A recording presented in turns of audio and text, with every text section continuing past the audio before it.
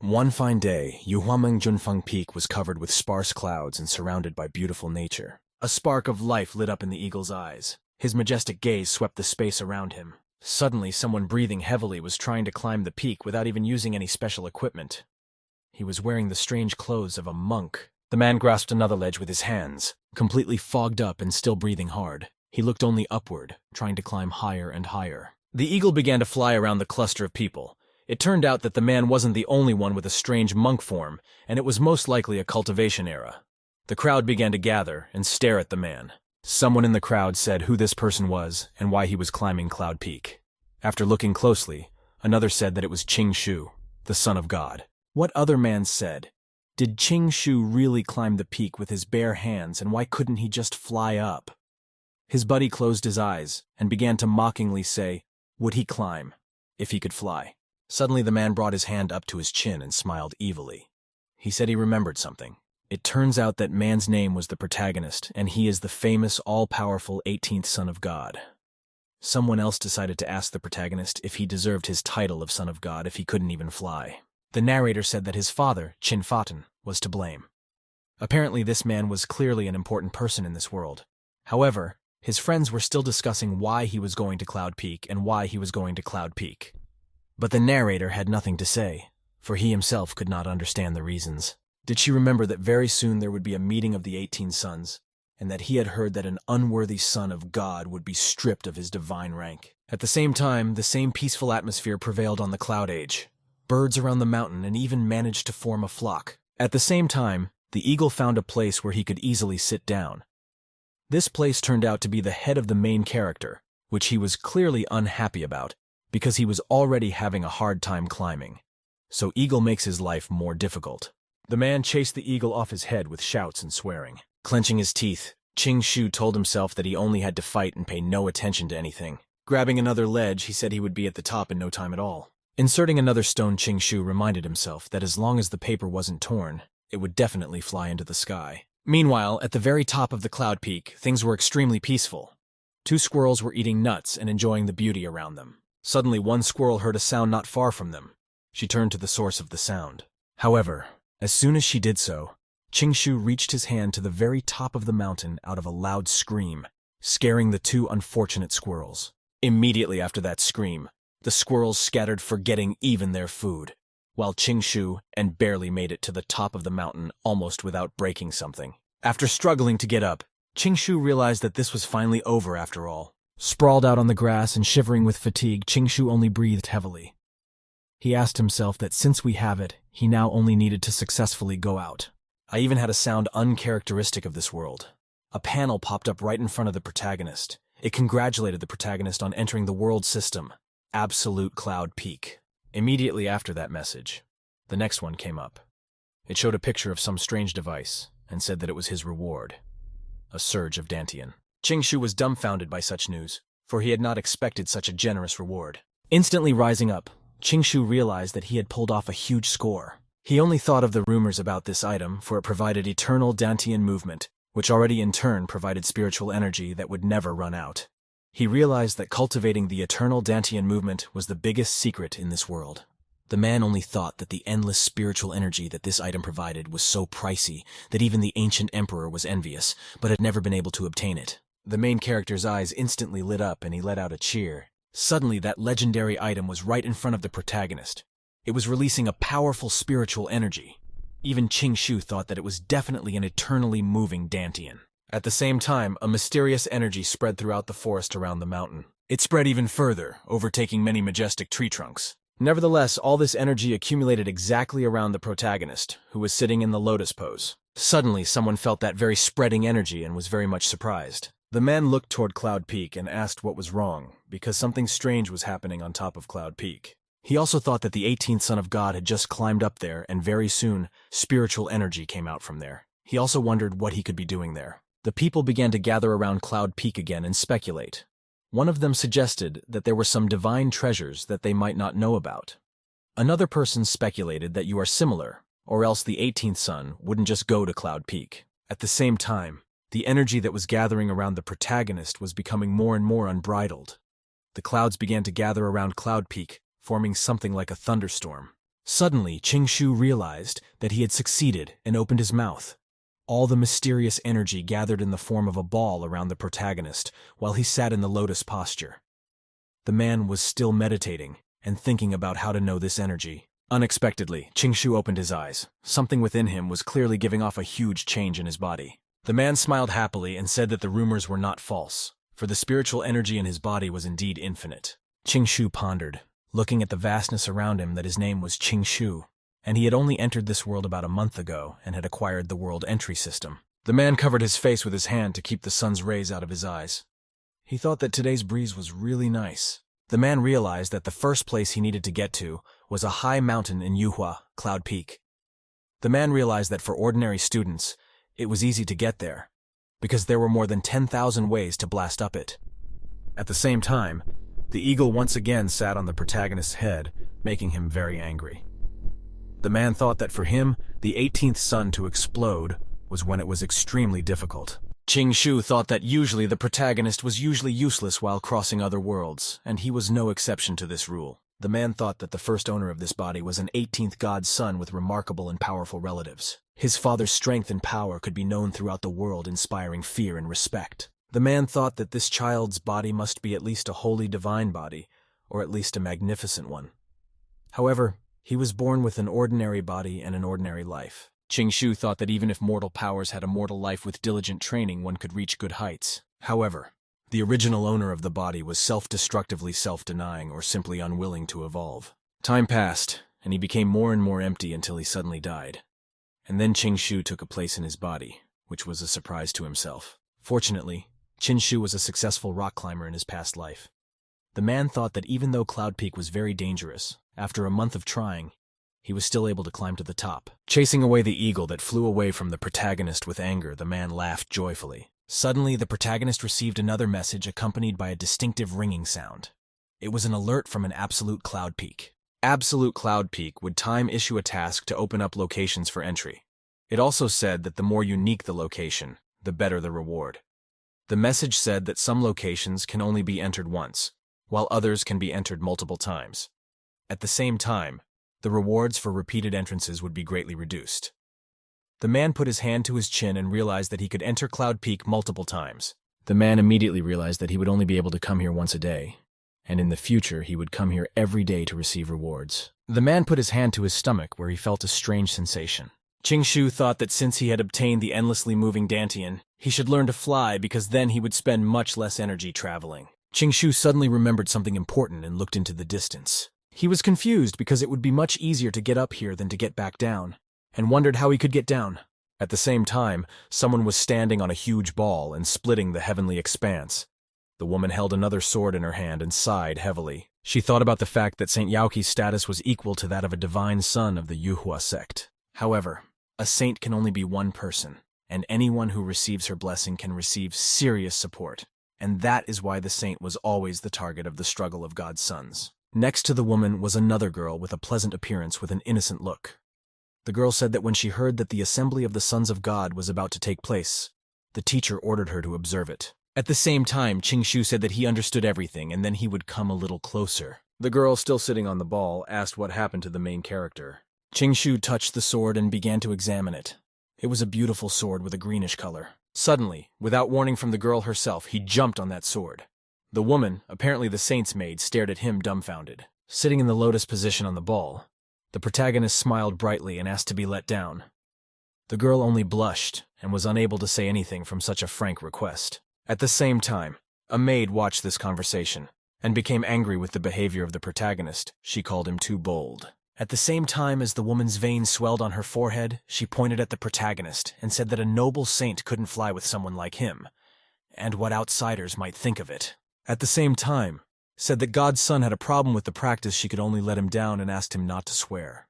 At the same time, she waved her hands trying to calm down her maid. The main character smiled slyly and held out his hand. He also called the saint very intelligent. Immediately after that, he grabbed the girl's waist with a sharp movement and sighed with pleasure. The girl flushed from such a frank action of the main character. Shu said that his cultivation level was too low, and if he didn't hold on to her, he might fall and break.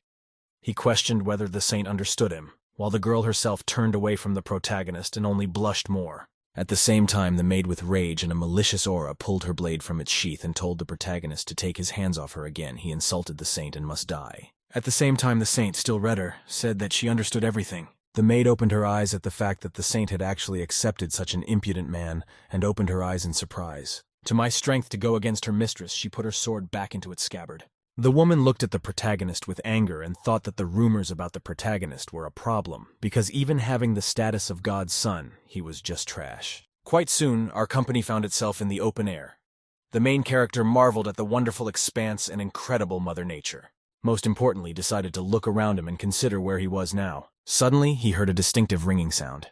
It was the absolute cloud peak sending him a message. It was said that the entrance place had been upgraded and told him to proceed to Yunya's manuscripts. Qingshu turned his head towards Saint and asked with a soft smile where they were going. The girl looked at it and said there was still time before the Shenzi meeting.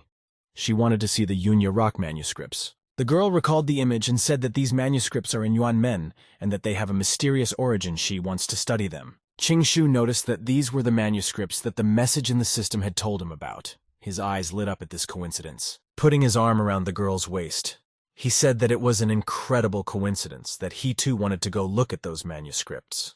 The girl blushed again, but agreed with the protagonist. Covering her face with her hands, she asked the protagonist not to press up against her so hard. Qingshu said that safety was the first priority. At the same time, the maid watched the conversation between the two young boys and became very angry. Watching the protagonist, she realized there was nothing she could do right now and vowed to teach him a lesson later. At the same time, a settlement on a mountain could be seen in the distance. As it turned out, it contained the very Yuan manuscripts. A huge slab as tall as a skyscraper was on a pedestal. There were many people gathered around it. In particular, there were two people standing right on the platform. A man, apparently a servant, asked the 11th divine son if Saint Yaoqi was really coming here. The man only said that of course she would come even though she was a servant. Duan Jinfeng said that the saint should definitely come to see the Yunya rock manuscripts. At the same time, the man only looked into the distance, watching for the arrival of the saint. The man reasoned that he was waiting for the saint in order to honor her and thus gain her support. The man realized that the saint did not support any of the divine sons, so he wanted to get close to her. He also heard that the saint had never spoken to the man and had only said a few words a couple of times.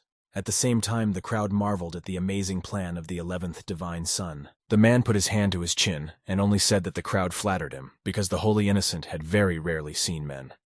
This was primarily because only the sons of God were worthy of long conversations with her. After feigning embarrassment, the man only spread his hands and began to narrate. He talked about how the other divine sons had never contacted her yet. He would be one of the first. At the same time, he looked up calculatingly. Suddenly, the crowd turned around and pointed their fingers to the sky. As it seemed from this very side, the saint was flying, and the whole crowd turned around just to see her countenance. Taking a closer look, one of the men suggested what was the matter since someone was flying with the saint. As the girl got closer and closer to them, more and more people became convinced that this person was a man. However, this was not in the plans of the 11th Son of God, and he was very much surprised by the news. Hearing such talk, Duan Jinfeng realized that things were not going according to his plan and became very angry. The crowd became more and more convinced that it was a man. She wondered if the 11th Holy Son was too late. She realized that the man flying with the saint was obviously not an ordinary man. Suddenly, people began to look even more closely and wondered if they had seen this man before. Qingshu was surprised that such a huge number of people had gathered near the manuscript. At the same time, a message from the Absolute Cloud Peak sounded. The system congratulated that the protagonist had successfully arrived at the manuscripts, and his reward was to increase his first enhancement to level 1. Right after that, another message popped up about the reward of increasing the improvement level to level 2. Following that message was another increase in the level of improvement to level 3. All these messages continued until the syrup of the last one came, where the refinement level increased to the 4th. Qingshu thought that originally the owner of the body had never cultivated once, only the protagonist had succeeded in taking the path to immortality. Unexpectedly, another message sounded that said that Qingshu had learned the true meaning of the manuscript and had mastered the technique written on the Yunya stone. The technique was called the Thunder Palm. Qingshu was greatly surprised by this technique and wondered if he could really strike lightning on a sunny day. At the same time, the saint only looked around dumbfounded and was greatly surprised by the unusual words of the protagonist and the huge crowd.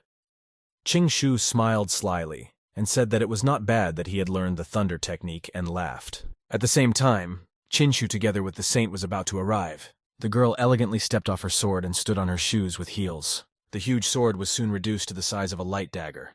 Soon enough, the girl only clipped the sword, which turned out to be a decorative hairpin to her headdress.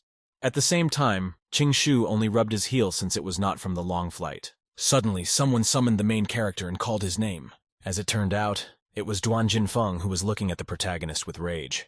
The man got angry and said that it was really him, approaching the protagonist. At the same time, Shu turned to the man with a calm expression and said hello to the 11th godson. Shu thought about the competition between the godsons and realized that despite all the cruelty, the person standing in front of him was even tougher. After thinking about it, Shu realized that only he alone out of the 18 would become an emperor in the future. Everyone else after Duan Jinfeng ascended the throne remains a loser, and more often than not ends their lives tragically. Shu references and looked at the man and only thought that the battle between the godsons was not a battle for life, but for death. At the same time, Duan Jinfeng was extremely angry and said what a physical and moral person Shu was. Clenching his hand in anger, the man began his tirade. He was saying that he was just a pathetic son of God who had dared to publicly insult a saint, and he would have to teach him a lesson so that outsiders would not consider the sons of God to be so promiscuous. At the same time, a huge, majestic aura gathered around the man. The protagonist only exhaled and said that he is the only one who is promiscuous here, because he just wants to get a saint. At the same time, Shu stretched out his hands towards the saint and had something in mind. He pulled Saint towards him and asked if it seemed true to her. At the same time, the saint, but only got very flushed from the actions of the protagonist. Shu turned to the man and said that since even Duan Jinfeng had come to look at the manuscripts, why shouldn't he be allowed? Shu got angry and asked if he really wanted to say that the rock manuscripts belonged to him. At the same time, Duan Jinfeng only put his hand to his chin and grinned. The man asked if he wanted to understand the meaning of the hand and if he was joking. Right after that, the 11th godson turned around from the main character and told him to forget all this. Godson is too lazy to figure it out. He then said that if he wanted to see them so badly, he could follow him. It wasn't long before Shu Company found themselves near a huge slab. Looking up, there was a huge slab with hieroglyphics dissected on it. Saint eyes wide opened and said that the Yunya rock manuscripts deserved the name of the Holy Land in Yuan. The saint said that this carving technique, although it looks unremarkable, its true value should not be underestimated, because even she cannot understand what is written here and where these manuscripts came from. Immediately afterward, the man said that the saint was right, and the man himself has been a manuscript writer for many years. He said that except for a few ancestors in Yuan, no one but he knows, and there are more manuscripts. The man put his hand to his chin and began to tell his opinion. He believed that the rock manuscripts had been left behind by God the Sunset King. The girl put her hand to the manuscripts and pondered the name of this powerful being.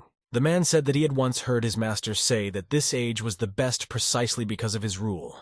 At the same time, the girl leaned against the inscriptions and asked how he could be compared to an ancient emperor. However, the man continued and said that legend has it that the God Sunset King was the champion calligrapher of an ancient country.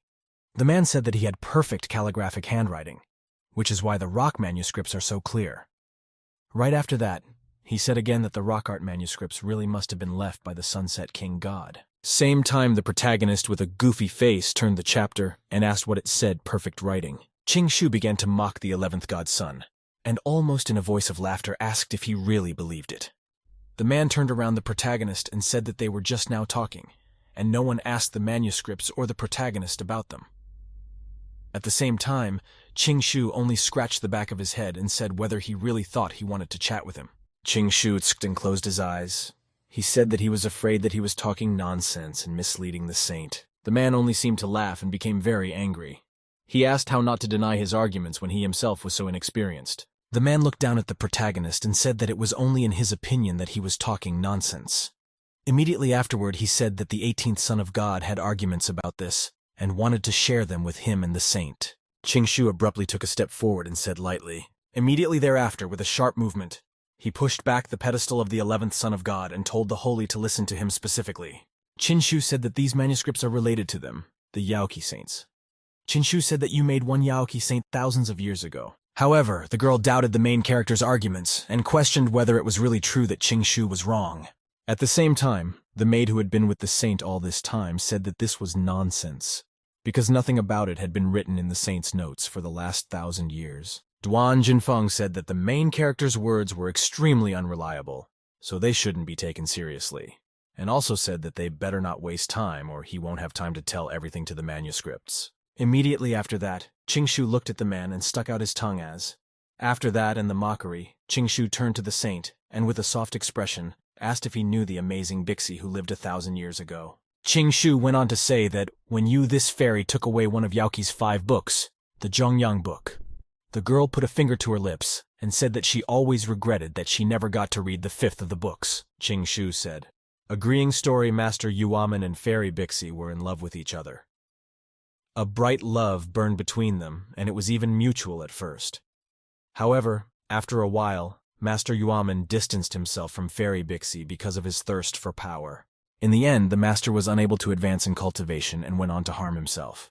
Qingshu continued that the demons in his heart were unable to consume him, and the practice turned into endless delusion, and that was how he died. Fairy Bixi. Learning this news couldn't bear to lose her lover. Qingshu said that she was the one who left these rock manuscripts on the mountain trying to change her grief. Immediately after hearing this story, Duan Jinfeng clapped his hands vigorously. As Qingshu turned around to the man, the 11th grader son said, "She didn't expect such talent from the 18th god's son," closing his eyes in anger, and the man said that the one good at making up stories was a delight. Immediately after Qingshu ignored the man, he turned to the saint and asked if she really didn't believe a single word he said. Only hesitantly said that the fairy really couldn't survive the loss of her beloved disappeared somewhere, but there wasn't much mention of her in the records. Duan Jinfeng turned to the saint and told her not to think that this story was true, because no matter how beautiful it was, there was no proof. It was just a story. The man opened his hands and said that they should consider that not everything about it was true, and only some parts of the rest would be just childish legends. At the same time, the maid agreed with the words of the 11th son of God, and said that they made sense. Duan Jinfeng said that after 20 years of careful research, he learned that writing is a hidden technique. The girl immediately turned to the man and asked if it was really true. The man just scratched his check and said that it was really true because he had mastered the 3rd technique, but he would need a little more time to learn the whole thing. At the same time, the maid said that Duan Jinfeng was really talented, and he deserved his title. The woman turned to the main character and said with anger in her voice that luckily he didn't seem like the kind of person who was always entertaining and telling tales. Immediately afterward, Duan Jinfeng rolled up his sleeves and said that he had something to show. Once he had the lightning bolts in his hands, the man said he would show the saint to what he could learn from studying writing. Suddenly, a bright lightning bolt the size of a man emerged from his hands. He began to carefully maneuver this lightning, spreading his hands into some sort of machinery. As the lightning quietly hissed, the man raised his other arm. Pretty soon, he spread his arms, forming a certain technique, and a multitude of lightning bolts circled around his body. The girl looked at the man and said that he must have trained his technique for a long time. All the lightning is visible even in the daytime, and it proves that the writing hidden here has a great potential that should not be underestimated. A moment later, the man finished showing the technique hidden in the manuscripts. He chuckled softly and relaxed his hands. Folding them in a form of reverence, Duan Jinfeng turned to the saint and said that this was 1/3 of the techniques he had learned from writing. Immediately afterward, the man turned to the protagonist, who only turned his head to him. The man asked if he had seen everything with his own eyes and what he thought about it now. However, not even waiting for the main character's answer, the man turned around from the main character and told him to forget about it because he can't tell him anything, because he probably didn't even understand anything. Qingshu only mockingly told the 11th god's son that he thought that all of this was just a pathetic trick, and not only had he not mastered 1/3 of that technique, he hadn't even learned 1/10 of the technique. The man got very angry at this response from the protagonist and questioned what she meant by it. Qingshu exhaled and said that even in 20 years that person had not understood anything. Turning away from the man, he showed him the middle finger and told him that if he were him, he wouldn't even show such shameful skill. When Duan Jinfeng heard the protagonist's reply, he became extremely angry. He said that how dare that underachiever say such a thing about him. The protagonist turned to the saint, who only awkwardly looked at what was happening and started laughing at him. He said that he couldn't even master even 1/10 of the techniques in 20 years, and he considered someone to be real trash. At the same time, the maid only exhaled and agreed with the 11th god's son, said that he truly had a tongue without bones. 11 later, the son looked furiously at the protagonist and said that absolutely everyone knows about him. The man said that no matter what Saint said, the fact that he was trash would not change. She said that since Qingshu calls him slow, let Qingshu show him what he can do. With a mocking smile and a look at the protagonist here, said that he wouldn't even be able to understand a single letter because of these writings. The main character closed his eyes and said he had already mastered everything and would show you. Qingshu said that she was too stupid to understand the whole essence of the technique, for it is hidden in the rock writings, which is called Thunder Palm. Right after that, The man said the first step. Duan Jinfeng, I got even angrier and said that the one was lying. However, suddenly clouds of energy began to gather around the protagonist, which transformed into thunderstorms. Several dozen lightning bolts began to pour out from his hands and spread out in all directions. Unexpectedly, Qingshu extended his hand. Not only were several dozen lightning bolts oozing from each of his fingers, immediately after that, Qingshu struck down the asphalt with tremendous force and to the extent that the lightning bolts shattered it into splinters. Qingshu showed his full strength. Absolutely everyone was surprised. The saint opened her eyes wide and was greatly surprised as her maid said that the protagonist had a very powerful aura. At the same time, she only cried out that his technique was much more powerful than that of the 11th god's son. At the same time, the 11th son of God only looked at the protagonist with panic. Qingshu stood in a pose where lightning bolts swirled around him from all directions. He said that these were the 7 styles of lightning strikes. Qingshu linked his hands together and said, "This god's son of God will demonstrate his skill." Immediately afterward, real golden lightning bolts began to appear from the sky. Qingshu only grinned and said that he did this to open their eyes. Right after Qingshu crossed his arms, a multitude of bright lightning bolts wrapped around his body. The saint only covered her mouth in surprise and was extremely surprised. She said that the 18th later son had indeed mastered the technique to the end. At the same time, a huge phoenix composed entirely of lightning appeared from the hands of the protagonist. Immediately after, Qingshu exhaled air and relaxed. Apparently, Qingshu Russell technique and the blue sky reappeared above the horizon. The protagonist because God asked if he realized the true power of the thunder technique. The man only stared dumbfounded at the protagonist and couldn't believe that this was exactly what had happened. The 11th god's son said that it was all impossible while a vein swelled up on his forehead. Qingshu only mockingly said that even though he said that it was impossible, what did everyone else see, or should he repeat it again? Immediately after that, Qingshu turned around to Saint pointed at the 11th god's son. Qingshu said that he was such a man that even after losing, she didn't want to recognize his victory. The man also said that this time she should believe that the rock manuscripts were written by the Bixi fairy. At the same time, Duan Jinfeng approached the protagonist and asked if he really didn't practice this technique. The man grabbed the protagonist by the collar and continued his insults with anger. He came close to his father and angrily said that it was impossible to master such a technique the first time he saw it, and that he had probably been practicing it for years. Likewise, he said that he had most likely been practicing the technique for a long time and had just made up this story to mislead the whole thing. However, Qingshu easily pushed away the 11th godson's hand. Qingshu raised his hand above his head and only laughed as he looked at the man, motioned with his fingers and pointed to the stove. The man asked what he had to say about it. At the same moment, a powerful bolt of lightning landed on the manuscript slab, shattering it to pieces. The maid saint was extremely surprised and opened her eyes. As it turned out, there was a Zhongyang book. The saint also recognized the book and was surprised at the missing treasure. The maid said that it was indeed a book, and it had been lying here for thousands of years. At the same time, the book soared in the air surrounded by a mysterious aura. Immediately afterward, she flew up to the saint's arms. She took it gently in her hands. The protagonist returned to Saint asking if it was really a real book. As soon as the book was in the hands of the saint, she was very much surprised and opened her mouth. The girl immediately bowed to the protagonist and said that if you are a real book, then we can read all 5 of Yaoqi's books, which Ta was certainly happy about. The girl thanked the 18th son of God. The maid turned away from the company and apologized for her behavior. She shouldn't have believed those false rumors about him. The woman bowed to the protagonist and said that Qingshu had exceptional talent and asked him to accept her bow as an apology.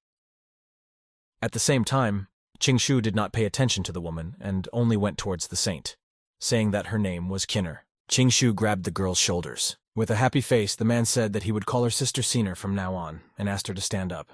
At the same time, the girl only flushed heavily. At the same time, the maid got really mad at the protagonist, and you wondered how he dared to do that. The woman drew her sword and said she takes it back. At the same time, Qingshu turned to the 11th godson and asked what he was so angry about. The man couldn't hold his temper and called the main character names. Suddenly, after this movement, right in front of the man, a huge piece of slab that almost crushed him. The man became nervous when he heard an unexpected explosion.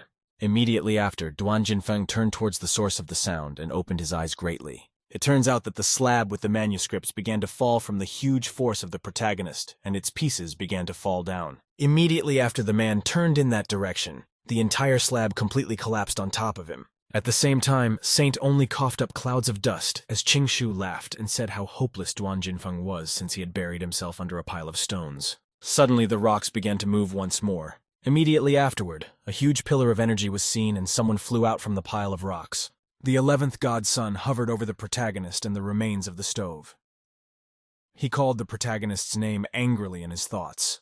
He turned his back on the protagonist, saying that as long as he leaves him alone, it will surely avenge this shame. At the same time as the man flew away from the protagonist, Chinshu Mahal to him in farewell. The saint was still behind the protagonist and staring at his back. The protagonist turned to the saint and said that since the 11th godson had left them, wouldn't she like to take another walk next time? The saint had already begun, was most likely to answer yes. Of course, her maid approached her. The woman grabbed the saint like a sack of potatoes. She apologized to the protagonist, saying that they needed to report finding the 5th book of saints. Immediately afterward, they said goodbye to the protagonist and flew away on the sword. At the same time, the protagonist received a message that the entrance place had been upgraded, and he was asked to attend the Dong Yue ceremony. Chingshu hesitated at the familiar word. Chingshu couldn't remember where he had heard this word and realized that he would need to ask someone about it. At the same time, a mysterious energy swirled around the protagonist. Immediately after that, Chingshu pushed off the ground with force and jumped high, saying that he had to go back. The protagonist's eyes lit up, and he realized that his base refinement had finally reached the 4th level. It wasn't long before Chingshu was at the arrival point, and he took a look around. Once he was far enough away from where he was, Chingshu thought that even though he couldn't fly, it was much more convenient for him to travel this way. The man also said that because of his Dantian, his spiritual energy was endlessly replenished, so he would never run out of it. As he thought about it, the protagonist couldn't describe the feeling except by the word cool. Quite soon, Chingshu found himself at the gate of the Yuhua sect. Chingshu only said about how good it was to be able to cultivate, and he would now get down to business. As Chingshu happily made his way to his home, the man following him was greatly surprised. Quite soon, Chingshu found himself at the stairs to his house. Chingshu only smiled as he could be at home very soon while the mysterious man was approaching the protagonist. Suddenly, Chingshu tensed up a lot and stood up in a stance. She said that he, being one of the godsons, would now leave this place. Immediately afterward, the protagonist pushed himself off the ground. However, the same man grabbed the protagonist by the leg and told him not to leave because he wanted to talk to him. The man clung to the protagonist's leg, something Chingshu himself didn't expect. Immediately afterward, the company fell with a distinctive sound. Right after that, Chingshu landed back on the ground and only complained that he was in a lot of pain. Standing up with the man, Chingshu pointed at him and asked if that man was some kind of thief, and how he dared to attack one of the godsons. The man got up from the floor and said that it was him, Lao Guo. Chingshu embarrassedly only interrogated if he was really called an old dog, since that was the word his name was consonant with. Chingshu only imagined in his mind, could it be that Lao Gu was some kind of demon? Immediately after this inference, lightning bolts appeared from the protagonist's hands. He said that since this was the case, he would destroy it. It wasn't long before a huge accumulation of energy was in the hands of the protagonist. The man was extremely offended by his words and asked some other demon since his name was Lao Guo. Suddenly, Chingshu began to recall something. The man remembered that judging from the memories of the original owner of the body, this Lao Guo was his friend, but he was far from being a good person. Still gathering lightning bolts around his palm, Chingshu asked what was needed from him there. At the same time, Lao Guo said that his mother had exploded. Chingshu, hearing such heresy, only hit the man with all his strength, so that his mouth was bleeding. Chingshu was extremely enraged and asked what nonsense he was talking about.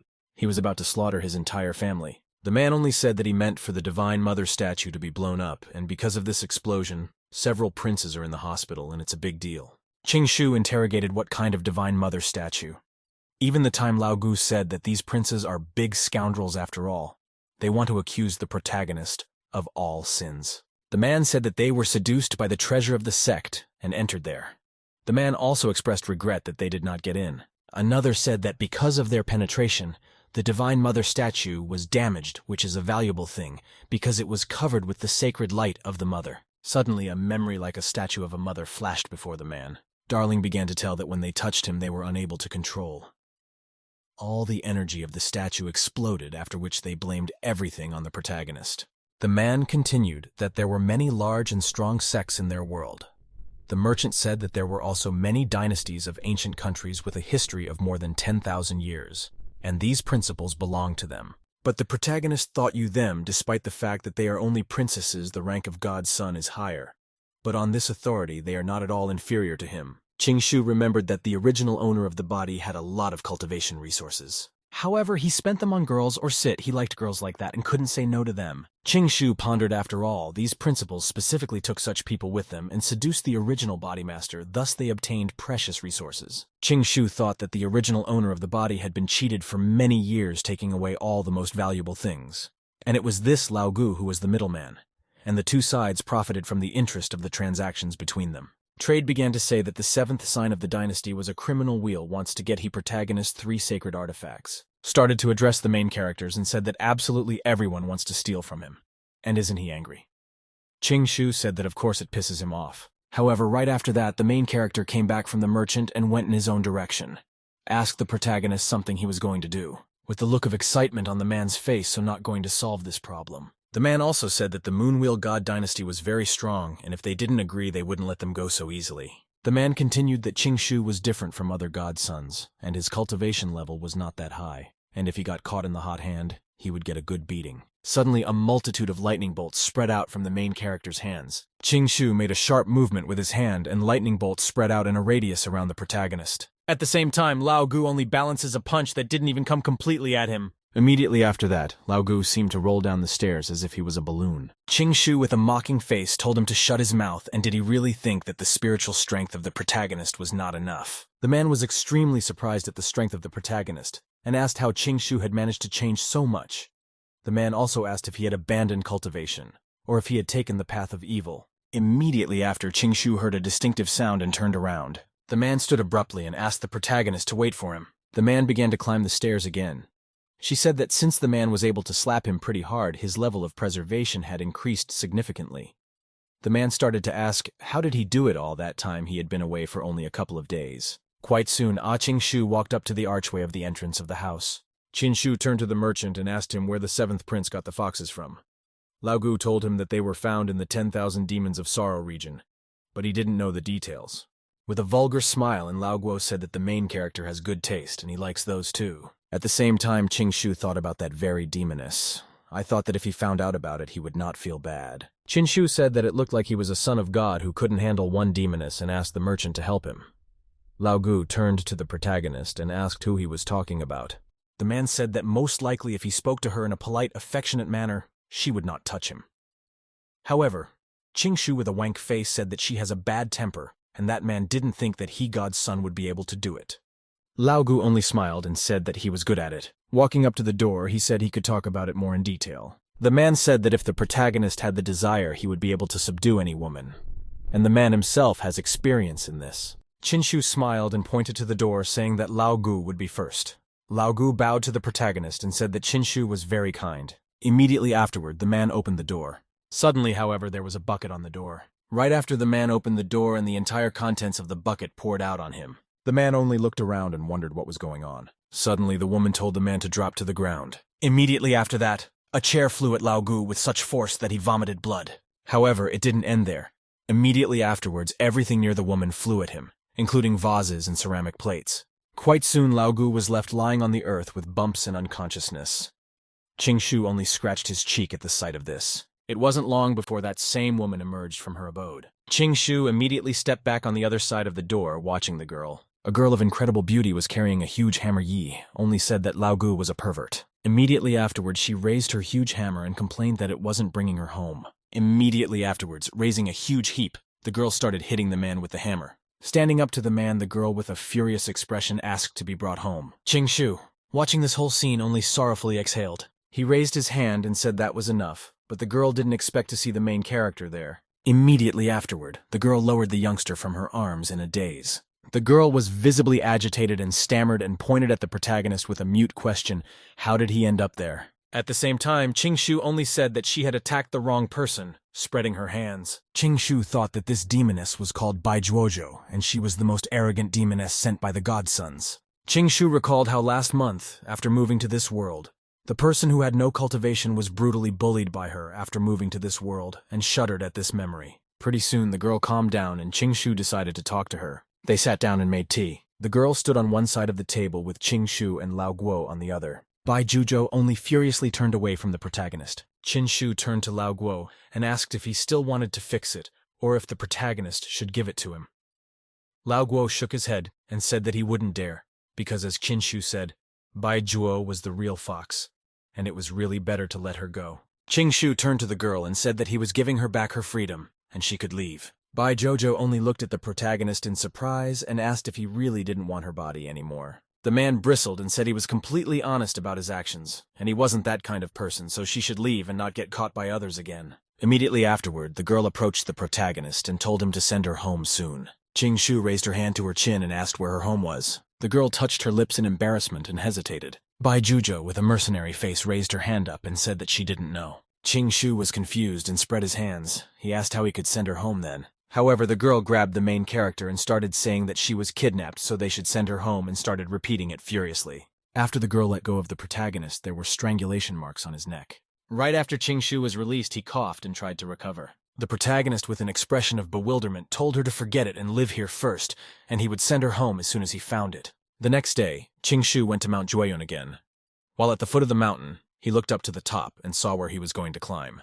After that, Qing Shu ducked down and started making sharp movements with his legs. It wasn't long before he started jumping indents and climbing up with incredible speed. It wasn't long before the protagonists found themselves at the very top. After the protagonist lowered himself to his feet, the system congratulated him for visiting Mount Jueyun again. After the main character made that sprint, he only exhaled and looked around. While looking at the incredible scenery, Qing Shu heard the notification that he had reached the 5th stage of body hardening. On the 3rd day, Qing Shu went to this mountain again. Right after Qing Shu reached its peak, the system congratulated him for visiting the mountain again, and said that he had reached the 6th stage of body hardening. On the 4th day, Qing Shu went to the mountain again and obtained the 7th stage of body hardening. Repeating this over and over again, Qing Shu obtained the 8th stage of body hardening.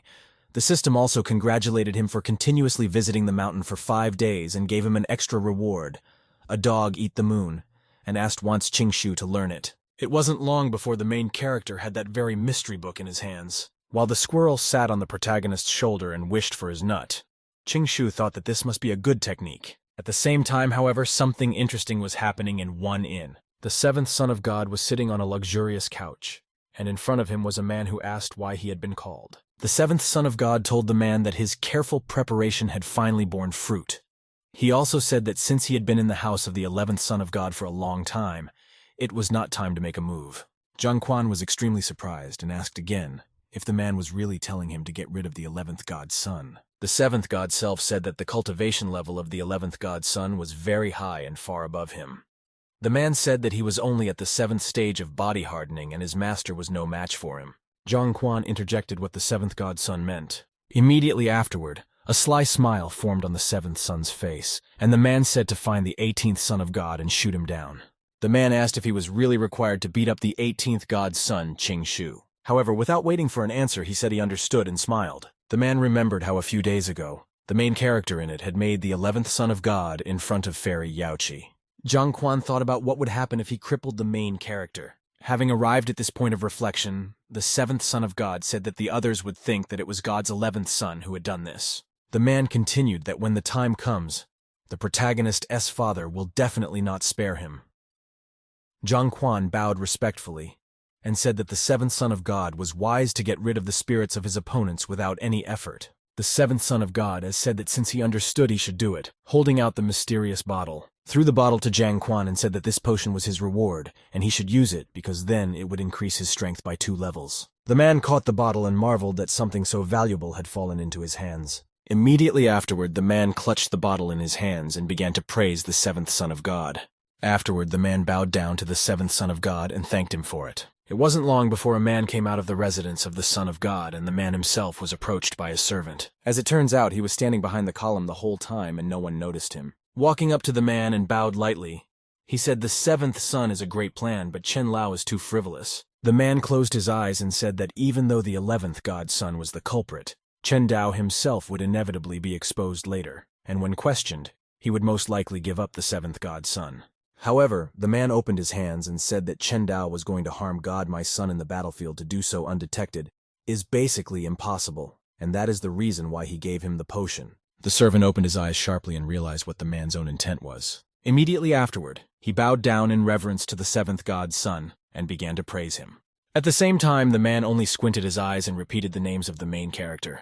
Meanwhile, Qing Shu was under the cloud peak and pondered. He thought about it, and tried to remember where he might be holding the grand ceremony of the Donghai, but there was still no way the man could figure it out. Qing Shu remembered asking other people what this place was.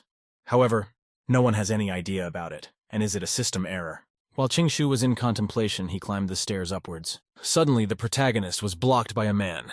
He showed his blade and told the protagonist to stop. Qing Shu was greatly surprised by the unexpected guests and wondered if this was robbery. Qing Shu squinted his eyes and grinned in response to his thoughts. He said that he couldn't believe that he was seeing a robber at the feathered gate because it was such a rare sight. At the same time, Chen Dao only pointed at the protagonist and said that he would cripple him, otherwise he should let the sword kill the protagonist. Qing Shu raised his hand and cheerfully said that he wasn't moving and that he needed to finish soon. Chen Dao was extremely surprised that Qing Shu wasn't even going to defend himself, and thought that since Qing Shu was so bad, it was expected. Immediately afterward, the man swung at the protagonist and came at him with a sharp jerk. Meanwhile, Qing Shu only grinned and exhaled because of such an obvious attack. Not even allowing the maple to touch his body, Qing Shu pushed Chen Dao to the other side. A multitude of lightning bolts descended on the man and began to whip him as if whipping him. Just such a hard blow, the man stood up abruptly and tried to catch his breath. Not even fully catching his breath yet. The man only said whether or not he was really death-joking him, while Qing Shu was saying that he didn't expect the yuan assassin to turn out to be so weak. Immediately after that, Qing Shu began to provoke Chen Dao to attack and said that he really wouldn't move. Chen Dao became extremely angry and told him to behold his strength increased by 70%. Immediately afterward, he took a swing at the protagonist with the express intention of chopping off his head. Suddenly, Qing Shu uttered a clear sky from his hand. A multitude of lightning bolts poured out. Chen Dao did not expect this turn of events and was very frightened by this attack. Qing Shu shouted that it was lightning victory and hit the man with a strong electric shock. Immediately afterward, the man was barely on his feet. Kneeling down, Chen Dao said that he did not expect the demigod to contradict his words. Qing Shu said that he didn't expect it to be so easy to otherwise touch the guy's hair, which had turned into a soft pillow. Asked how a bad guy could take someone else's word for it. Unexpectedly, Chen Dao let go of the protagonist's hand. Immediately afterward, the man made a sharp jerk backward. The man became extremely agitated and realized that he was alerted by the 18th demigod, who was already at the 7th stage of tempering his body. Immediately afterward, the man pulled an unknown bottle from his pocket. When he opened it, there was the pill that would increase his strength by 2 levels. I don't even doubt that some pill man put it in his mouth and thought that only in this way he could overpower the protagonist. An unknown aura began to swirl around the man, who was mockingly walking towards the protagonist, thinking he would win now. However, immediately afterward, the man felt something wrong. His heart made an unknown tick. The man grabbed his throat and began to convulsively scream. Dark blood poured out of his mouth, and the man only screamed why this was happening. Qing Shu didn't expect such a coincidence either and wondered what had happened while the man fell down dead. Qing Shu walked up to the body and asked why kill himself since he couldn't win. After that, Qing Shu kicked the body to avoid touching it with his hands. Turning him over to see his face, Qing Shu thought that this guy looked like a servant of the 11th demigod. Qing Shu put a hand to his chin and thought that 11th Lion Son were not stupid enough to send killer to Yuhuaman. Qing Shu thought that someone had decided to set this up. At the same time, at the residence of God's 7th son, a servant was reporting on what had happened. The man said that he wanted Chen Dao to take a pill after serious injuries and swallowed "I am to die because the dead will not tell anything." Then he opened his eyes and angrily said that she didn't expect him to take the pill given to him and this man is really not fit for anything. The servant asked how he did it because from the heart of the 18th half a year is definitely not in the city. This is a great chance to take the mirror of God. The man said that after assembling all of the 18th deity into mirrors, he could compose the emperor's decree, and the man would have a chance to take the position of emperor. The 7th son of God said it wasn't worth it because when a plan fails, it's worth being patient. The man thought that there were now 18 demigods in the city, and those who stumbled too soon would make it easier for those behind. And as far as he knew, the 7th prince of the lunar dynasty had appeared in the city to settle the scores of the protagonist. The man thought that only after that should he take any action. Immediately after this main character, Lao Gu walked over. The man said it was very bad. Qing Shu mockingly asked what was wrong. Did his mother explode again? Lao Guo angrily stomped his foot and said that his mother did not explode. The man pointed towards the palace and said that the 7th prince of the lunar dynasty will be furious. He will take a bunch of people and transfer into the palace because he wants to bring back the butterfly fairy. While Qing Shu spread his hands out, exhaled, and said that it would be a big deal. Qing Shu scratched the back of his head and said that he wouldn't be able to bring her back home anyway, and since he was willing to take her back, let it be. Put it in his hand on his shoulder, buddy. And Qin Shu said that if he was able to take her there to thank the 18th generation of ancestors. Lao Gu scratched his cheek and thought that this made sense. Qing Shu turned around to the man and asked if he knew anything from grand ceremony. Lao Gao said that he doesn't know and he only has information about the meeting of the gods in the city. This ceremony has the name Feng Shan, which holds on the Lunar Dynasty and the Alliance Dynasty. In addition, the man heard that the Jade Lake will also be a big celebration in honor of the long-lost intermediate Yang scripture. The man pondered and thought that nothing but them could be called a grand ceremony. Qing Shu queried where the Feng Shan ceremony was located. The other said that it is most likely to be located in Dongye Tieshan. Qing Shu was surprised at what he heard. The word seemed to hit him. Immediately after that, Qing Shu turned in the other direction and said that they needed to go backwards, to which Lao Gu was displeased. Lao Gu asked to wait for him and asked didn't he say that the seventh prince did whatever he wanted, and why are they going back? Well, Qing Shu realized that the Feng Shan ceremony would take place in Dengui, and it seems the grand ceremony is the Feng Shan ceremony. The man was determined to prove it. It wasn't long before Qing Shu found himself at the entrance of his home. Qing Shu stood between the archway and headed towards the front door. Suddenly, the door opened and a man flew out of it with tremendous force. As it turned out, the force of the impact was so great that the person didn't stop at the door and started flying higher and higher.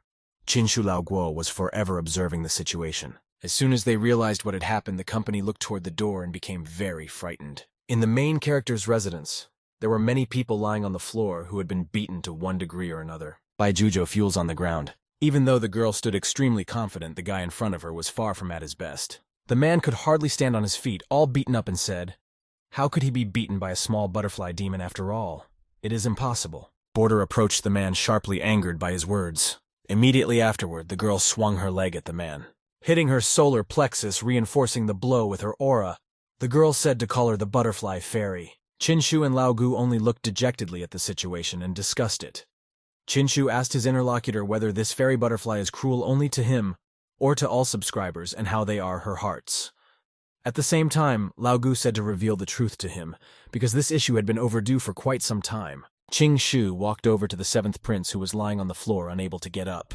Qing Shu helped the man up and asked if he was all right. The man waved his hand and thanked the protagonist, saying it was okay. The seventh prince struggled to raise the sword and decided to return to unfinished business. The man said that he couldn't believe that he, the seventh prince of the dynasty, couldn't overcome the petty demon. The protagonist turned to the man and asked why not sit down and rest. Qing Shu said that this little demoness is the one who is very capable, and she is not someone that an ordinary person can handle. Qing Shu said that the seventh prince is worthy, but he shouldn't compete with her. The seventh prince turned to the protagonist and remarked that this had a point. The man said that in every justice there is a criminal, and this time he is here to deal with the softened 17th demigod. The man said that the moment he saw him, he would immediately break him apart. Right after that, the man asked the name of the main character.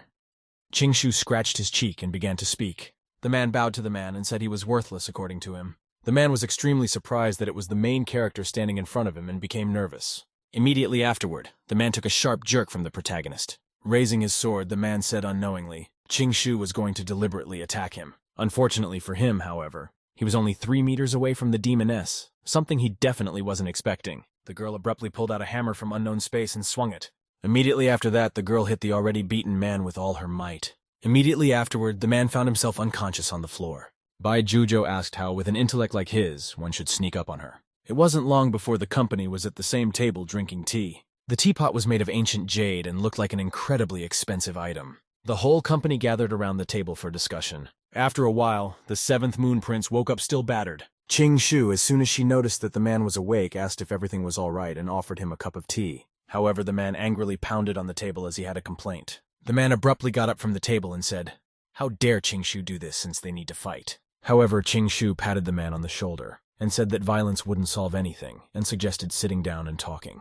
However, the man angrily shook off the protagonist's hand and said it wasn't worth it. Grabbing the protagonist by the collar, the man angrily said he would rip him to shreds. Meanwhile, Bai Jojo took out her hammer. She stood beside the company and looked at them threateningly. The seventh moon prince instantly turned around and tensed up greatly from such a move. He then lowered the collar of the protagonist, admitting his mistake. Smugly saying that they should talk, the man said that he too was being eaten up by thirst. Right after that signal, the moon prince sat down at the table and said that there was nothing to talk about between the protagonist and the men.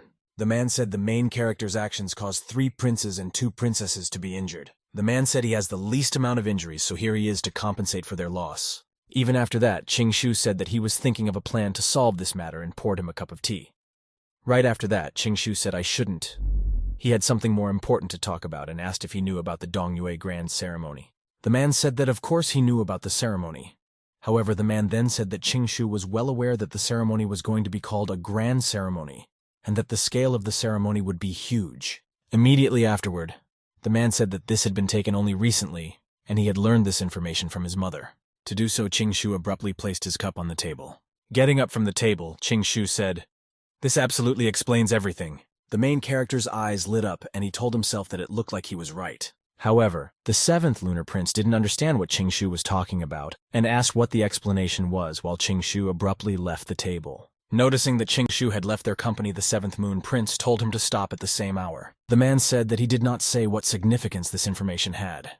How was he going to thank them? Qingshu abruptly stopped his eyelid and realized that he was getting too carried away. Turning back to the man, he said he had completely forgotten about the deal with him. Abruptly, the main character's eyes lit up, and a huge amount of lightning bolts appeared from his hands. With a characteristic sound, a multitude of lightning bolts landed on the 7th lunar prince, while Qingshu only watched with a smile. The man was surprised by such a sharp outburst and did not expect to give such a main character. Qingshu walked up to the man and said, "Arrogant prince like him is disrespectful to the protagonist." Qingshu got angry and asked if he really thought he would be lenient again. The prince only said that Qingshu was worthless because he was too bad to be called a demigod. However, these words infuriated the protagonist. From his hands emerged a multitude of lightning bolts again. Quite soon, the main character's residence was hit by a lot of lightning again.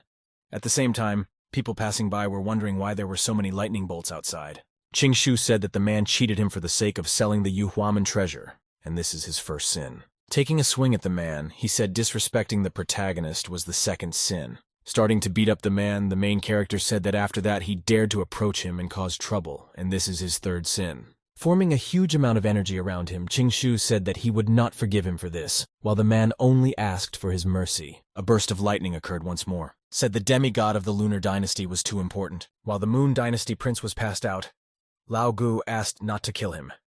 Qingshu said to tie him up and send a letter to the lunar dynasty to demand ransom money for him.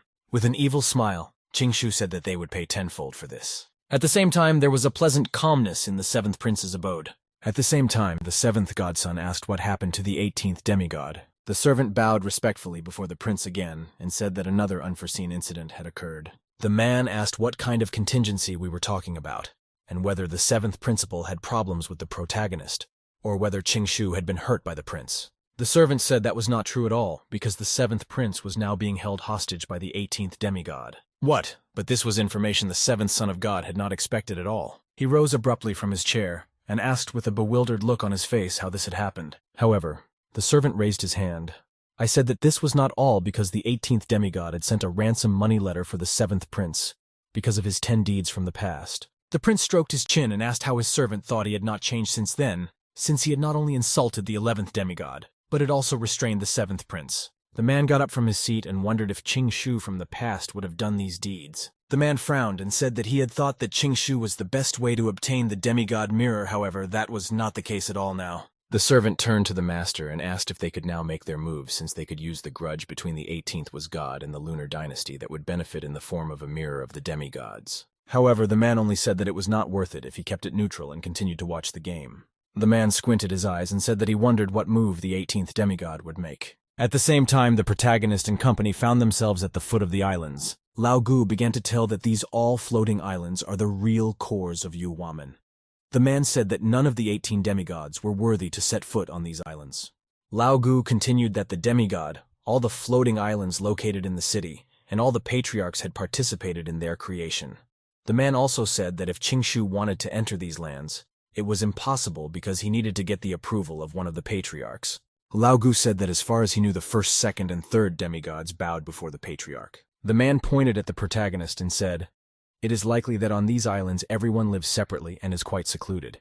She, as Qingshu, asked, "What's wrong with you? Why should he even care?" However, the merchant did not give such a direct answer and only faltered. The man spread his hands and said that the protagonist never cared about that. However, the man said that the main character's energy goes to female demons. The protagonist only grinned while Bai Jojo looked at the islands curiously. Qingshu scratched the back of his head and asked how he would be able to accept Bai Jojo's demons. The man pointed to the side and said that was the reason.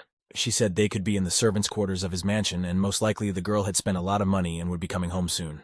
At the same time, Bai Jojo only waved her hands brightly in farewell. Qingshu thought about this situation with embarrassment. However, right after that, Qingshu asked where on earth she got the money from.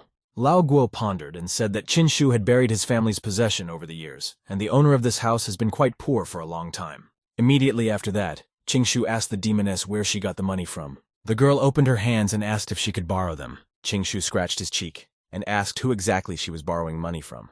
However, the girl said a name that Qin Shu completely didn't expect. She called out Zhu Weiba's name. Qin Shu Lao Guo instantly understood the situation, and the latter said that they were doomed. The man continued that Zhu Weiba is also known as Pigskin, and even though they have the same business, his business is doing much better than the others, including him. The man said that the man identifies himself as a demigod and kills people like pigs and skinned them. Qin Shu asked embarrassedly, how did the girl borrow money if she was just little demons and the 14th demigod couldn't give her money? The man told the girl to send back those little demons, for beasts with high thieves are very rampant, and it will cost a lot. However, the girl said she didn't borrow in her name, she borrowed in the main character's name. The protagonist instantly fell into apathy at such a statement and couldn't say a word. Immediately after that, Qin Shu became sharply angry and said that she was a fraud, trying to beat her up. Suddenly there was a huge earthquake that even Qin Shu was surprised. The whole company looked toward the islands, which shone brighter than any sun. Many people were already standing on their swords and asking what had happened, since the last time he had seen such a thing was only in Yuhuamen. These remembered that favorable signs were on the bosom island and how Yuhui was able to break through. However, people reasoned that it was probably not Yuhui, but the third demigod, because before that, the third demigod had lived on the Moon Islands. Someone said that at the same time, he must have escaped through the spiritual zone and used the visual phenomenon. Immediately afterward, the protagonist was notified that a preliminary assignment had been given, and the protagonist was told to go to the Moon Island to look at the events taking place. Qin Shu only looked in despair and wondered if this was just a preliminary task. Qin Shu wondered how he would get to the islands. All of them were very high up, and the task itself was incredibly difficult. However, Qin Shu realized that if he could complete the task himself, he would be richly rewarded. It wasn't long before the gates to the islands opened. A blue-haired man came out of there. Immediately after the man stepped out from behind Persia, the crowd began shouting that the third demigod had left his abode. A light breeze fluttered around the man. The man exhaled and looked like a true monk while on the ground. The man rushed upwards, where a huge amount of energy gathered around him. Many people began to worship the third demigod and said that they respected him. The crowd reasoned that the third half-box moon divine body would no longer have any competitors. After all, he was the future leader. Qin Shu said that he knew absolutely nothing about him, but he should probably keep quiet about it. The girl said it's kind of a behavior called attacking the wall. Qin Shu showed Bai Jujo a thumbs up and said that she was absolutely right. One of the servants of the third demigod approached the protagonist and asked why they didn't bow when they saw the demigod. Lao Gu said that this was the 18th demigod, and there was no point in him bowing down to anyone. A third demigod intervened in the conversation, saying that it had been a long time since he and the protagonist had seen each other. Immediately afterward, the man smiled and said he was as worthless as ever. Qin Shu said that they really hadn't seen each other for quite some time, and why wouldn't the other invite him to the Moon Island? The third demigod said that of course he could be a guest, and asked why he should not give the mirror to the demigod since he had no privileges to participate in the imperial competition anyway. Qin Shu waved her hand and said that he could take it whenever he wanted. At the same time, Qin Shu only hesitated and realized that he himself had no idea where she was. The man thought back to the time he tried to find that very mirror in his mansion. The man remembered rummaging through his trunks, and the action was completely fruitless. The man opened his hand and said that in that case he allows the protagonist to go talk. Immediately after, the man flew back towards his island while Qin Shu stared at his back. At the same time, the crowd was only speculating on how Qin Shu could get there, while the other part didn't believe it since he couldn't fly. Someone said that the 18th demigod had only recently begun to temper his body, and his level of bodily tempering was insignificant, and he would simply not be able to use his Dantian power to ascend. Qin Shu exhaled sharply and stood in his proper posture. Qin Shu ducked down and forcefully made a strong lunge. Immediately after that, Qin Shu abruptly jumped into the air so high that everyone was surprised. Someone started asking, "How does this work?" while another explained that his energy didn't require bodily hardening to jump that distance. However, a multitude of people realized that it was impossible to jump to soaring islands with this trick. At the same time, some gawker said that Qin Shu was too stubborn, and it was quite possible. And Qin Shu rushed into the distance and shouted for Lao Gu to help him. It wasn't long before Lao Gu was beside the protagonist making the same lunge. Qin Shu stepped on the man and rushed even further away. Pushing off Lao Gu of the protagonists jumped even farther as if he seemed to be flying. However, Qin Shu realized that it was still not enough. Qin Shu stretched his hand up and said that he needed his buddy's help once more. Lao Gu used her aura to reach the main character. Performing the springboard trick once more, Qingxu jumped even higher. The crowd wondered how this was possible. When you said that without the help of energy, he could hardly jump that far, and whether he was aided by his bodily hardening. People realized that he had broken the combat realities and was able to fly. Nahiro very soon found himself at the floating island and realized that the Dantian of endless movement was really useful, and it was because of it that he could jump so high. Very soon, Qingxu landed on the floating island. Qingxu looked into the distance and thought that he had finally arrived. At the same time, Li Daoran turned around to the main character and said that he had taken the easy way out since he had decided to climb here with the help of others. He continued on his way while Qingxu stared at his back. Right after that, the protagonist received several messages congratulating him on his arrival and the award of the solar divine body. Qingxu realized that from the difficulty of the tasks, the reward would vary from the solar to the legendary divine body. Qingxu said that he shouldn't dream about it, because all disciples dream of going to the flying islands to develop. Quite soon, Qingxu began to look around the surroundings. Turning from side to side, Qingxu said that the power of the divine body was abundant and naturally 10 times stronger than any other place. At the same time, Li Daoran turned to the protagonist and asked why he needed to know this. He said that if he wanted to go to the islands, he should get the Patriarch's favor and become his disciple. At the same time, the man nodded and said that only a third half-box could have gotten to this island. The man said that only those with mortal bodies differed from the protagonist, because if it weren't for his divinity, he would never have set foot on these lands. Qingxu turned to the third demigod and asked what there was to talk about. After all, it was just as easy for him to get here as it was for him. At the same time, the man turned to the protagonist and told him to stop talking. The man turned to the protagonist and told him to give into the mirror of the demigod. Qingxu at the same time spread his hands and said that he didn't have one. The man became extremely angry and asked if the protagonists were fooling him. However, Qingxu said that he was not deceiving him at all. After all, he really didn't have it, and if Third Was Boxing could find it, it was really his. At the same time, a man approached the protagonist and asked him how he dared to deceive the demigod, and he would teach him a lesson.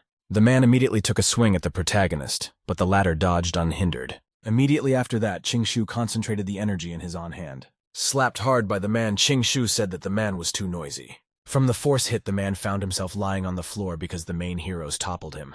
At the same time, the third demigod was greatly surprised by the protagonist and looked at him. The man started to rise from his seat and curse sharply. The man realized that now was the time to take advantage of what the third demigod had taught him. It wasn't long before an imaginary moonblade was flying towards the protagonist. Qingxu spread his hands and said only to try and get him to do something like this. Bringing his hands together into a certain position, Qingxu uttered a technique. While the main character's theme came out, energy in wolf form, Qingxu shouted out the name of the technique. As it turned out, the wolf summoned by the protagonist was able to easily destroy the man's technique. At the same time, the man was surprised, and all thought that his technique would easily defeat the protagonist. Qingxu touched the wolf's fur and said that man had wronged him. Qingxu gathered energy around the wolf with a sharp movement. Immediately after, Qingxu pointed at the man and told him to answer for it. It wasn't long before the wolf swarmed, She-Man, whose fears began to flee. At the same time, the third demigod was greatly afraid for his servant and asked how Qingxu dared to touch him. The wolf created by the protagonist bit a man on the shin. Qingxu turned to the third demigod and said that the dog would easily break his leg. Qingxu smiled and thought that he didn't know how strong the technique was and was surprised that it could actually eat the moon. The third demigod got angry enough and asked how Qingxu dared to harm his servant. At this, the man was surprised at the skill of the protagonist and wondered what could have happened. Okay, the hero mockingly said he was training the dog for me, so now he taught him a good lesson. Suddenly, the energy clustered around the third demigod, who said the main thing we heroes put on their knees to apologize. Qingxu asked with a smile, asking what would happen if he didn't. At the same time, the air gathered around the third demigod, who only provocatively told the protagonist to try to do so. However, unexpectedly did not put dark, and Qingxu himself was surprised by this phenomenon. A huge moon flashed in the sky while the crowd of gawkers only wondered why the darkness had fallen. Photo assumed that it was all the skills of the third demigod who was using his moon divine body. Someone said that he really changes the heavens and the earth because his body is really strong. The 18th demigod did not want to die, for he was no match for the third demigod. Lao Gu only watched and thought that it was too bad because the third demigod's lunar body was too strong and he was afraid that Qingxu was already dead. At the same time, a third demigod towered over the protagonist and told him to bow down and ask for forgiveness. Qingxu barely stood on his feet and provocatively said that he would never kneel in front of him.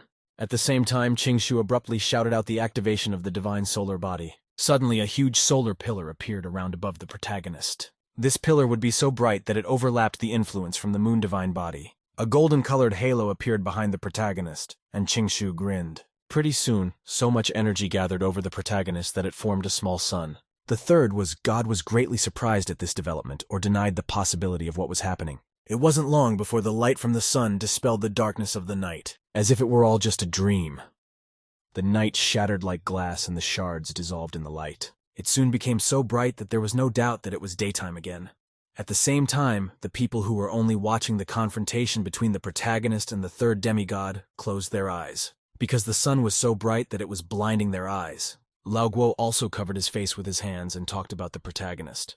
Lao Gu asked, did Qingshu really find out about the sun divine body? The man remembered that the solar divine body was needed to suppress the lunar divine body. The man shouted to the entire crowd, that there was no one who could compete with the sunlight emitted by the sun divine body. At the same time, the confrontation between the protagonist and the third demigod was not over. Despite the fact that the victory of the protagonist was entirely and completely obvious, the lunar demigod was still on his feet, while the small star was directly above them. Li Daoran realized that the protagonist in the arrangement has a solar divine body, and his lunar divine body is suppressed by him, and wondered how this was possible. Qingshu grinned and said that the third demigod should bow down to the protagonist. However, the third demigod wasn't going to give up so easily, and said that his body was stronger anyway, gathering a huge amount of energy into his fist. Li Daoran suddenly made a dash and approached the main character. Flying up to the main character, a man was extremely angry and wanted him dead. Suddenly, however, the enormous pressure spread to both opponents. One man, most likely the Patriarch, told him to stop. However, the third demigod did not expect to meet the Patriarchs in such a place, and did not have time to immediately orient himself. Immediately after that, a huge amount of energy in the form of a hand technique descended on the third, was God. As soon as the hand came down on the third demigod, part of the earth literally broke apart. Someone watching recognized the Patriarch and said that it was Patriarch Yuan Min of Sunny Island. Immediately afterward, multitudes of people knelt before the Patriarch. Absolutely everyone bowed to the Patriarch and asked him to accept their respect. At the same time, Qingshu stared dumbfoundedly at the Patriarch and couldn't utter a single word.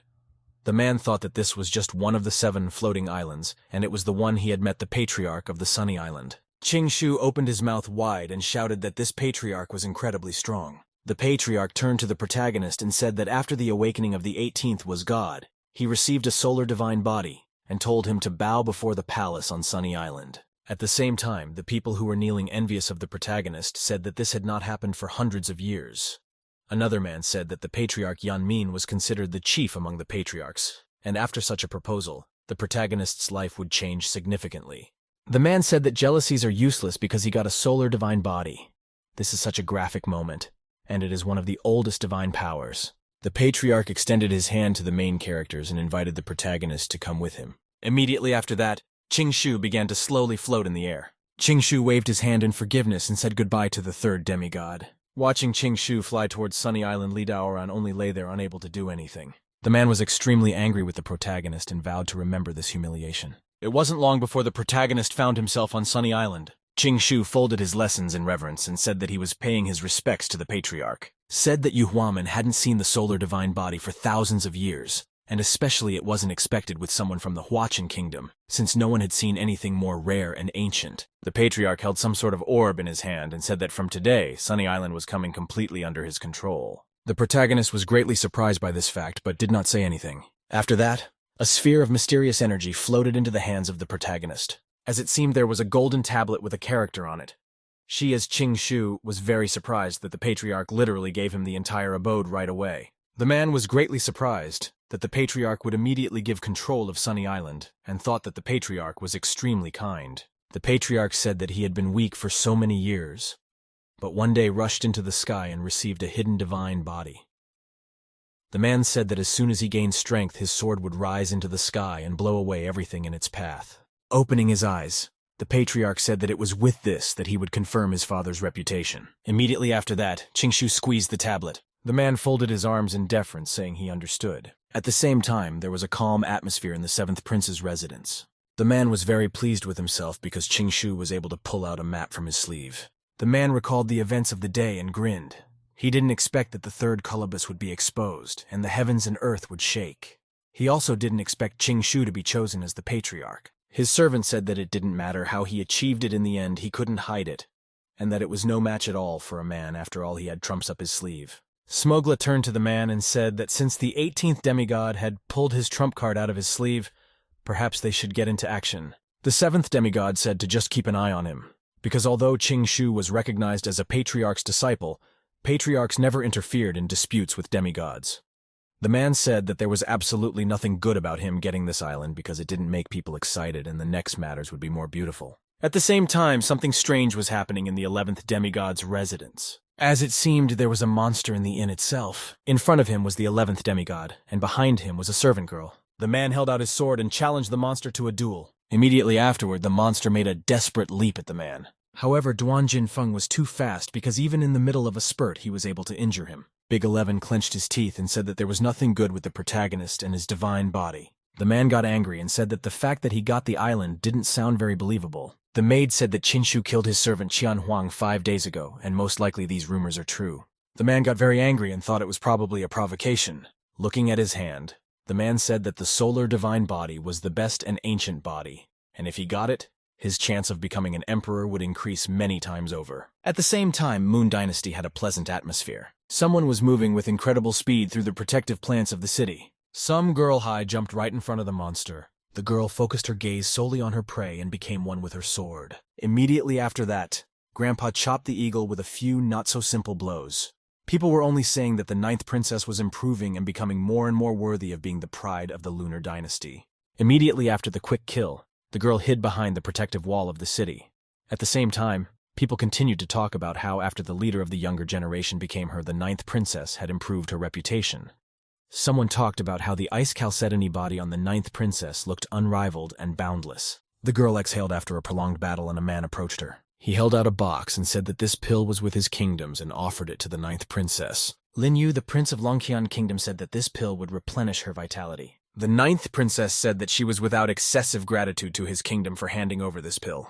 The man said there was nothing special about it and he wasn't randomly handing them out, handing the pill to the maid. The man became agitated and said that the princess must know about his hobbies. The girl said that he must be joking since she was coming to Yuhuamen and he should definitely stay in the Moon Dynasty. At the same time, the girl thought that even having a sharp mind and ice chalcedony body, she was very special. And even though he was the prince of the kingdom, he was unworthy of her. I thought that the prerequisite for becoming her Tao partner was to possess a divine body. Such, for example, possesses a 3rd demigod who came to the Moon Island to cultivate. The girl thought that this was an incomparable pride that she would follow. Ling Yue asked if she was going to Yuhuamen. The man said that he had heard that the 7th prince had been captured by the good-for-nothing 18th god. The man also asked if she was going there for that reason. The girl turned to the man and said that everything was absolutely right, because over the years, they had cheated this demigod for many good things. To the girl, it meant that one was willing to fight and the other to suffer. The girl said that she didn't know what happened to the 18th demigod since he suddenly detained her brother and requested 10 times to return all the things. The man approached the 9th princess saying there was no need to handle everything alone. He put his hand to his chest and said that he knows the protagonist very well because he is greedy, conniving, and incompetent. The man said he could solve everything for her. However, the girl turned around and told him not to worry. The whole useless demigod was dust in front of her eyes. Immediately afterward, the girl traveled to Yuhuamen, and the man wished her a good trip. While in the air, the girl pondered that this time she wasn't just heading out to save her brother. Conquering the vastness, the girl observed the beautiful scenery. The girl thought that right now the most important one was making on those ice spirit medicine, the bead divine medicine, which ranked 2nd after the elixir of immortality. She thought that if she wanted to transform her chalcedony body into a royal sunny body, she should take this drug. The girl thought that she had met the 3rd demigod in the past and he was bowled over by her charm and would not reject her request for anything. At the same time in Sunny Island, Qinshu sedan on his chair. Bai Jujo was beside him and was eating an apple with gusto. Lao Gu folded his hands in reverence and set the protagonist with gaining control of Sunny Island. The machine said that this peerless house was a treasure, and none of the demigods had done this before. He also said that the Patriarch would probably speak well of him because he had the makings of a great emperor. Qingshu interrogated what Lao Gu's words meant. Qingshu said that he was aware that the Flying Islands were sacred lands for cultivation, but he didn't understand how it was relevant to his home. Lao Gu said that there is something Qingshu does not know because among the Yuhuamen patriarchs, Yan Min is someone whose hobby is to collect natural materials and treasures. Each one of them is a creation of heaven and earthly endowment, which is rare. Commerce said that even the immortal elixir of immortality is in the hands of this patriarch. Shu was surprised at this word and even lifted up from his chair. The man thought that each fixed immortality is one of a kind, and it is said that one can live an entire life over again after using it. However, Shu didn't know whether it was all rumors or the truth. Meanwhile, 3 days later, the princess arrived at Yuan. The protagonist received a message congratulating the system for consistently visiting the mountain for 15 days. Shu was rewarded with a combat pulse preservation pill. Shu took this pill in his hand and said that it could help the monks break through and make the strongest foundation in the martial arts realm. Shu said that it was just in time because he wanted to break through to the martial arts realm. Shu felt that there was no need to wait for another day, and he would break through the martial arts realm today by swallowing a pill. At the same time, on the other side, the 9th princess had finally arrived. The girl said that she had no idea where the 18th demigod was right now. However, she had to take care of her brother's business before going after the 3rd demigod for the elixir. At the same time, Lao Gu was walking not too far away, humming something to himself. The girl turned around and was surprised at the familiar voice. Lao Guo was surprised to see a familiar face and asked what she was doing here. The girl got angry and said as if he didn't know why she was here and asked where this good-for-nothing demigod was. Lao Gu got worried and said that since he didn't know her, he would give her some advice. The man said that Shu was not the same as he used to be, so he should be careful with his words and actions. The girl said she hadn't seen him in just a few days, and he's carrying a lot of Brad stuff right now and asked if he was going to talk or not. The man said that in this case the girls were worth following. Lao Gu became very agitated, however, started to show the way. It wasn't long before the company found itself at a cloud peak. At the same time, Shu Na was at the very top of the mountain and thought that the most important sign of breaking through to the martial arts realm was the ability to fly using only one's body. The man exhaled, trying to gather his thoughts. Shu realized that the law was that the body controlled the spiritual power, which helped the body become even stronger, and eventually it could use the aura and make the body fly. Shu thought about the quality of the foundations of the martial arts realm. However, immediately afterward, a huge pillar of energy appeared above the protagonist. It seemed like this huge pillar of energy was visible to absolutely everyone, and it was so large that it covered the entire body of the protagonist. Shu realized that the amount of aura that was absorbed by the initiation aura was determined by the quality of the foundation of the martial arts realm. Meanwhile, 9th Princess Lao Gu observed the huge pillar of energy and was very surprised. Lao Guo covered his face from the sun and said, "It looked like someone was breaking through to the martial arts realm." Exactly said that it is just in the direction of where the 18th demigods are, and whether it is him interrupting through the martial arts realm. However, just thinking about it, the man realized that it was impossible because he was only at the 4th stage of body hardening just a few days ago. His cultivation couldn't happen so quickly. At the same time, the girl was very surprised that this pillar had formed from breaking through to the martial arts realm. The girl said that there were even black clouds in the sky, and what was more shocking was that the aura initiation looked like a giant table. The girl remembered that when an ordinary person broke through the martial arts realm, an aura initiation as thick as a stick was not bad. The girl thought that even a genius like her had a small pole only a hand thick. The girl said that she had never heard of the greatness of this person who had broken through to the realm of martial arts, and it was amazing because this person was a first-class genius. The girl began to speed up and said she had to go see him, and she could come to the 18th demigod later. It wasn't long before the girl found herself at the top of the mountain. The girl realized that he was actually breaking through the realm of martial arts. At the same time, Lao Gu could not believe his eyes and only rubbed them. The man said that it was indeed the 18th demigod and he was making a breakthrough. The man was surprised because it didn't take that long. It wasn't long before the pillar began to disappear. The protagonist clenched his fist and tried out his new power. He walked to the ledge of the mountain and looked up. Shu stretched out his hand and began to gather a lot of energy around it. Shu decided to test his current strength. Shu broke the huge shaft made up of stones with a sharp movement of his hand. Shu thought that after breaking through, his body could mobilize more heaven-earth spiritual energy. As the clouds began to disperse, Shu thought that his skills had become stronger, which meant that the spiritual power in his body was being absorbed faster.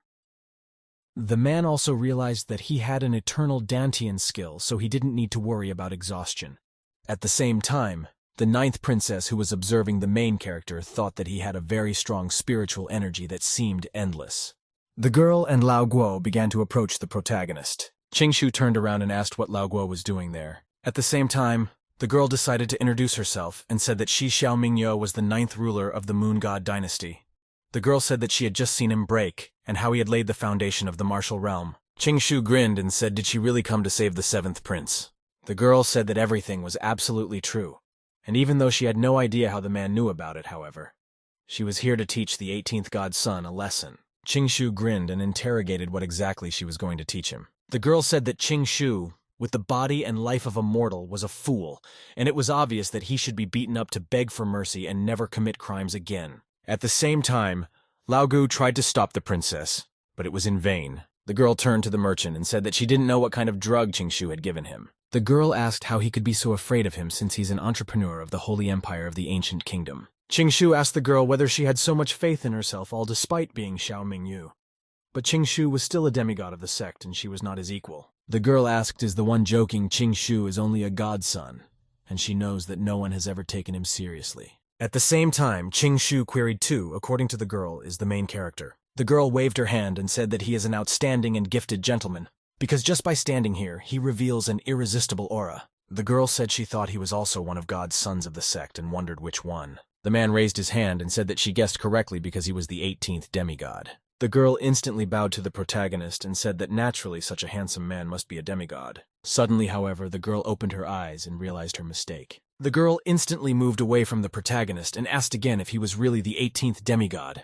The man walked up to the girl and said that everything was absolutely right. The man also suggested that she was likely shocked at this turn of events. The girl realized her big mistake and clenched her teeth. Immediately afterward, the girl moved away from the protagonist. The girl took a quick leap away from the protagonist and stopped. She tensed up and only said how such a thing was even possible. Lao Gu only dejectedly said that this was the 18th demigod Qingshu, and he could tell that she had caused a lot of trouble this time. Yi Qingshu turned to the girl and said that she was a bit rude. He asked if she thought he had no dignity at all since she called him shit time after time. The protagonist snapped his fingers and a multitude of lightning bolts appeared around them. Suddenly, the girl quickly jumped back, dodging the huge lightning bolt that was coming her way. Xiao Mingyu covered her face with her hands and cursed. The girl said that even though Qingshu is good, however, she is not bad either. Xiao Mingyu said that they are about the same age, but she entered the martial arts realm much earlier than him, and he is not her rival. At the same time, she transformed and took the spiritual form of ice. Qingshu said that such a small calf intends to challenge the sun and moon. Immediately after that, Qingshu activated his divine solar body, and the mysterious nut appeared behind the protagonist. The unexpected girl felt incredibly hot and covered herself. However, the girl noticed something wrong. Her ice armor began to melt. Soon enough, the halo of ice also melted, and the girl realized that the son of the protagonist was stronger. The protagonist turned to the princess and told her to leave. Immediately after that, Qingshu shouted the thunderclap technique, and a multitude of lightning bolts struck the princess. Xiao Mingyu Li only screamed and she was vomited up with blood.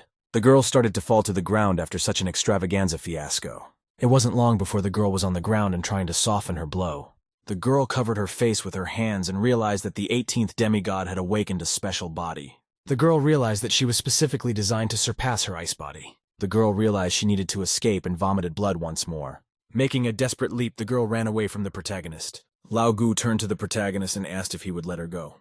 The main character covered her face with her hands from the sun and said it didn't matter anyway because she would be back. It wasn't long before Xiao Mingyu was traveling in search of a cure. The girl realized that she could ask the third demigod for an ice spirit pill. The girl began to fly to the celestial island and said that if everything went well, her body would transform into Tai Yin. Heading towards her goal, the girl realized that once the time came to the 18th demigod would be no more equal to her than the 7th prince. Pretty soon the girl found herself on a flying peninsula. The girl thought that this was a flying island sect that was full of spiritual energy, and it was indeed a sacred cultivation place that everyone knew about. The girl said that in other words, Li Daoran is an extraordinary man, and was able to be trained by the predecessors of the sect because he is allowed to practice on this island. Once the girl reached the island, she proceeded to humiliate the protagonist, saying that he was just a clown compared to the third demigod. A servant came out of the third demigod's residence, and asked who had entered the Soaring Moon Island.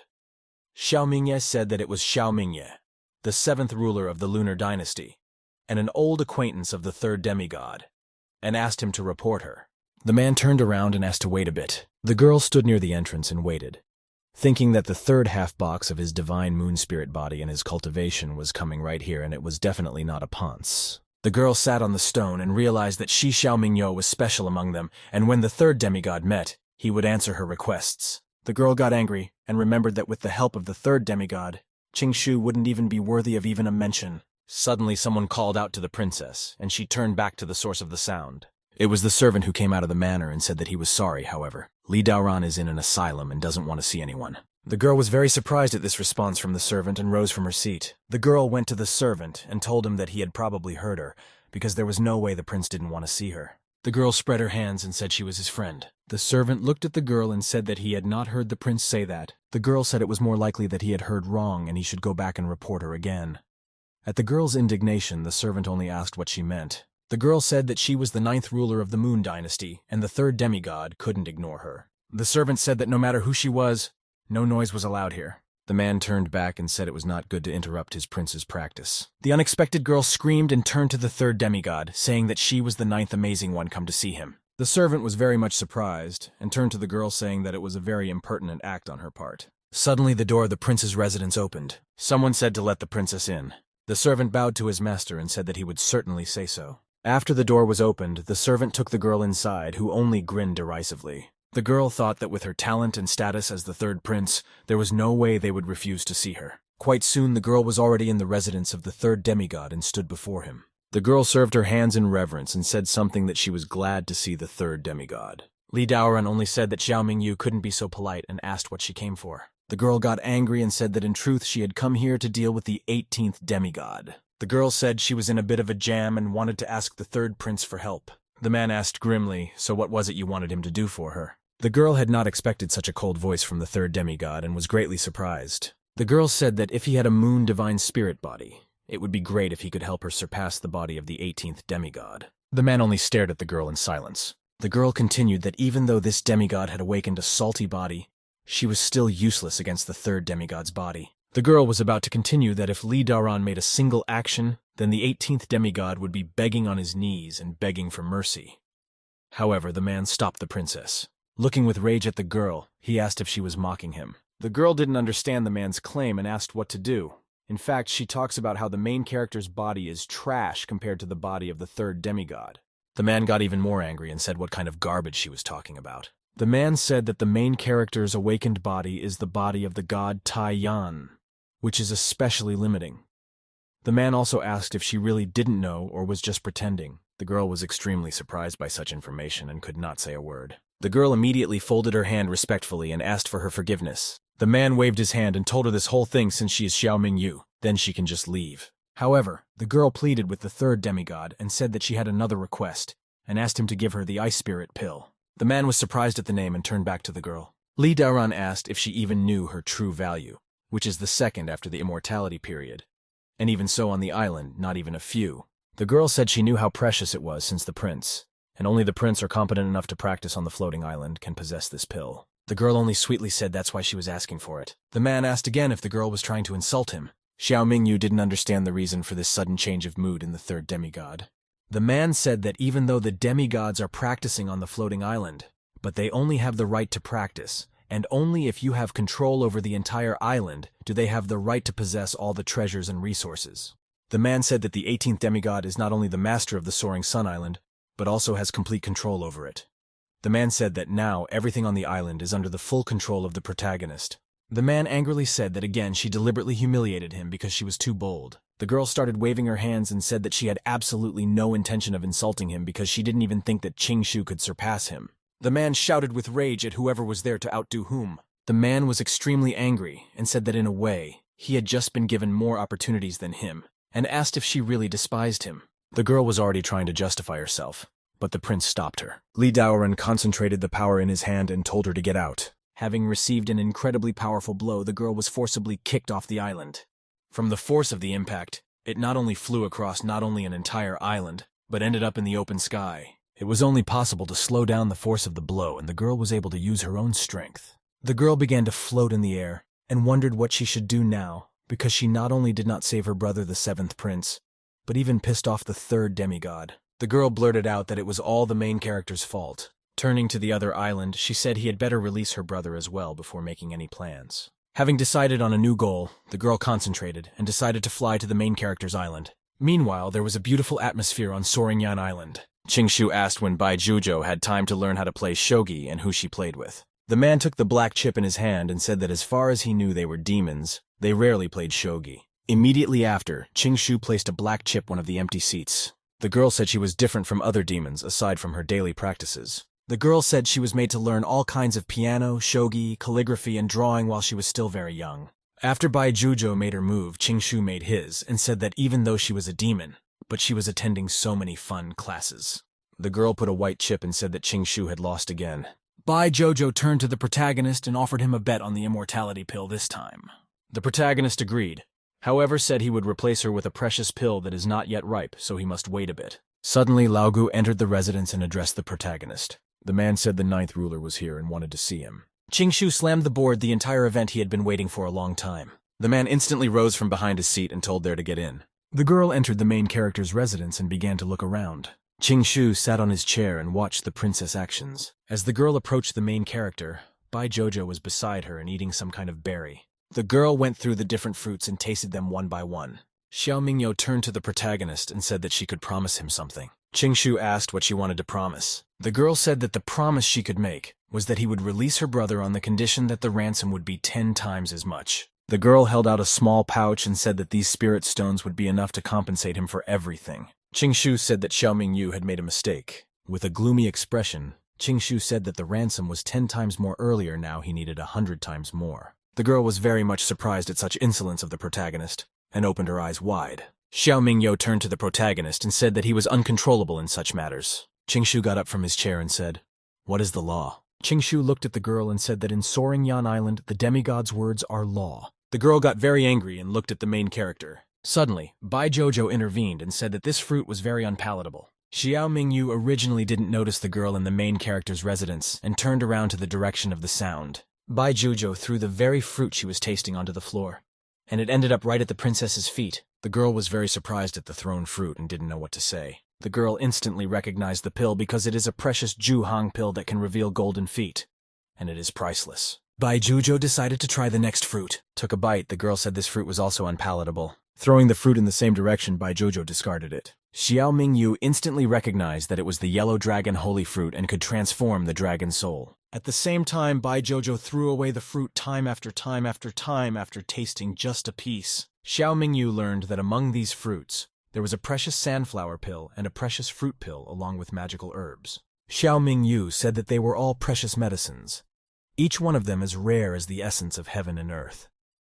The girl wondered how they could be scattered on the floor like garbage. Meanwhile, Bai Jojo had also tossed the ice spirit pill on the floor, which was what the princess needed. At the same time, the girl was trying to get that pill up.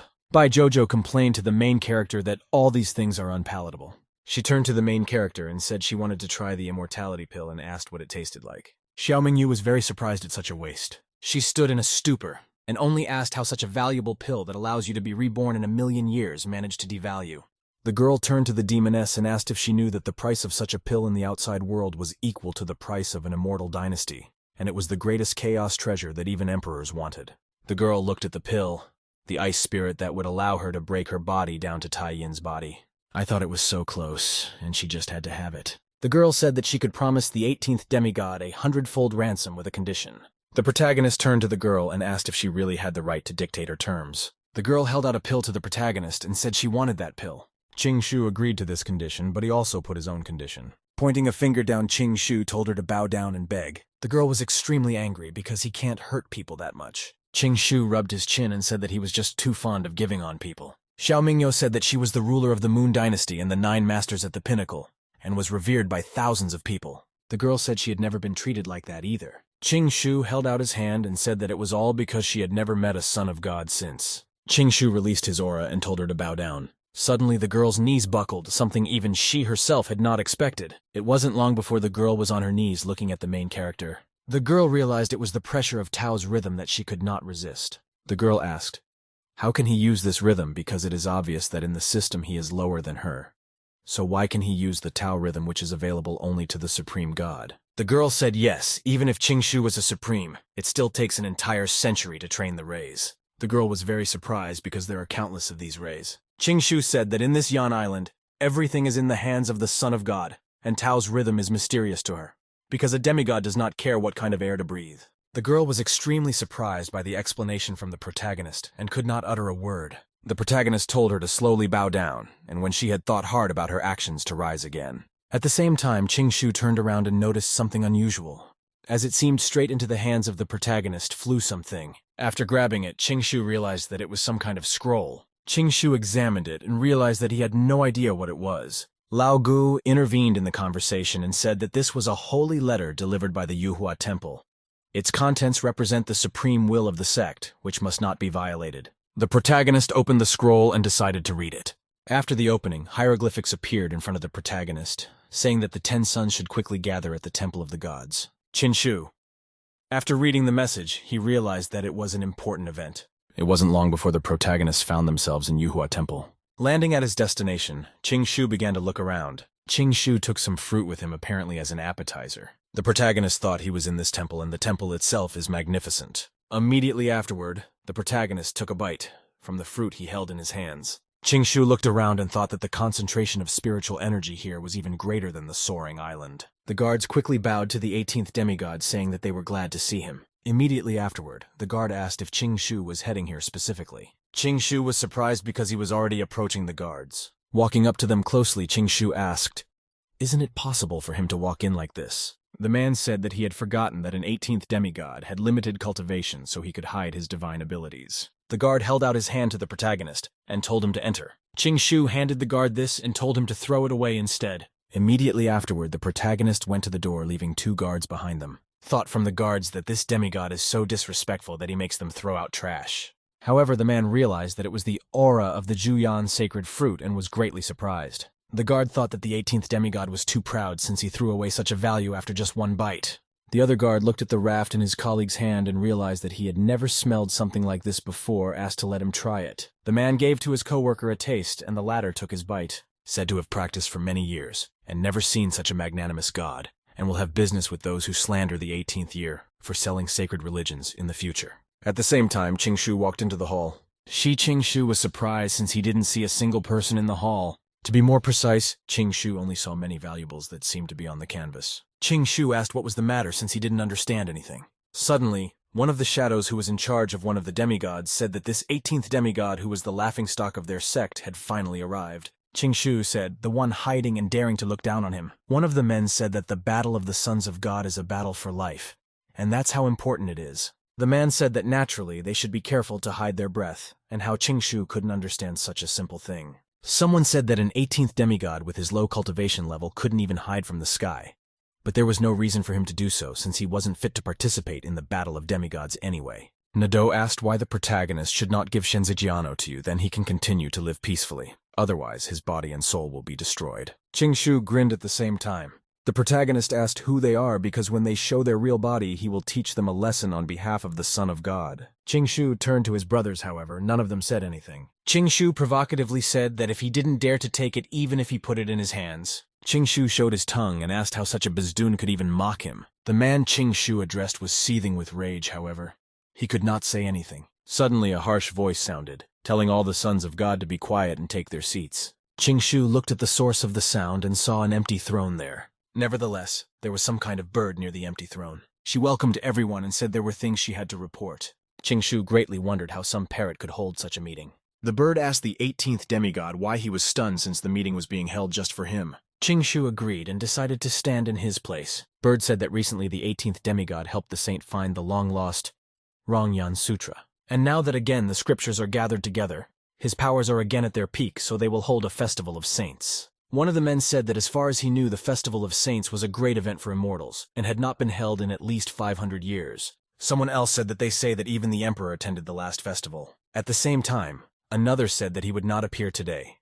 But it was the first time in 500 years, and it would surely be an unheard of great event. Another man said that absolutely everyone is fascinated by the beauty of the saint, so he wants a place at the festival. The bird said the event coincided with the ripening of pan peaches from the shenshu tree, and the saints have a limited number of them. Parrotless said that the saints have always been a good friend to the sect, and they even gave them 3 seats, so they will choose 3 demigods for them to attend this event. At the same time, people began to discuss how you will choose because there are only 3 places among the 18 sons of God. When she said that they say peach fruit blooms only once 1,000 years because it takes a whole millennium to bear its fruit and also millennia to ripen. One of the godsons said that it could increase longevity and cultivation so mysteriously and extraordinarily that he really wanted to try it. At the same time, the bird clapped itself on its muzzle and said that it was quite a difficult choice for the bird master to choose 3 out of 18. However, one of God's sons said that the bird was not quite right. The man said they should only pick 3 out of 17. Another said that he thought Qing should give up voluntarily, because if he went to this festival on the sect's initiative, he was afraid he would disgrace himself. Qing scratched himself and said to me, forgetting that he was the one who found the book. Qing said that without it, no festival would have happened, and now their behavior smells like gorging themselves after they've had enough. Qing said that he had a suggestion but didn't know if he should say it. Qing thought that he didn't need any sacred fruit at all. He realized that for a festival of this level, everyone should definitely have a time task to register if he could only mark again in Jeyunfeng once a day, and the rewards would gradually deteriorate, so now they were useless to him, and only new marks could bring good results. In addition, the ceremony and still hasn't been held. Qing realized that he needed to attend this event. One of the godsons said that it wasn't that they wouldn't give him the opportunity. The man continued that no matter who was chosen out of the 3, however, Qing would definitely not be among them because he would end up being the last one. At the same time, the bird yelled at the godsons and told them to be as quiet as possible. The bird flapped its wing and caused something unusual to happen. Bird said that he had come up with a good idea, because it wasn't fair to just grade cultivation like this after all. Each demigod was responsible for according to age, talent, and martial arts realm. The bird continued that it is a pearl that can store spiritual energy within it. Bird said that although the power of spiritual energy in the body belongs to the realm of martial arts, it also has a lot to do with cultivation. It can reflect a cultivator's all-round strength. This is an accurate and correct approach. The demigods will unite to infuse spiritual energy into this gem, and the second one with the best result will get a place in the festival. Immediately afterward, one of the demigods shouted and said they would begin. Immediately after that, absolutely all of the demigods released a jet of energy from both of their hands. Some even began to release more energy than others. Before long, absolutely all the monks began to pour their energy into the pearl. The main character said that this method of selection is a good way to compete in the amount of spiritual energy. The protagonist released his energy and said that the old man wouldn't scare anyone to death. After that, each of the demigods showed the color of their energy. The bird explained that at the end, the 3 demigods who capture the most territory on the pearls will emerge as candidates for the festival. One of the men said, why is Qing even trying since he should go and play with his demon girls? One of the demigods said that this pearl absorbs a lot of energy and the protagonist will exhale in about 10 minutes. Someone said they overestimate him. I mean, what's the difference between an alcoholic and a bum? Someone said that the protagonist should think twice about handing over Shenzi and resigning, because he has held the position of demigod for many years, and this has caused other demigods to be ridiculed by other forces. One of the demigods said that he might have something unexpected in his fast in the cultivation process. Qing realized that it was wrong for his brothers to say that about him. Qing thought that even though things were going well, he didn't need people to be like this. Qing realized that he could only say that this demigod had been watching him for a long time, so he must be wary. The 11th demigod said that if Qing lasted more than half an hour, he would voluntarily leave the competition. Meanwhile, half an hour later, Qing was only yawning from boredom. Still extending his energy, Qing asked who said that he would leave if Qing lasted more than half an hour. Qing said that this time had already passed, and it was time for him to leave. However, absolutely all of the demigods were silent. No one wanted to admit that he was the one who lost the deal. At the same time, Qing turned to the bird and asked what it thought. Master Wu said that in the name of honoring the demigod, his words would naturally be fulfilled. One of the men immediately told the bird not to touch him and pleaded for it. However, the master was adamant and told him to get the hell out of here. Immediately afterward, the man was thrown out of the entrance, leaving him no chance to participate. After that, Qing turned to one of the demigods and asked how long he should last this time. The man turned to the protagonist and told him that if he didn't turn in an hour, he would be out of this contest. 15 minutes had passed since that deal with one of the demigods. Qing said that 15 minutes had already passed. At the same time, many people wondered how Qing was still holding on because even if he broke through the realm, he couldn't last this long. One of the men suggested that the protagonist might be cheating. Qing bowed to the master and asked him to do something about the slander. Immediately afterward, the man apologized and said the handyman didn't need to get his hands dirty. That very man came out of the canvas and told the protagonist to get out of there. Immediately afterward, he himself walked out of the hall with a light gate. One of the men said that no matter what tricks he used up to this point, he still wouldn't be able to represent the sect at the festival. Qing didn't even look at the departing man's back and continued to infuse energy. The protagonist hesitated and provocatively asked how long this talentless demigod would last this time. Everyone was stunned at such a provocation by the protagonist and stood in a stupor. Qing asked why they were looking down from above and now couldn't utter a word. Shu squinted his eyes and asked that times are not so easy to retreat. They already have some rights to gossip about him. At the same time, the master observed the provocation of the protagonist and reflected. The bird understood that the 18th demigod was completely different now compared to the rumors. The master wondered if she was deliberately trying to ridicule others. One of the demigods said that he had no right to bully the other demigods, and now it was his turn because if he lasted another half hour he would withdraw. However, Shu shook his finger and said that his alone was not enough. Shu waved his hand and provocatively said that he wouldn't mind a few more since he wanted to play big this time. One of the men spoke up and said he could take the argument too. One of the men also said to be counted. She, as the man, tried to justify that it wasn't because he was looking down from above, but that the protagonist really just didn't have the strength to stand for another half hour. One of the men asked if that was enough for the protagonist, and Shu concentrated and said, "You have to stop," and said to finally start. Meanwhile, a little more time had passed. Half an hour later, Shu was still pouring energy into the pearl. However, he was incredibly bored that he yawned even more often than before. "You said time's up, and so the 3 men who agreed to the bet must be." One man hunched over with regret. At the same time, the other demigod was extremely devastated by such an action. The third said they underestimated the protagonist. Immediately afterward, all 3 were outside the building. Shu said that there were already 5 dashes of demigods out of the competition.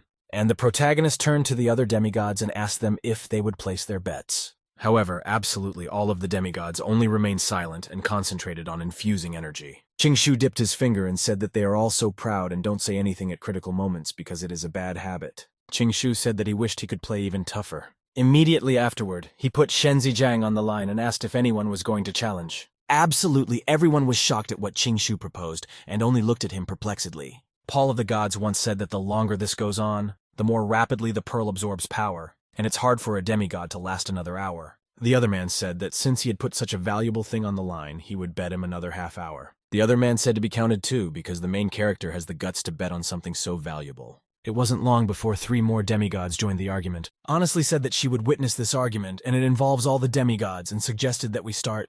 The master realized that this was a really good show, and the 18th demigod was going to dethrone most of the other demigods this way. As soon as 15 minutes had passed, one of the demigods realized that something was wrong because it had been almost an hour, and he couldn't take it anymore. However, Shu was still pouring in his energy. Suddenly, the man realized that the mind laughed to put Shen Zijiang on the line, so this meant that he was counting on something.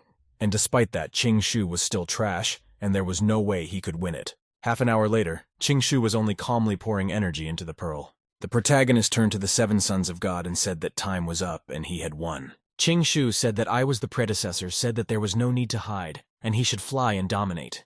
She said that there should be a sword that will pierce the heavens and suffice a whole generation. Right after that, Shu said that after today, no one would dare to ignore the main character's name.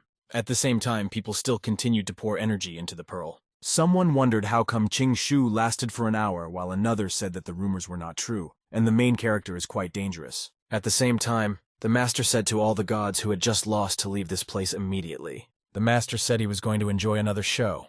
Immediately afterward, the 7 men left the hall. The protagonist looked around and said, counting the ones who had just flown out and plus the 5 previous ones for a total of 12 demigods now in the hall. Looking around in the other direction, Shu hesitated. He said that there were still 6 people left, counting the main character. Shu asked the remaining 5 whether they would argue or not. One of the men told the man not to hide his power and offered a fair fight without any mind games. Shu only laughed and said that it was pointless, because he wouldn't be able to add colorfulness. Shu said that if he could say so, the rest of the people here are quite prudent. Immediately after that, Shu with his hand and asked if the 14th demigod was here. Shu said that his little demoness had borrowed money from him on behalf of the protagonist, and asked if he wanted to bet and repay the debts. However, no one responded to the protagonist's proposal, and he only stood nervously. She said that now is the critical moment and the suction of the pearl will start to increase. One of the men said that the 14th demigod would not answer him whether he was here or not for not revealing the truth of his power. The man also told him not to talk nonsense and to compete with him, because he really wondered how long he could last.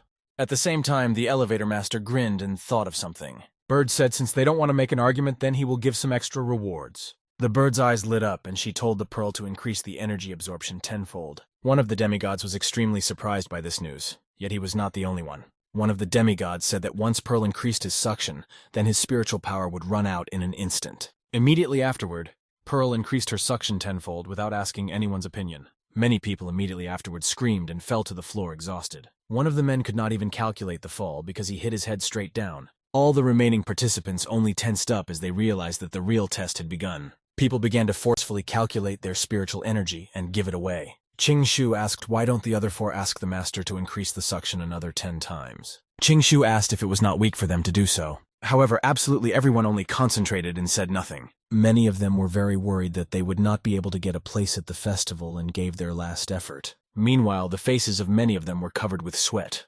Qing Shu said that if they continued to remain silent like this, Qing Shu would accept it as an unspoken consent. One of the men asked, did he really think that he was strong enough because if the suction increased another 10 times, Qing Shu would most likely die? Qing Shu said that he liked to compete and if he couldn't take it anymore he could just retreat. The man only clenched his teeth in anger but could not say anything in response. Qing Shu asked the master to add more power. The bird spread into its wings and told the pearl to increase the suction another 10 times. At the same moment, Pearl increased in her suction and many people screamed. Immediately afterward, the multitude of demigods could not endure and fell to the ground exhausted. A small cloud of dust formed from their fall. All agreed that there are only 2 participants left, and although they were chosen for the festival, but the master still did not enjoy the show. The man said that whoever won, he would give him the yuan pearl. The participants began to say that they said that this pearl was the emperor's property and had a special origin.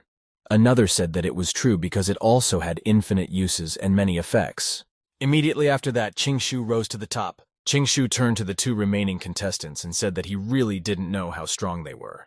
But they were really lucky that Qing Shu hadn't eliminated them during the argument. Qing Shu asked the people if they could name which demigods they were. However, the men said that they would not say anything. Qing Shu could only dream of getting information from them. The protagonist only grimaced and asked if they were so stupid since the 3 of them were already in the festival anyway.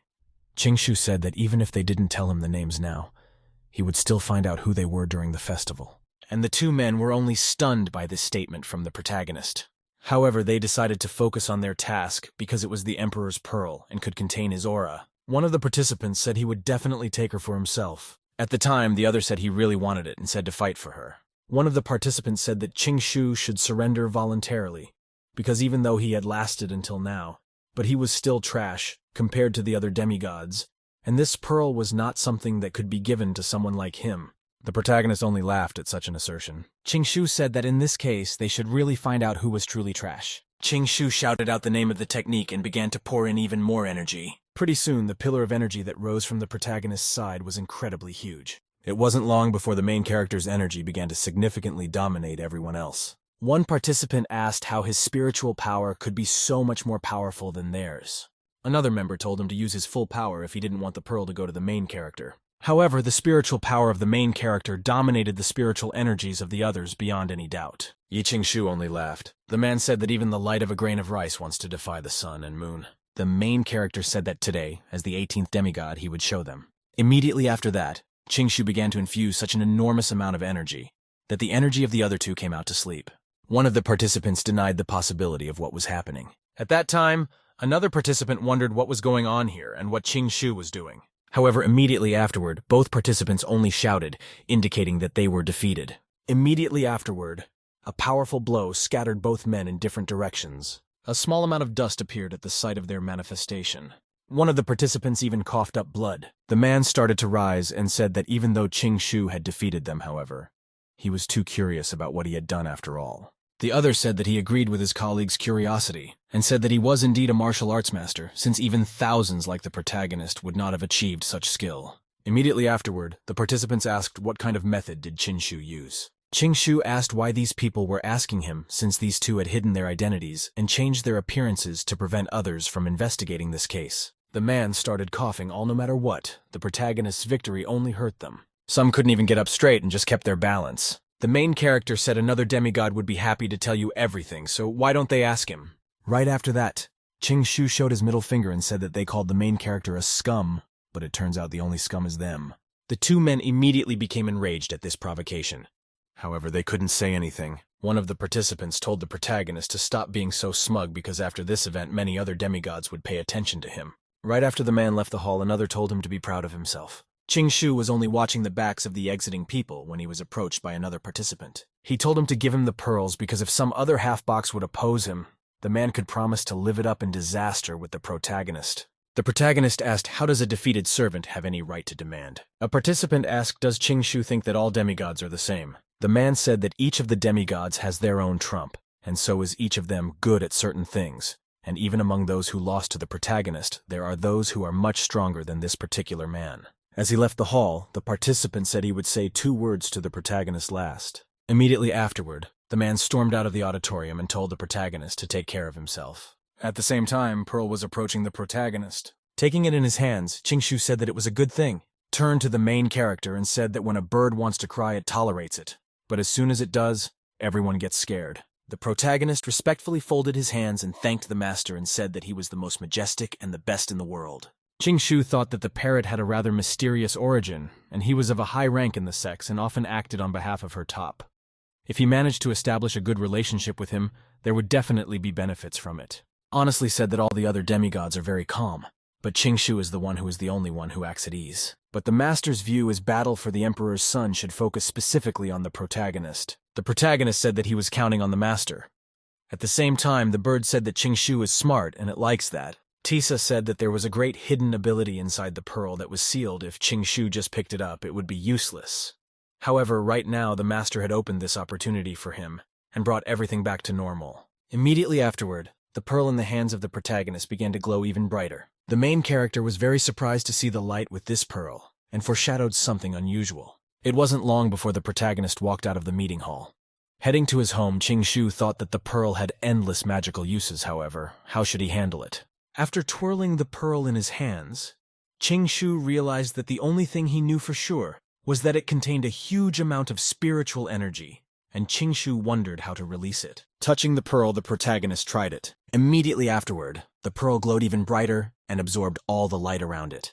Suddenly, after an incredible illumination, a huge amount of energy poured out of the pearl, which very soon hit the nearest shaft of rocks. Soon enough, Shu saw a gaping hole at the place where Shu had been hit. Shu was very frightened and realized that this was the way she worked. Shu realized that in the blink of an eye, spiritual energy had been released to bombard the target ahead, and it was incredibly powerful. The main thing began to admire this gem, because I realized that it works perfectly as it compensates for his lack of firepower. Shu realized that there was an infinity of spiritual energy in his body, and the longer his cultivation went on, the stronger and stronger the single segment of time would release this energy. Shu realized that he would thus be able to charge the pearl, and then it would become a moving turret. Immediately after this reflection, Shu decided to stick it into her superior body. Shu pondered that even so, he did not know whether the spiritual power would change when it completely filled the pearl. It wasn't long before the protagonist found himself back on the floating island. The protagonist walked into his residence.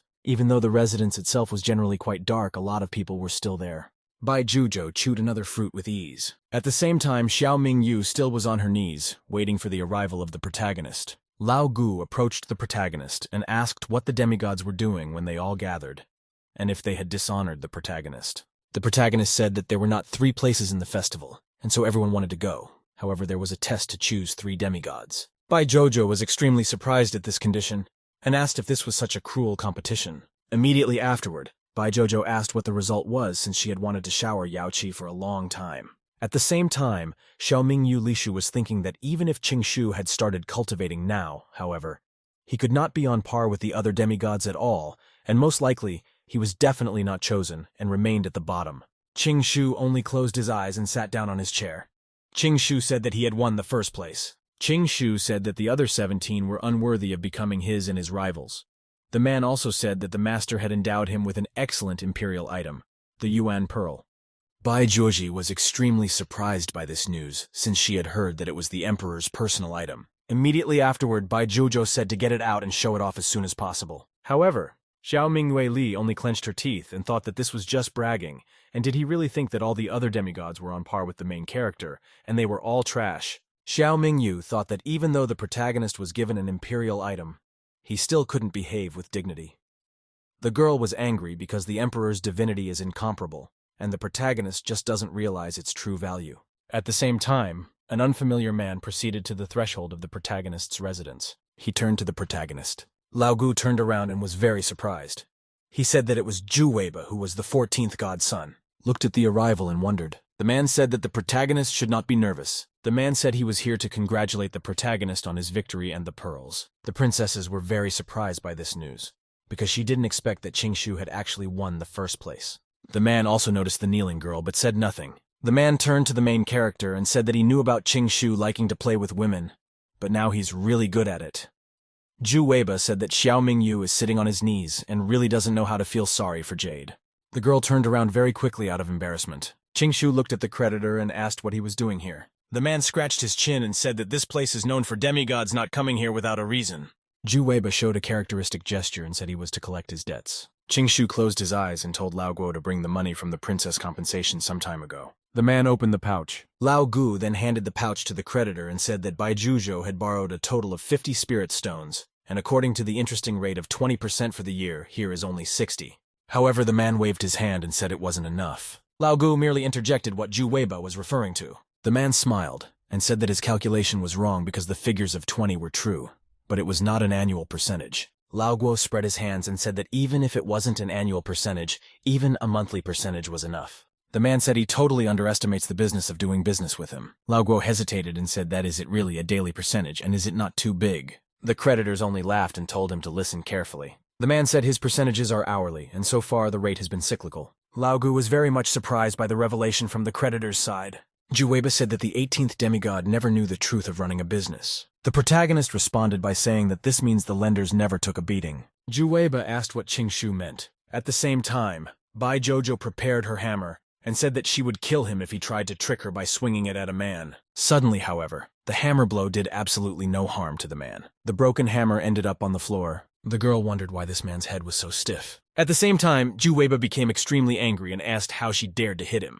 The protagonist only clapped his hands and told the demoness to come back. And Qingshu turned to the creditor and said that the 7th prince fainted when he also stunned. Qingshu pointed a finger up and said that the 14th demigod had a stone head. Zhu Weiba got angry and said that Qingshu now owed him 113,200 spirit stones, and either Qingshu would give him the money or give him the pearl to pay off his debt. Xiao Mingyu was surprised at such a demand from the creditor. She thought that Qingshu really wasn't in his right mind because if he provoked the 14th demigod, then his fate was already sealed because with such a cultivation, the man could kill him with a single left. The girl clenched her fist and realized that she wanted to see the protagonist humiliated. The main character said that in the end Zhu Weiba came to take his pearl by trickery. Zhu Weiba said he's never been hit by someone so old before. The man said if he didn't meet his current price, he shouldn't blame him for not being accepted as a family member. The protagonist mockingly turns to the man and is surprised that the man has never been beaten. He came down from his ladder and said it was because he hadn't met the main character. Zhu Weiba asked what that was supposed to mean. The man asked does Qingshu really want to compete with him because then he would completely embarrass himself. Immediately after that, Qingshu took out a pearl and asked the 14th prince if he wanted the pearl. Immediately after that, Qingshu threw the pearl to the creditor. Suddenly, pearl began to exude an incredible amount of light. The girl thought that Qingshu would struggle a little in the end, embarrass himself. However, the girl did not expect him to be such a coward and to give up the pearl willingly and called him a fake demigod without a drop of dignity. The man stretched out his hands catching the pearl and said Qingshu knows his business. However, Qingshu suddenly made a gesture that ordered the pearl to pour out a huge amount of energy. Zhu Weiba didn't expect such an action from the protagonist either and was greatly surprised. Suddenly, an enormous amount of energy flew towards Zhu Weiba. The man was thrown off by a huge breakdown that happened right at the main character's residence. Such unexpected action. Immediately afterward, pearl reverted back to the protagonist. Zhu Weiba coughed and said that Qingshu dared to stealthily attack him. Qingshu asked what is the point of attacking him, these he wouldn't beat him to a pulp. Zhu Weiba pointed at the protagonist, yet he couldn't utter a word. Qingshu asked what the man was doing. Qingshu said that since he hadn't been beaten down before, he would let him taste what it was like to be beaten today. A huge amount of energy once again went towards the rogue. Xiao Mingyu covered the hand in her mouth and wondered if she was hallucinating, or if Qingshu was really beating up the 14th demigod. Qingshu turned to the man and asked if he was convinced. However, the man only said irritably that he wasn't convinced at all. Immediately after that, Qingshu ordered the pearl to fire another volley. Another volley of mysterious energy went to the man. At the same time, Qingshu attacked the man time after time. It wasn't long before the 14th prince vomited blood. The man told the protagonist to get free because he had more to discuss. The main character said that if he's a thinking man, he'll listen. Immediately after that, Qingshu asked if he still needed this pearl, to which the creditor flinched and said that he did not. Qingshu asked what about those spirit stones that Qingshu owed him. The man said he didn't need the interest and asked the protagonist to just pay off the principal. Shu began to bring the pearl closer to the man, and said that he would give it to the 14th prince, to which the man yelled at Shu not to give him anything back. Shu said that since the long protagonist is finished, it is time to decide something about the long 14th half year. The man was extremely surprised and asked if he owed the protagonist anything. Shu asked why he was shouting since he was making a lot of noise. After that, he pointed at Bai Jojo and said that he was scaring her. The girl was clearly surprised at first, but quickly enough realized the main character's intent. She immediately threw the peach away with her and started sobbing. Bai Jojo said that was really how it was. With tears in her eyes, she complained of a headache. Afterward, she pointed to her breasts and said they hurt too. Straightening her legs, she said her feet hurt. Still in floods of tears, Bai Jojo said, pain running through her entire body. Jiu Weiba instantly realized that she was only exaggerating. However, he couldn't say anything and asked what Shu wanted from him. Shu said that since they all wanted Shenzijian, then he would ask for his own. Jiu Weiba realized that this was simply an impossible demand, so he immediately flatly refused. Shu asked Lao Gu what the consequences of killing a demigod in the sect were. Lao Gu said that as far as he could remember, 18 demigods competed against each other, and the one who won stood up as emperor and took the path that most people aspire to. The man said that since it was a contest, there would be casualties. He could only rely on his own strength, and he would not be held responsible for killing his opponent. Such news came as a shock to Jiu Weiba. Shu smiled evilly and said that he would then kill one god's son today to prove something. Jiu Weiba couldn't believe it, and said that the rivalry between emperors and sons of God was no reason to go for assassinations, and every son of God relied on strong family support.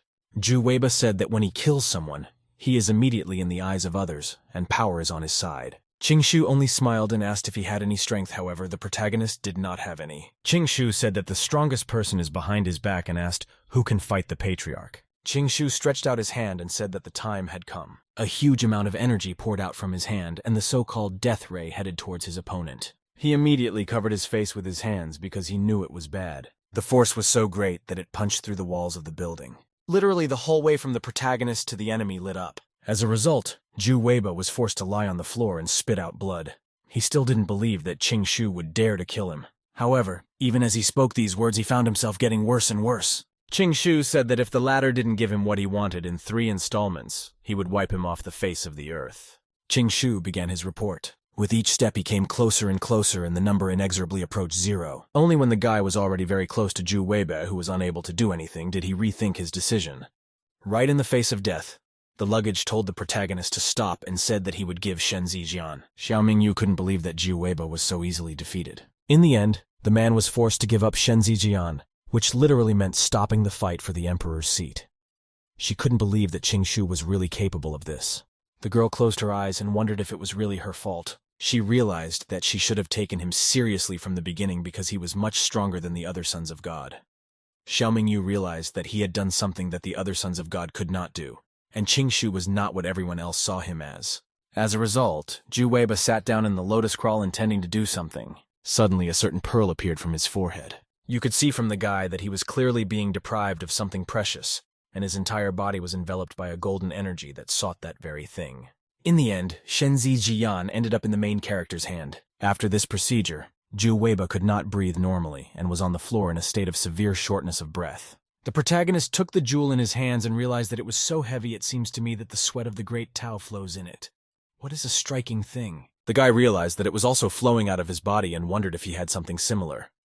Luggage said that Shenzijuang was now in his hands. Jiu Weiba said that Shu is someone who is not guilty of something, but is guilty of something else because he is worthy of the power he has now, and the more he has the theme of attacking not. Heading for the exit, the man told him to be pleased with himself. However, Shu stopped the fatty and asked just how he had pulled the value out of his body. Jiu Weiba said that Shenzi Huan is a symbol of each god's son's individuality, and there is a special connection between her and God's son. The man said that no matter how far away he was, he could still sense her existence. He just needed to feel it with his heart. Shu still didn't understand the man's explanation because he couldn't understand what exactly he was supposed to feel. Shu thought deeply and realized that he couldn't sense anything, and wondered where his Shenzi Jian was. At the same time, Jiu Weiba was heading towards the exit and realized that because of his stealing the value using the Na Yuan pearl, he had finally made him angry. The man wondered what exactly this gave him since he wouldn't be able to break the bond between him and Shenzi Jian. The man realized that she was still his, and soon he would see for himself that not only would he take her away, but she would be buried alive to erase this humiliation. Dabbling with a thing, Qingshu turned to Xiao Mingyu and said that she watched a pretty good show and didn't even say anything. After that, the guy asked what she thought. Xiao Mingyu was still kneeling and couldn't utter a single word. She pressed her lips together, clearly letting him know she didn't want to talk. Qingshu, this was instantly understood and could only smile. The guy told her to keep bowing. However, the girl only blushed and said that she was wrong. Qingshu finally heard the desired answer deprived and told her to repeat this louder since he couldn't hear. Xiao Mingyu said that she was wrong and should not have treated him like that because she had sinned in front of the Son of God because of her short-sightedness and asked him to forgive her. Qingshu didn't hesitate to tell her to be his slave and follow him everywhere for 3 years. Xiao Mingyu clearly didn't expect such a demand or raised her head in surprise. She was perplexed how this was possible since she is a 9th princess and trivial cannot be a slave. However, the guy said he didn't care what status she was because she dared to insult God's son and should pay the appropriate price. After that, he looked at her again and asked permission to ask her something. The guy asked if she wanted to be his servant. However, it was obvious that he was beginning to press her into his power, and the girl was clearly confused. She began to stutter and frantically went over her options. Eventually, she lowered her head and agreed to it. She could not accept this humiliation. However, she trivially had no other choice. Qingshu said that it was a good decision and looked to the right.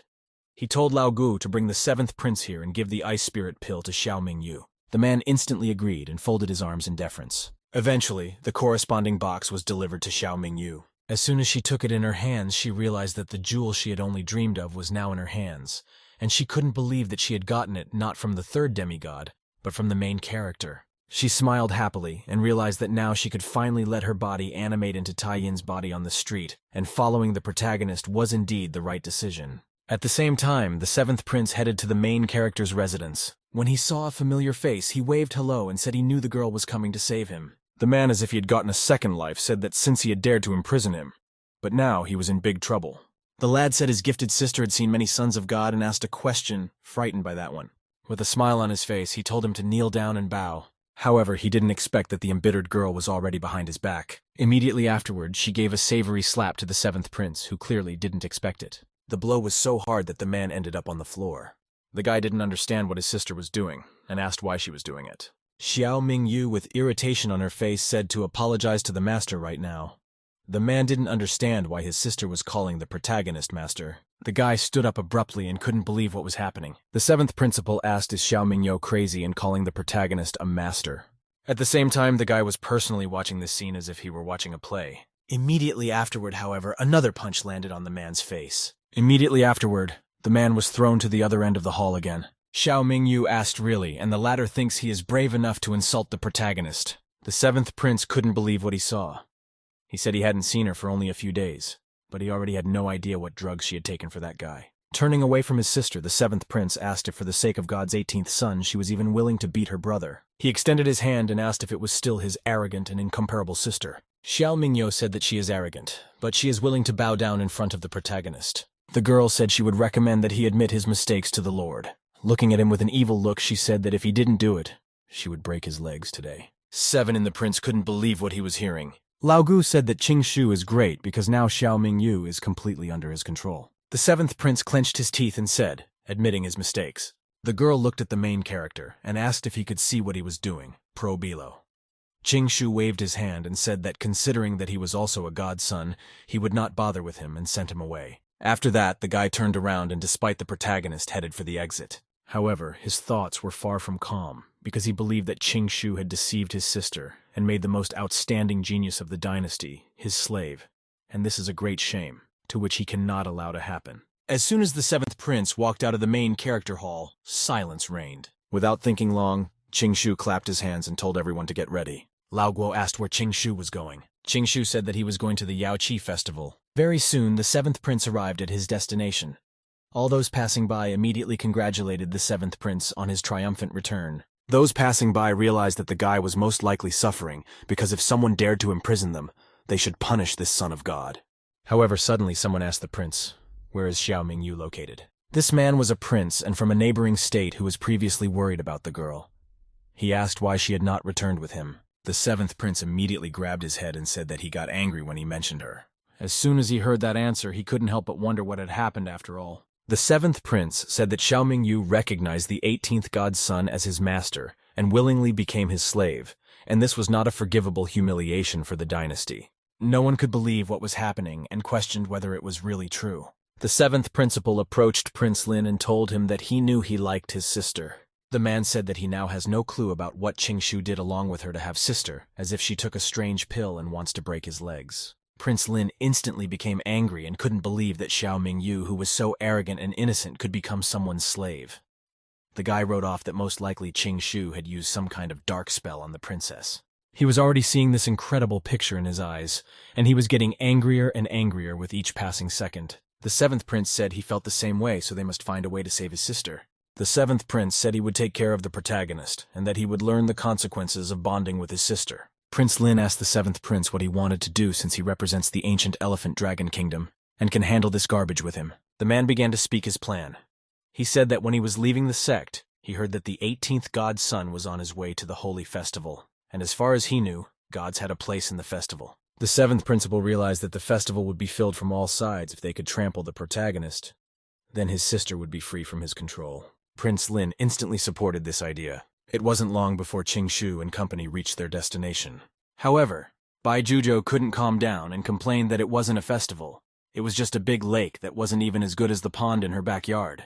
Lao Guo said that she probably just didn't know. However, the previous festival had floated in the air and spawned a new great emperor. Nevertheless, something happened, and the island itself then fell to the ground again. Nevertheless, the man claimed that even so, the water here is unusual and full of spiritual power, which can cure all ailments, and this is especially true for the reservoir in the center of the lake, because there the water is called restorative. Lao Gu also said that it is a collection of spiritual energy from earth and heaven that harnesses the power of fortune, and is said to have the magical effect of increasing luck. Suddenly, Lao Gu was drooling and said that he did not know whether or not the godson at this festival would offer the regenerating water. Suddenly, Qingshu realized that the system had given him another task. As it turned out, she told him to pick up his temporary pool permit and put a limit of 2 hours. Qingshu said that when he goes to such events, he will definitely have a temporary registration, and this time there is also a time limit. At the same time, the lad was observed by the whole crowd that had gathered below in the square. Eventually, he landed on the ground, and Lao Gu told him that this time came many people from ancient kingdoms and dynasties, also heading amazing people. The 7th and 11th son of God was also there. The saint congratulated the newly arrived demigods on their arrival. She held out her hand to the side and escorted her guests away. The 11th demigod remembered how last time he had invited the holy maiden to stay in the sect for a few days to attend a divine meeting. But in the end, all plans were ruined by the protagonist, and Siner had gone back before the meeting began. The man decided that this time he just had to get along with the saint before he could get her support at a divine meeting in the future. The 7th demigod noticed his counterpart plotting something. He couldn't help but be surprised and only smiled. As it turned out, the 11th son of God approached the saint and asked her to wait for a second. He said that he was grateful for her welcome and congratulated her for collecting the 5 Saint Sutras of the saints, and he had specially brought a gift for her. At the same moment, Qingshu noticed a saint standing nearby, and his eyes lit up. The guy trotted over to the girl so that even the 11th godson who was talking to her couldn't react. Qingshu immediately rushed into her embrace, and the girl couldn't help but blush at this. The 11th godson looked at the protagonist in a stupor and could not react in any way. At the same time, Qingshu only pressed himself against the girl's chest. The 11th son of God looked at the protagonist in a stupor and couldn't react for the first couple seconds. Qingshu smiled and said that he hadn't seen her in a long time and she had put on weight. The girl instantly blushed and asked if she had really put on weight. However, Qingshu took the girl's hand, intending to take her to another place. Guy asked, "Do they have any special goodies that make her top fat so big?" Watching this dialogue, the gift of the 11th son of God literally broke from the pressure in his hand. The man was extremely angry and said that Qingshu had once again stolen the holy maiden from him. Qingshu. Quite soon, together with the girl, they found themselves in a secluded place. The guy said that he had heard that the radical-free pools in Yaoqi were very mysterious and asked to show them. The girl said that she could indeed do it. But first she had to meet the guests, and only then could she spend time with him. Qingshu put her hand on her chest and said, "Forget everyone after all, Qingshu is her distinguished guest." 11th god's son, when he heard such a statement, told the protagonist to stop. The man asked how dare he socialize like that with a holy maiden. Right after that, the 7th son already came over and said that they were in the Holy Wharf, and he represented the Yuhua sect, so he should be more restrained. Qingshu looked back and said that the 7th demigod has a very strange smile, and he is 100% not as good as he seems. At the same time, under those silly words, Shu realized that this was the first time he was seeing him, and he had previously heard that he was the one hiding in the shadows the most from the sect.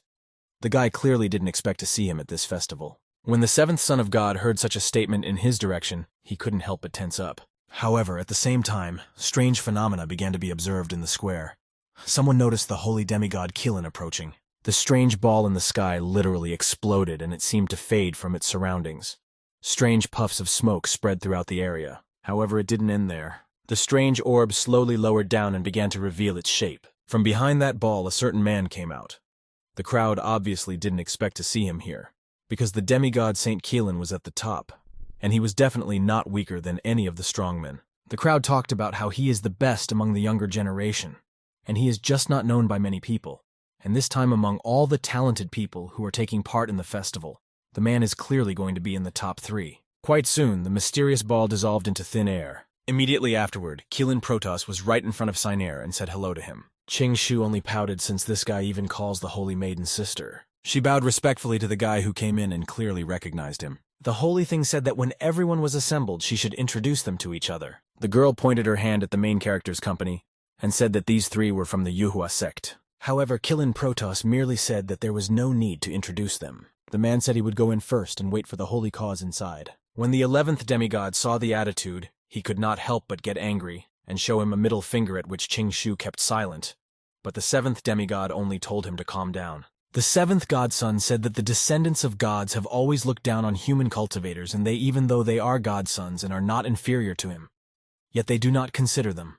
Shu said that this festival would be quite lively. It wasn't long before Shu went in search of Bai Jujo. Shu turned his head and realized that she had just been here but had already vanished. Lao Gu said that he hadn't noticed Bai Jujo leave either. The man said she was right there before Keelan Protoss arrived. The man put a hand behind his head and wondered how she had vaporized right when he arrived. At the same time, one of the female employees called out to the Holy Maiden and said that her mother was calling for her. Sinair turned to the main character and said she was called and would be the first to go to the recovery pool. Shu waved his hand and said that Sister Keener was busy, however, if they already love each other.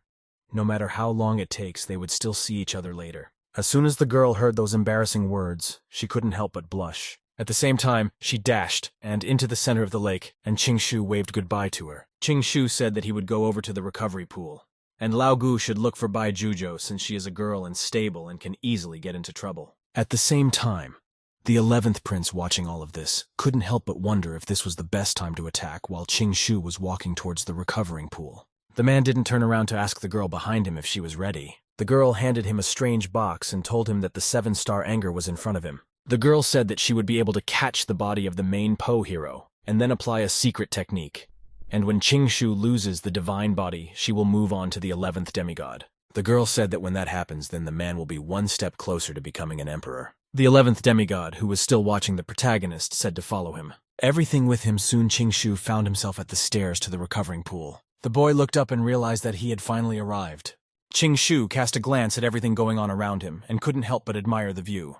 The guy took his first step as something unusual happened. All the water that was around the protagonist seemed to get angry. Without thinking long, she attacked the main character, who couldn't help but jump despite this attack. However, it didn't end there, gathering around the protagonist seeking to attack him. The guy finally realized that this pool was not protected for a reason, even though it was one of the most important places, because he would be crushed by the spiritual power of the water. Shu couldn't help but imagine about how this would happen and realized that it was quite painful. Immediately after that, the system congratulated the protagonist for successfully registering on the regenerating pool up to the time limit and gave him a reward. The guy realized that the appearance of the Forgotten Supreme that the system had given him was really something new. Nevertheless, the lad understood that Forbidden Continent common things should not contain forbidden or supreme words. The guy realized that even an emperor couldn't just use them, so this appearance was called Forgotten. After that, the guy said to study the Dragon Elephant prison skill system, which he also received as a reward. The system congratulated the guy for learning the skill. She also said that after his acquisition, his body would become similar to that of a dragon and an elephant. Shu couldn't understand what was the point of this technique, since it was originally a technique to increase strength. Still, he couldn't help but sigh and try the technique for real. The guy lifted his leg and activated his technique. Immediately after it, the entire surface broke, and even though it was a solid stone, it shattered altogether into splinters from a single pressure. Poe didn't realize that he had put so much faith in her that he ended up going through the base of the recovery pool. He couldn't help but look at the pile of rocks, and hesitated in his actions. The guy realized that this terrain was paved with heavy black iron stone and the technique was really powerful. However, at the same moment, Qing Shu heard an unknown noise and realized that he was being followed.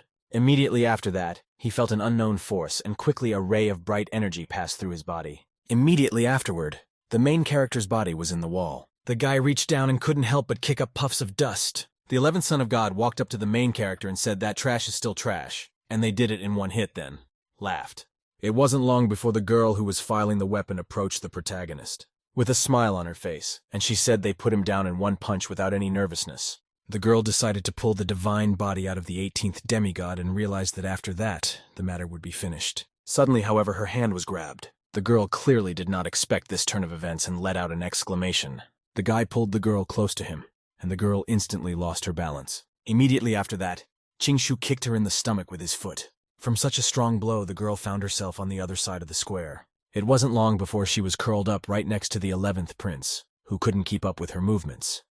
The boy asked why he was all right, clearly resentful. The guy pulled out a mysterious needle from his body and asked how the guy dared to spy on him. Took the needle in his hands, and he said his little tricks were useless. The girl struggled to get up and said that it was simply impossible, because this nail was created to break all kinds of selves in this world, and this is what the 11th demigod had acquired with all his savings. Qing Shu realized that this nail was actually not useless at all, and couldn't help but be surprised. Immediately afterward, the guy put it behind his sinus and said he would take it for himself. Qing Shu realized that this time, he had actually survived thanks to the Forbidden Supreme appearance. The guy realized that he had stopped the nail at the very last moment, and this technique was really something with something. The 11th Son of God could not accept this and told him to hand back the nail. Qing Shu laughed and asked how the place dared to think of anything else other than explaining all of this. The man couldn't help but get angry. The man said that since he had not succeeded at once, he would simply kill him himself, and he could not even think of escaping, because he was not worthy of owning a divine body, so he should surrender and hand it over to him, and then he would spare him. The girl said that half-god doesn't need to smear his hands on that garbage. She took a sharp jerk and headed towards the protagonist. Pretty soon she was already planning to make an attack and said that she would kill him herself. Okay, the hero put his hand up and said the name of the technique. The girl easily dodged this skill and asked how he was going to hit her with this useless skill. However, Qing Shu didn't stop there and concentrated even more energy in his hands. After that, he activated his divine prison technique, and the girl couldn't help but marvel at its power. She immediately bounced back and realized that was exactly what her mistake had been. Propel. For even though she found herself on top, the lightning was following her and had no plans to recover. Very soon, the lightning acquired the countenance of a predatory beast and attacked the girl who still didn't understand what kind of skill it was.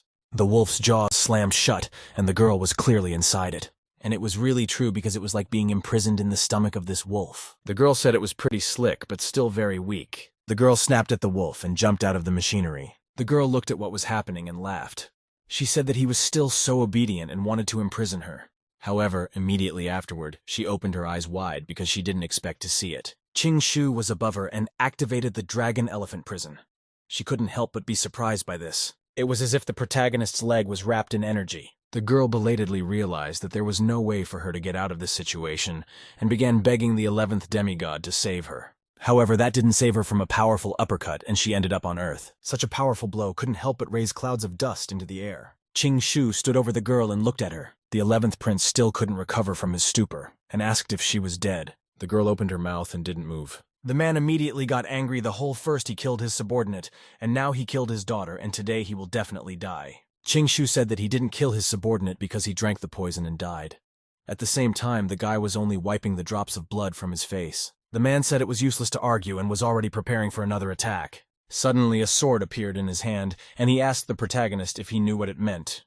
Qing Shu asked if he really wanted to talk about this sword. However, the 11th demigod said that then he would let him die. Because this masterpiece is called Dragon's Beginning, and he developed in the body of a real dragon for tens of thousands of years. Grew up with him bathed in dragon's blood and energy days and nights. The man said that when the dragon died in battle, the dragoness burst from his body. The man said that it absorbs the essence of the dragon itself, and it can rightfully be called a sacred sword, because as soon as this sword was born, it made the beasts chant songs together, and when it is used against enemies, there is a real dragon power that can destroy opponents. The man stretched his hand forward and said that it was the most valuable treasure from his family, but he was lucky since he was able to die from it. After that, his eyes went wide and he told the protagonist to die. A certain ray of energy appeared from the sword and Qingshu abruptly recoiled. Qingshu said that you are indeed a valuable sword since his energies are very powerful. However, the 11th demigod still didn't believe that Qingshu could understand the intent of the true dragon sword. Qingshu bounced back and felt a huge pressure on him. Immediately afterward, there was a large explosion which again destroyed the stone tile. However, the guy from the epicenter of the explosion is relatively unharmed and has started to look around. Qingshu realized that the sword was indeed powerful and clenched his teeth. Immediately afterward, dozens of spears of such a sword headed towards the protagonist in midair. The 11th demigod said that with his cultivation he wouldn't last more than 3 breaths, and once he did, he would die. An enormous amount of energy was channeled into the protagonist's back. Immediately afterward, there was a rather large explosion and something descended again. There lay Qingshu, who was still holding on and not dying, but was already clearly beaten. Qingshu still clenched his teeth and remained silent. The 11th demigod said that at first he was as docile as a dog and should not have died. Carr walked up to the guy and looked at him contemptuously. The man said that now that he insisted on resisting, his only option was to die. However, the protagonists were not at all upset by these words and only smiled. He raised his head and opened his eyes wide, asking if that was the case. The 11th demigod clearly didn't expect the protagonist to have so much power. Qingshu activated the pearl and said that it was now his turn to attack. The 11th ball was very surprised to realize that in the hands of the protagonist is exactly the pearl na yuan, priceless treasure. Immediately afterward, a ray of energy appeared from the pearl and headed towards the enemy. The 11th demigod was very surprised when he saw the pearl and couldn't help but open his eyes. A huge stream of energy headed towards the protagonist's opponent, beating him to the ground. A second later, he found himself tossed in the air by a huge explosion that was sure to hurt him. From such a strong blow, the 11th demigod couldn't help but vomit blood, since all of his insides were already damaged. In the end, the man did a somersault and somehow managed to get to his feet with his sword. He looked at the floor and saw the massive amount of blood that had been there since his fall. He wiped the blood from the corners of his mouth and said that this was expected from a precious treasure, because the attack power of this pearl was truly amazing. The guy barely got to his feet and said that borrowing an outsider's power was pathetic, and it must have also used all the spiritual power that was sealed there. And the two raised his sword. He said that he was still not strong enough to fight against him. The man opened his eyes wide and told the protagonist to die again. However, he hadn't anticipated what would happen after that. A huge amount of energy once again headed towards him, regardless of the words spoken earlier. A huge stream of energy hit the man again and did serious damage. Qingshu smiled and said that he thought so too. Clouds of dust rose again in the wake of those blows. The man couldn't believe that there was still such a huge amount of spiritual power left in the pearl and couldn't help but wonder where he got it from. Qingshu slowly lowered himself down. The guy asked what he'd buy his life with, still watching her. The 11th godson said that he didn't believe that Qingshu would kill him because they were both in the abode of saints. However, immediately after that, another ray of energy flew directly at him. Qingshu said with a manic smile, "I depend on whether they believe him or not, he will still pass it in pieces." The man said stubbornly and gave his sword to his daughter, wrinkled. After that, a light whiff of his hand, and Qingshu brought the sword closer to him. After that, the sword magically appeared in the hands of the protagonist. The protagonist said that holy weapons are very rare, and such a weapon, even with a blessing into a real dragon, is a unique sight, and he accepts it. Immediately afterward, he put the sword away in the pearl. The 11th divine too rose to his feet and said that the spiritual energy of the pearl and he hoped that one would take care of the sword instead of him. However, just as the man was about to go into the hero, he stopped the man leaving. Qingshu turned to him and told him to give Shenzi Jian to him. When the man heard this claim, he couldn't believe it. Qingshu spread his hands and said that nothing was impossible. Immediately after that, as he didn't hear a response to that, he charged even more energy into the pearl, and said that if he didn't, he would beat him again. Immediately afterward, the earth split apart again with an explosion. Clouds of dust rose into the air again and surrounded the square. Approximately. The 11th godson was barely able to stay on his feet from such a powerful blow. He hit a nearby wall and said he was still fighting him, chased it away. He then took a sharp upward leap and approached his opponent. About him. Seeing such pathetic in the end, Qingshu couldn't help but laugh. At the same time, the 11th god drill was heading towards the protagonist. However, what no one expected was Qingshu being activated by his technique. It wasn't long before he hit a man right into Sunny Sunday, and the man went down. The impact was so great that it shattered the stone beneath the man again. The 11th god's son once again vomited blood from such a blow. This time he couldn't even stand on his feet anymore and only lay motionless below, muttered. Qingshu calmly approached his opponent in a slow step. He held out his hand and told him to give Shenzi Jian. and he would no longer repeat. The man could barely raise his hand, nevertheless had already started to implement the request of the protagonist. It wasn't long before a jewel appeared in his hand, and the man could only beg not to kill him. It replicated Shen Zijian's appearance, however. It now had the name of the 11th god's son written on it. Immediately afterward, the jewel was in the hands of the protagonist, Guy, and said goodbye to his opponent. The man was still a bit of a struggle to even rise to his feet and could only cough in pain. He struggled to lift his upper torso upward, and even that he managed with great difficulty. A moment later, an unknown flurry of hands sounded in the plaza. The 7th son of God came to the square and approached the man, and said that he had been able to see quite a spectacular show, which he certainly did not expect here. The man realized that the 18th god's son, who had always been a scum, was able to defeat him, and even though he used the Pearl Man, still showed zero resistance. He bent down in front of the man and said that now the 11th demigod was really nothing. The man was so enraged, yet he could do nothing, and asked if the 7th was here to taunt. The man said that was not true at all, and he couldn't make fun of him since they actually have a pretty good relationship. Hearing such a reply from the 11th god, the son said that if he helped him this time, he would definitely not let the protagonist slip away. However, the 7th said he wasn't here to help him. The 11th god's son couldn't understand why he was here then. However, suddenly the 7th prince's finger turned into a lizard-like finger. A thin ray of light appeared from it and said that this was a farewell meeting with him. Immediately afterward, a hole gaped in the chest of the 11th son of God, and she was still unable to what was happening. A powerful stream of blood rushed out of his chest. 11th god's son still didn't understand why he did it. Dantian said there was no particular reason for it. The man said that he just likes to disrupt games, and the muddier the water the better. And now that the 18th son of God has risen, the debt will definitely be on his shoulders after his death, and things are only going to get more and more fun. The man also said that he forgot to mention that his servant who was killed by the main character was actually his undercover agent. The man said that in fact he was an agent, instead he was also ordered to kill the main character. Dantian said that his death was also caused by his poison, and now he is finished, and the 11th son of God can rest in peace. Immediately afterward, the body of the 11th demigod fell down, unable to hold on.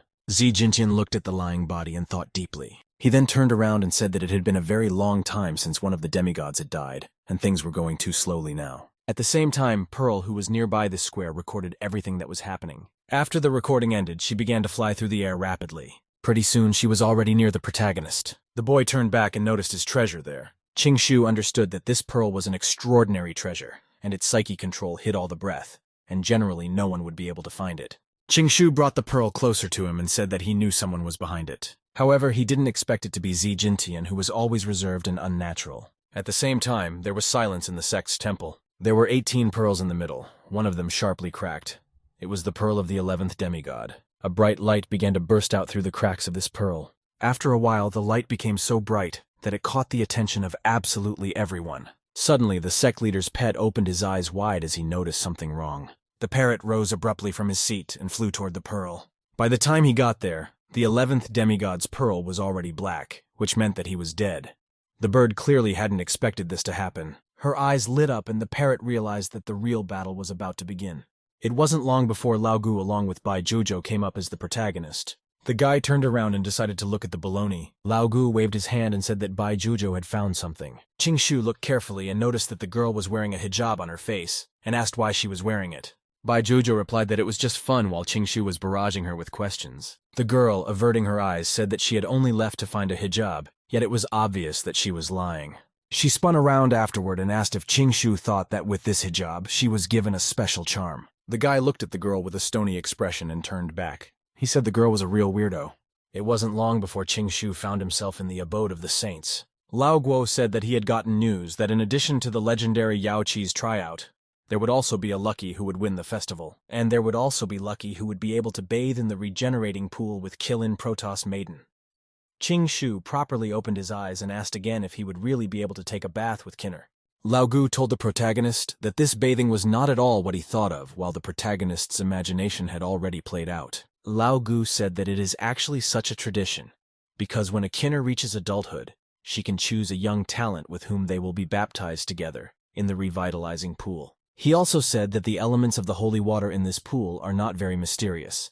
Then it will be necessary to create a balance, and opposite halves need practice to establish it. He also said that after being baptized by the regenerating pool, Shannel completely changes and becomes incredibly beautiful, and becomes immortal after the transformation. Lao Gu also said that baptism is a great benefit to the Holy Virgin, and is also good for the man who bathes nearby. Lao Guo also said that on top of that, it would make the maiden feel good and unclear why.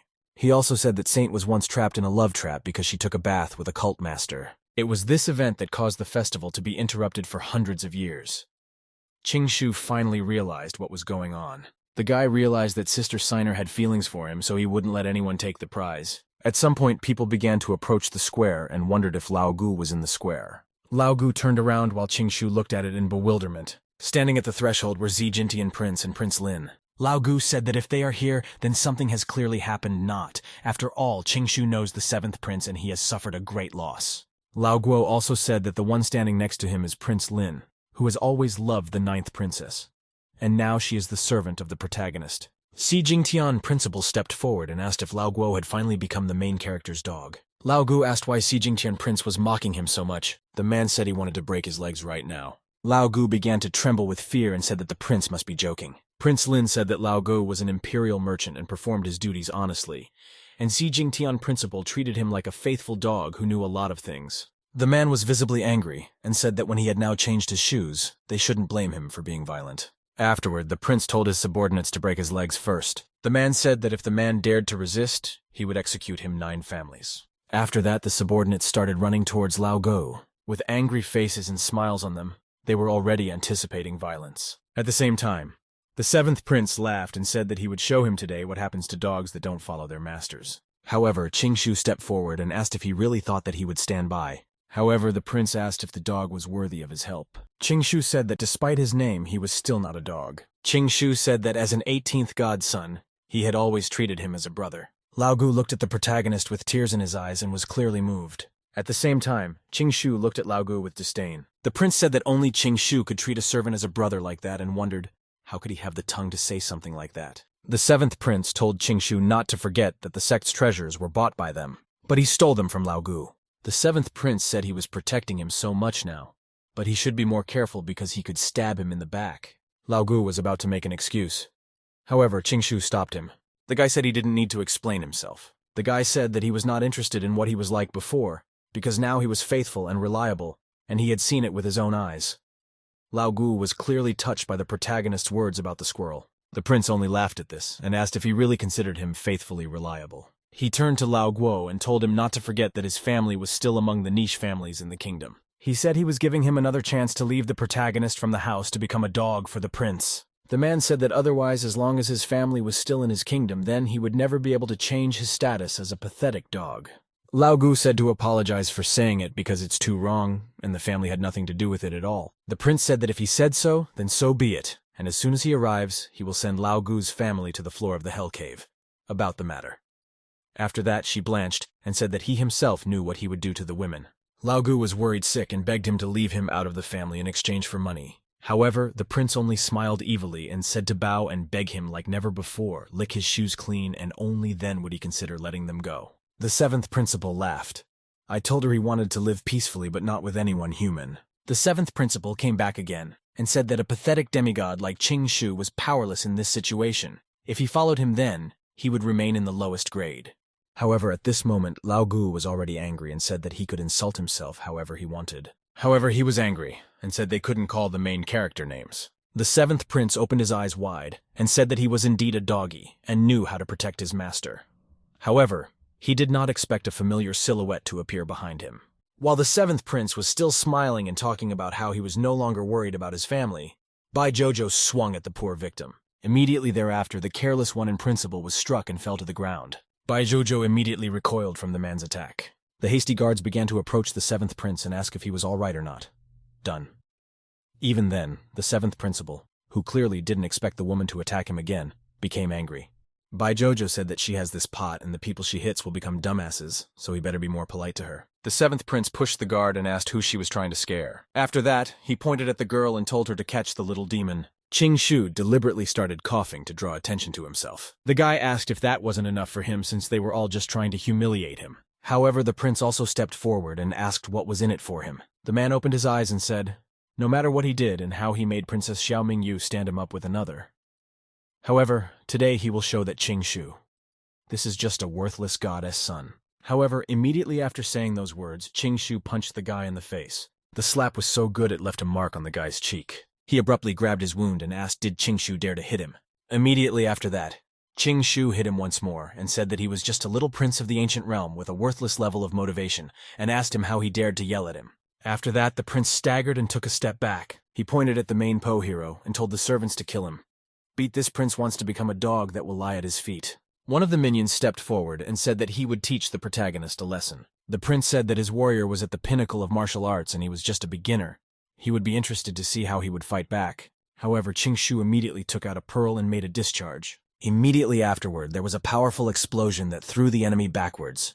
When the prince saw such a blow, he instantly opened his eyes because he couldn't believe it. At the same moment, another blow landed on him. Qingshu once again sent him into the air and he was unable to create any resistance. Qingshu, with a smile on his face, asked, "Does he have any problems?" The prince couldn't even stand up from the force of the blow and could only shiver. The man said not to be so arrogant because if the elder didn't do it now, he wouldn't be able to do it at all. Suddenly, the same elder who said that Qingshu would not admit defeat for anything even though he was his opponent appeared from the shadows of the principal. The man said that if he didn't owe the kingdom here, he wouldn't have gotten his hands dirty from a weakling like him. Lao Gu approached the protagonist in an effort to warn him. He said that in the past, the man had traveled the kingdom and explored the 18th floor of the Hell Cave. Nevertheless, the old man was severely injured and received help from the kingdom. Lao Gu said that Hyang Lao had also gotten a great opportunity to cultivate a particularly evil force that sucked out people's spiritual energy. He said that most people were unwilling to provoke him because of the consequences of the battle after all. He and out of them quite often sucked out spiritual power, thus eliminating their cultivation bases. And some even lost their lives because of it. Lao Gu told the protagonist that he should be more careful. Suddenly, however, a certain guy walked into the square and started calling out for his cousin. He had a strange emblem on his clothes and was waving at the main character. Qingshu asked what kind of kid is this kid, his whole face seems familiar to him. Afterward, the boy approached the company of the protagonist. He asked if Qingshu remembered him, for they had seen each other several years ago. Then he said that his name was Luo Gandao, and he was his cousin.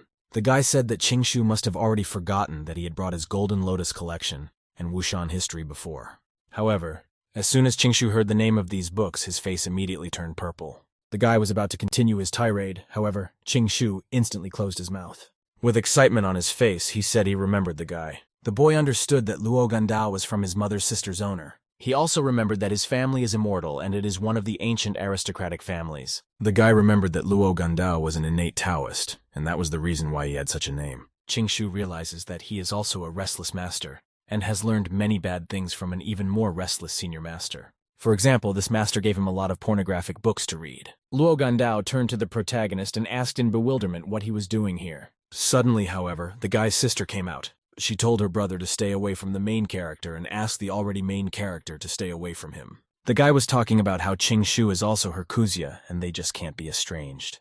Luo Yun told him to shut up because she was worried that he would contact him and go down the wrong path.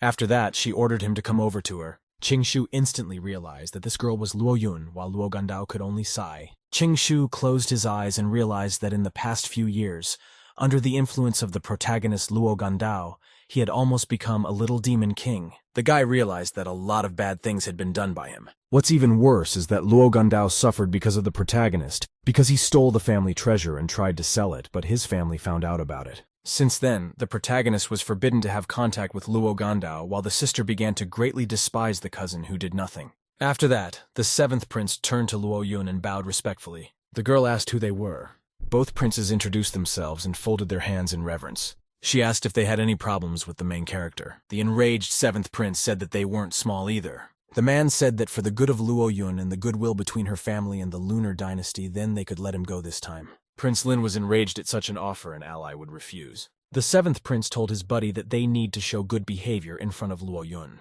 He also said that their family was an ancient family, and Qingshu couldn't escape because sooner or later they would catch him. Luo Gandao looked at his sister and asked if she wanted to stay and talk to her cousin. At the same time, Qingshu Extra did not visibly look at everything that was happening. The girl asked why she had to talk to him, and if this conversation had any life or death value. Luo Gandao couldn't say a word back to his sister. I will.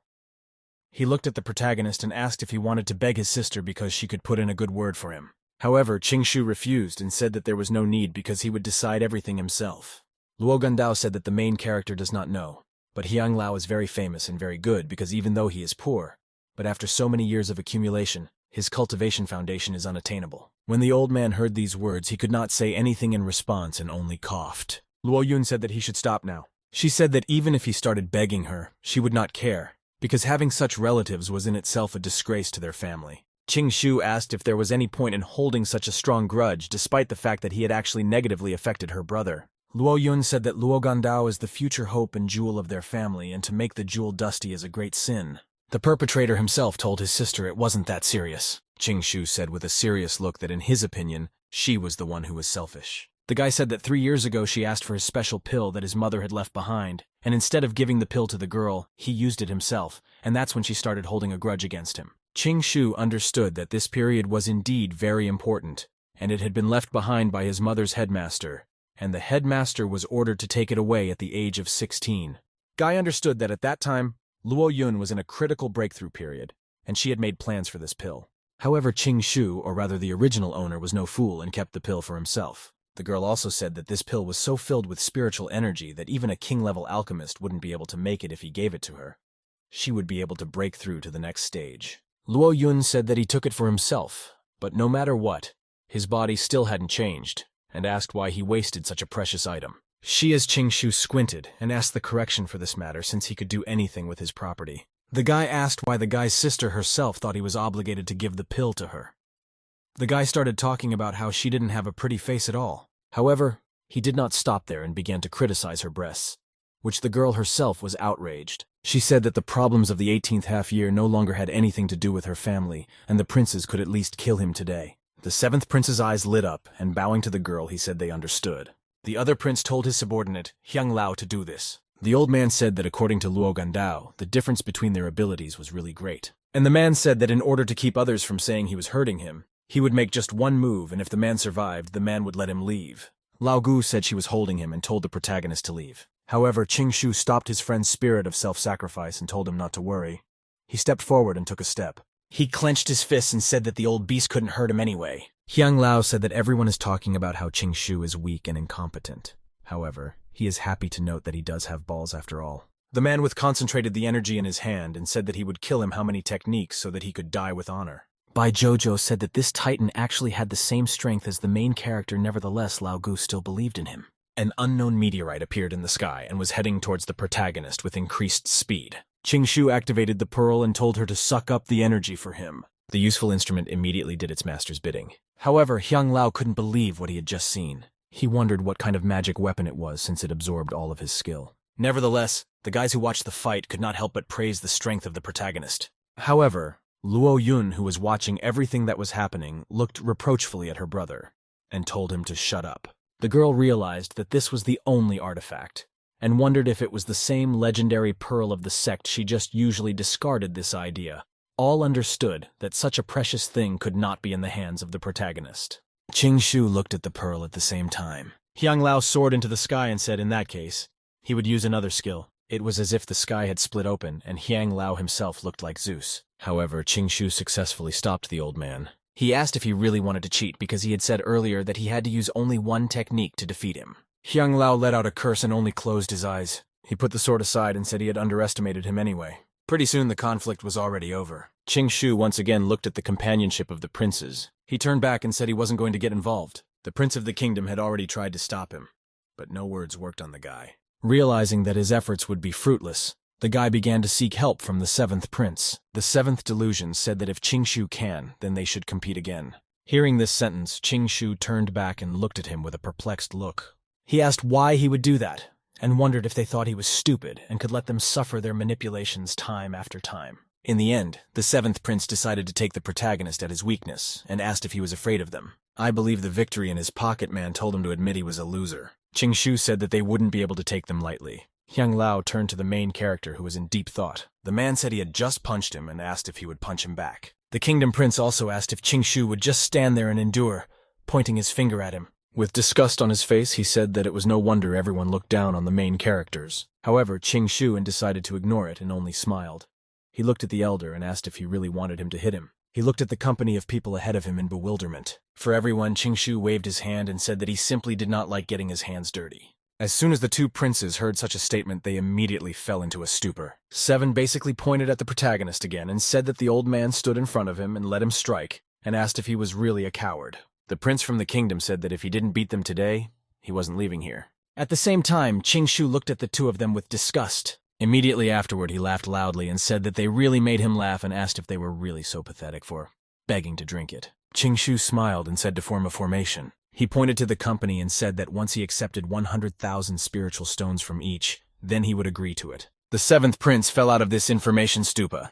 He said it was asking too much. The other principal was outraged because Qingshu would beat them, and they still had to pay for it. However, Qingshu folded his arms and said that he was the one being pathetic, and if the answer was no, then Qingshu was not going to waste time on them. Both princes abruptly jumped to their feet and tried to stop the protagonist. With a displeased look on his face, the seventh principal held out the pouch and said that there were 100,000 spirit stones in here. At the same time, the prince of the kingdom said that they took so much to me in the spirit, but perhaps treasure as a kind of dragon, elephant will do. He put it on the table and said it was definitely worth at least 100,000 stones. Qingshu looked at the presented gifts with a smile and said that he would reluctantly accept their offer. Immediately afterward, however, the protagonist was called out and squinted. The old man had already made a stand and told him to stop talking and act. Lao Guo said that he was afraid that the elder had some killing techniques, so he had to be careful. However, Qingshu stepped forward and said that he would be fine. Getting older, she told him to use his power and not be a coward. A huge amount of energy gathered in the main character's hand, and he told the old man to be careful. After that, he made a few sweeps of his hand, and the illusory blades headed towards the old man. As the attack traveled to its target, Hyang Lao only stood silently. Unexpectedly, he took the blow completely. And on the horse, despite the fact that he was supposed to receive some damage, the old man smiled and covered his body with some sort of green substance that emitted green smoke. At some point, Qingshu noticed that his spiritual power had sensationally dried up. Hyang Lao laughed and said that he would show him his unique skills. His hair and robes rose, and he said that arcane magic would suck all the strength out of him. Qingshu fought desperately and made something out of an energy shield discharge. However, it didn't stop the relentless absorption. The seventh prince had already started cheering beforehand and said that he would easily get all these stones back, and this time he wouldn't run away. The prince of the kingdom said that Hyang Lao's magical power specialized in sucking out people's spiritual power, and he would completely desiccate his body. At the same time, Qingshu desperately resisted the powerful force. The prince of the kingdom once again pointed his finger at the protagonist and said that here she had become his end. At the same time, Luo Gandao asked his sister if the protagonist would be all right, because he was obviously worried. Luo Yun asked what he thought the outcome would be. The guy said that everything will be fine because even though Qingshu is not that experienced in practicing, but he is strong in spirit. Luo Gandao said that he would never have gone to his death so foolishly. Luo Yun closed one eye and said that he would definitely die this time. She looked at him with disdain and said that his motivation level was too close, and there was no chance in mysterious magic elder. Luo Gandao was immediately frightened and started asking his sister to save the protagonist. The woman said she had never been rescued by such a person. However, she smiled softly and said that since Luo Gangdao had entrusted everything for him, then she could save him once. Luo Gangdao had already started to glow with happiness. However, the girl set her conditions. Luo Yun said that the demigod was obligated to beg her. Luo Gandao, as soon as he heard his sister's demands, started shouting at the top of his voice for Qingshu to hear him. He said that he should put aside his pride and beg his sister because his life was important. Qingshu flicked off some of the magic and said that he appreciated his concern. He squinted his eyes, however, and said that she was not at all worthy of him begging her. The prince pointed at the main character and asked, how dare he show disrespect, and he thinks Qingshu will only be able to watch his tongue when he dies. The kingdom said that even if he begged for mercy, it was already too late, because once Hyang Lao's mysterious power was activated, it could not be stopped until one was exhausted. The prince told the elder to suck it to death with a manic grin. Getting old, she said his spiritual power must be exhausted. The man held his hands up and said he was just about finished. However, at the same moment, Qingshu smiled and opened his eyes wide. He said that it was indeed time to end this. Expecting that nothing interesting would happen anymore, Luo Yun turned to her brother and told him to go along with her. She turned back and said he shouldn't look at it. A large amount of energy was concentrated in the hands of the protagonist. He took a step forward, not expecting what happens next. Qingshu said with a rush that he had had enough. Run. Immediately after that, he launched himself behind the energies directly at the elder, who didn't expect such a thing. Hyang Lao was barely able to react at the very last moment and noticed the clot of energy. He had clearly damaged his body and dispersed the magic. Hyang Lao clearly didn't understand why his body still had such a powerful spiritual force, while he himself was inflated like a balloon. Qing Shu opened his eyes wide and told him to keep sucking on it. The man had already said to stop doing this. However, Qing Shu was not going to stop. He launched several more of these already clots of energy and told him to get more. The old man's eyes rolled back, and he had already realized the seriousness of what was happening. At one point, he even begged the prince to save him. "I will." Luo Yun, who clearly did not expect such an exodus of events, abruptly turned her head. The woman clearly didn't expect that there was still spiritual power in the main characters' bodies. While Hyang Lao was already like a balloon and begged the protagonist, saying that he couldn't stand it anymore, the guy just smiled lightly as if such a waste of energy meant nothing to him. At one point, the kingdom will arrive telling the protagonist to stop. However, Qing Shu main show and charging another blob of energy asked the reason why he should do so. Qing Shu once again launched another ball of energy and said that he was enjoying his meal. The clot of energy traveled to the elder's face again with incredible speed. He clearly didn't associate this energy with anything good anymore, but there was nothing he could do about it. A moment later, there was a huge explosion in the square. The two princes remained in a stupor and couldn't say a word. However, amongst all this company, the one who was most happy was Luo Gandao, who raised his hands aloft and congratulated the protagonist on his victory. However, Luo Yun was clearly not of this opinion, and was wary of the guy because it was impossible that the main character's body contained such a huge amount of spiritual power, because his cultivation was too small for that. The prince then pointed at the protagonist and told him to stop and asked him how he would harm the elder. However, the protagonist had had enough of enduring the whole absurdity of the situation, and he slowly turned his head. The prince of the kingdom immediately felt some strange pressure. A second later, Qing Shu slapped the prince. With a serious expression on his face, he asked who he was to tell him to stop. The man said he was a prince of an ancient kingdom and grows at the base of it to hit him. Then he would not let him go. At the same moment, Qing Shu took out his sword and asked what was the point of killing him. He swung that sword and said that if that light insulted him, she would touch his feet. Immediately, the man's legs separated from his torso, even though the sword was not in any way in contact with his body. Done.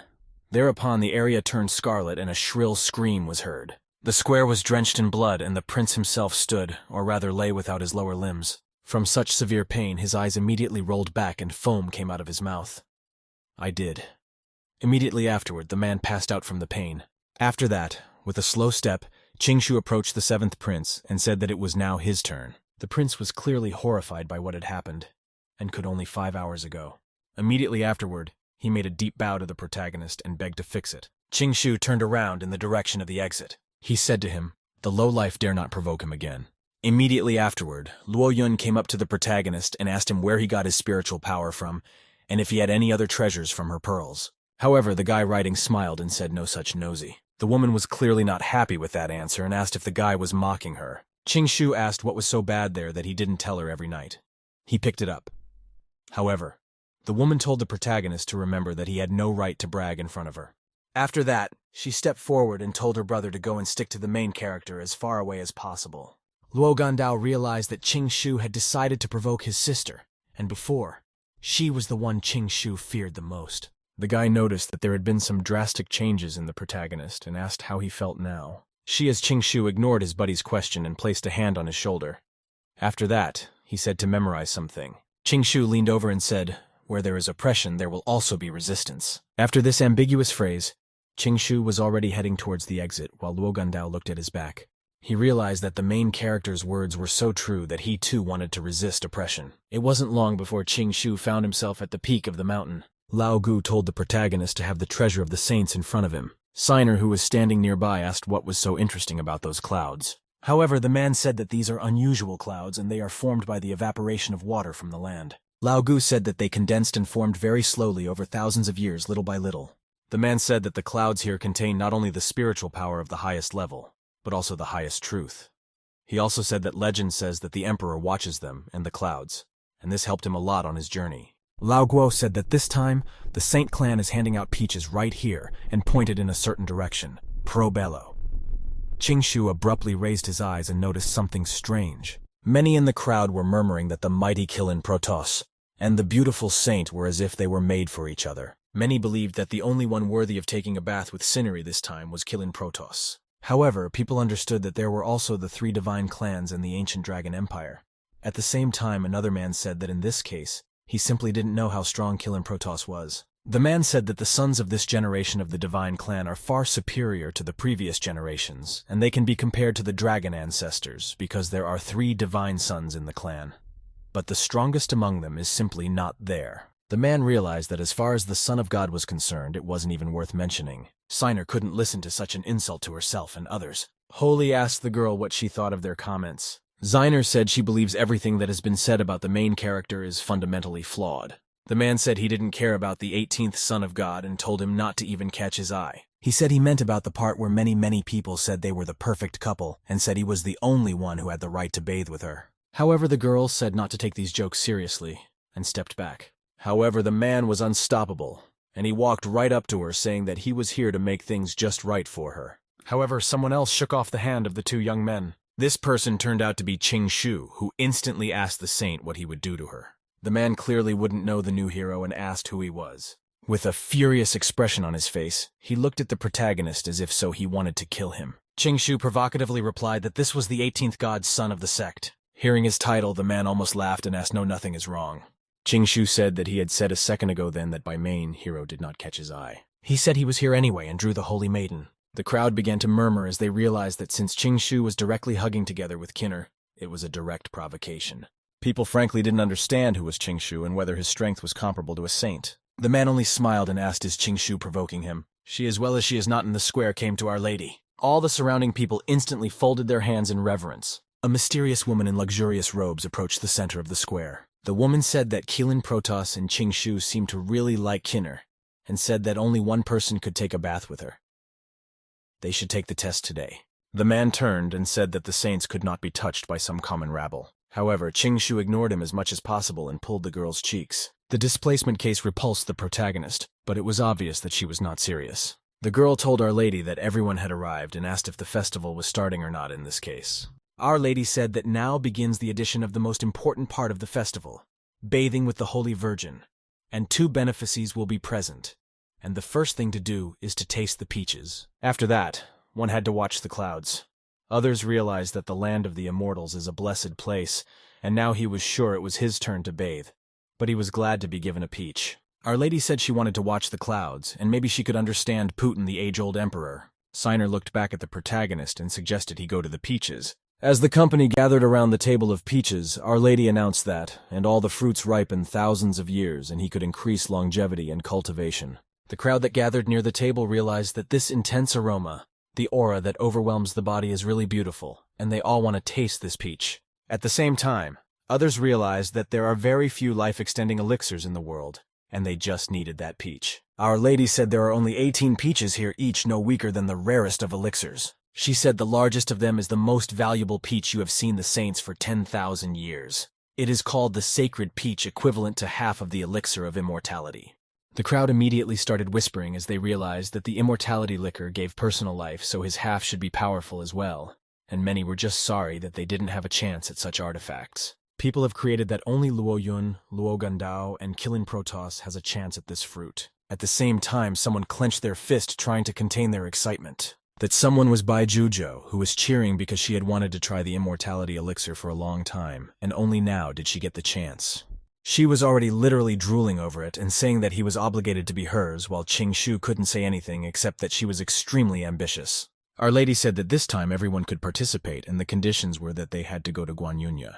The woman said that in this place, not only could they improve their understanding of cultivation, and those who were very lucky would be able to learn the path of the great emperor. She also said that their insight and meditation in that place promotes the flowering growth and fruiting of peach trees, and it is like killing 2 hares with one shot, that there is mutual benefit. Many raised their heads as they realized that the peach tree was growing with each meditation. One realized that it was no wonder that the Saint clan often held grand festivals and also handed out peaches to entertain everyone.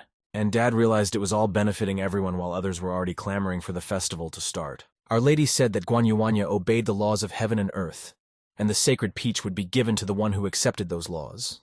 At the last moment, Kilin Protoss turned to the protagonist and said that he was the first one who dared to be so arrogant in front of him. The man said that he had heard he was scum in a mortal body and didn't understand why the treasure had sent him to the festival in the first place. The man said he was afraid the man wouldn't even smell the peach. Keelan Protoss told the protagonist not to worry, since when he gets the biggest peach he will give him a slice from the smallest one. However, Our Lady is not finished yet.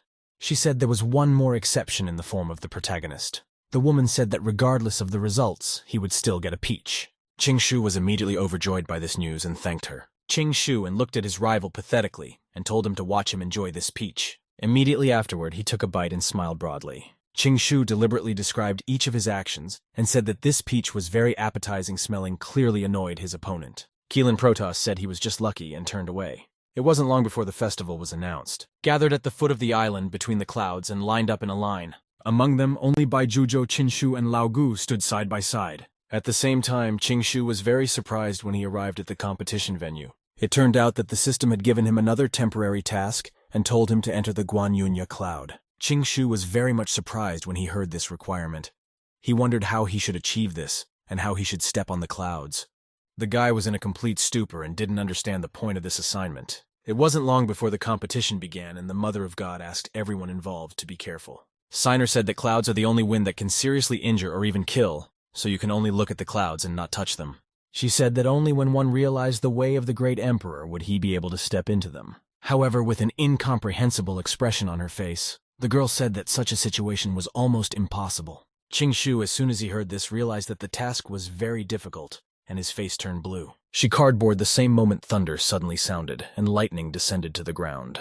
It turns out that out of that lightning came Keelan Protoss, who looked off into the distance. Our Lady said that Keelan Protoss is very extraordinary, apparently quickly realized the first law of heaven and earth. Keelan Protoss turned to the protagonist and said, "He hopes he has the same abilities as his mouth and told me to make a fool of myself." Immediately afterward, the first law of heaven and earth befell Luo Yun as well. Our Lady also congratulated her on her comprehension of the law. Immediately afterward, the 3 laws were comprehended by her brother. Everyone else was very surprised as they realized that the kid had managed to get 3 golden beams at once. Our Lady said that Luo Gandao, worthy of an innate Taoist body, his understanding of the laws of heaven and earth possessed an advantage that no one could match. The woman said that the one who comprehended the 3 saint laws at once the sect of saints had not seen for thousands of years. At the same time, Qingshu and Bai Jojo watched the scene without any tension.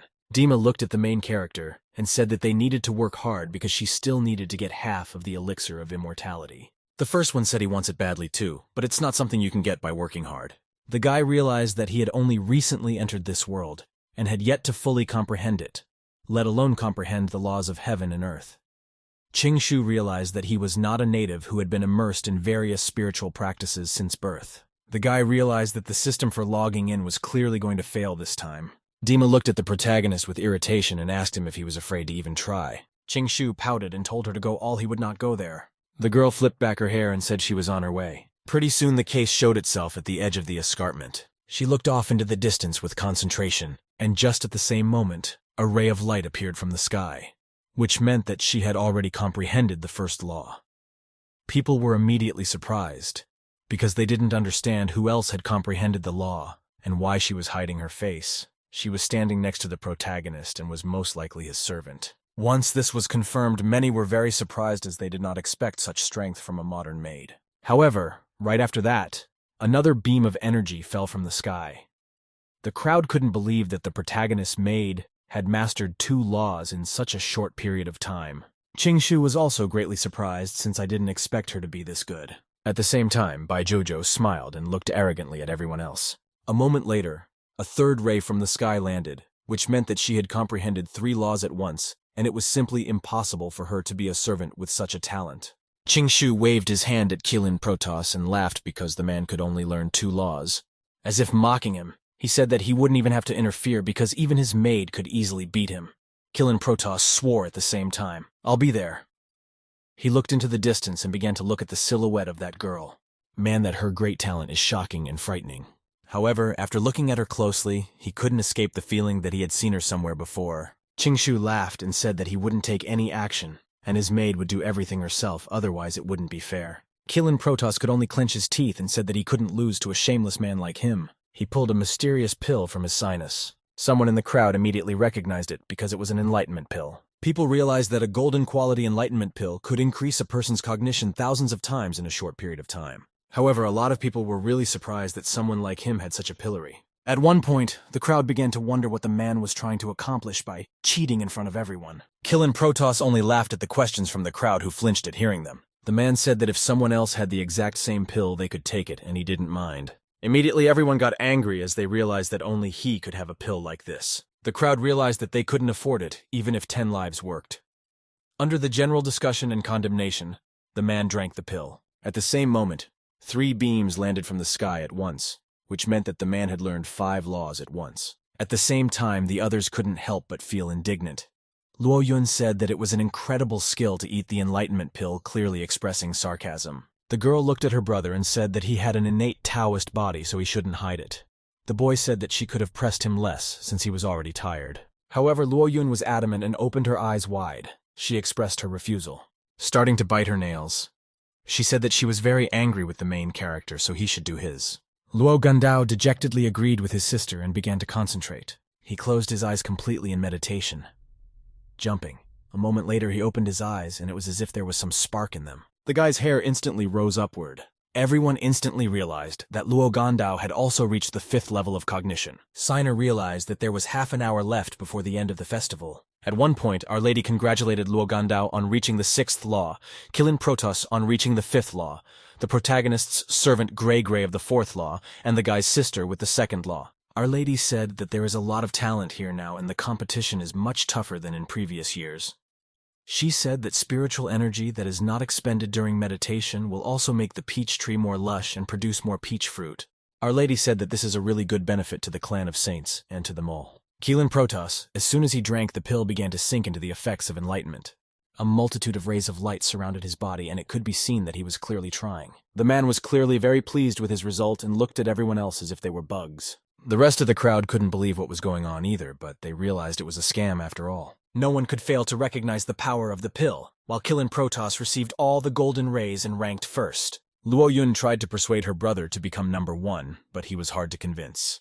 Luo Gandao said that he was tired and wanted to save his strength to get you to the next stage and begged to let him sleep. Luo Yun realized that Qing Shu was a very bad influence on him. Nevertheless, she turned away and said it was good that they outnumbered him. Patsanov was covered in sweat at the same time since he knew what that facial expression meant. Qing Shu turned to Bai Jujo and told her to keep it up since Kilin Protoss was back in the game. The girl said she was afraid that if she worked at a Grey No, she would just scare everyone. Qing Shu didn't know what she was talking about at first, because if she didn't work hard, she wouldn't get a sacred peach. After some time of persuasion, the girl agreed to work harder.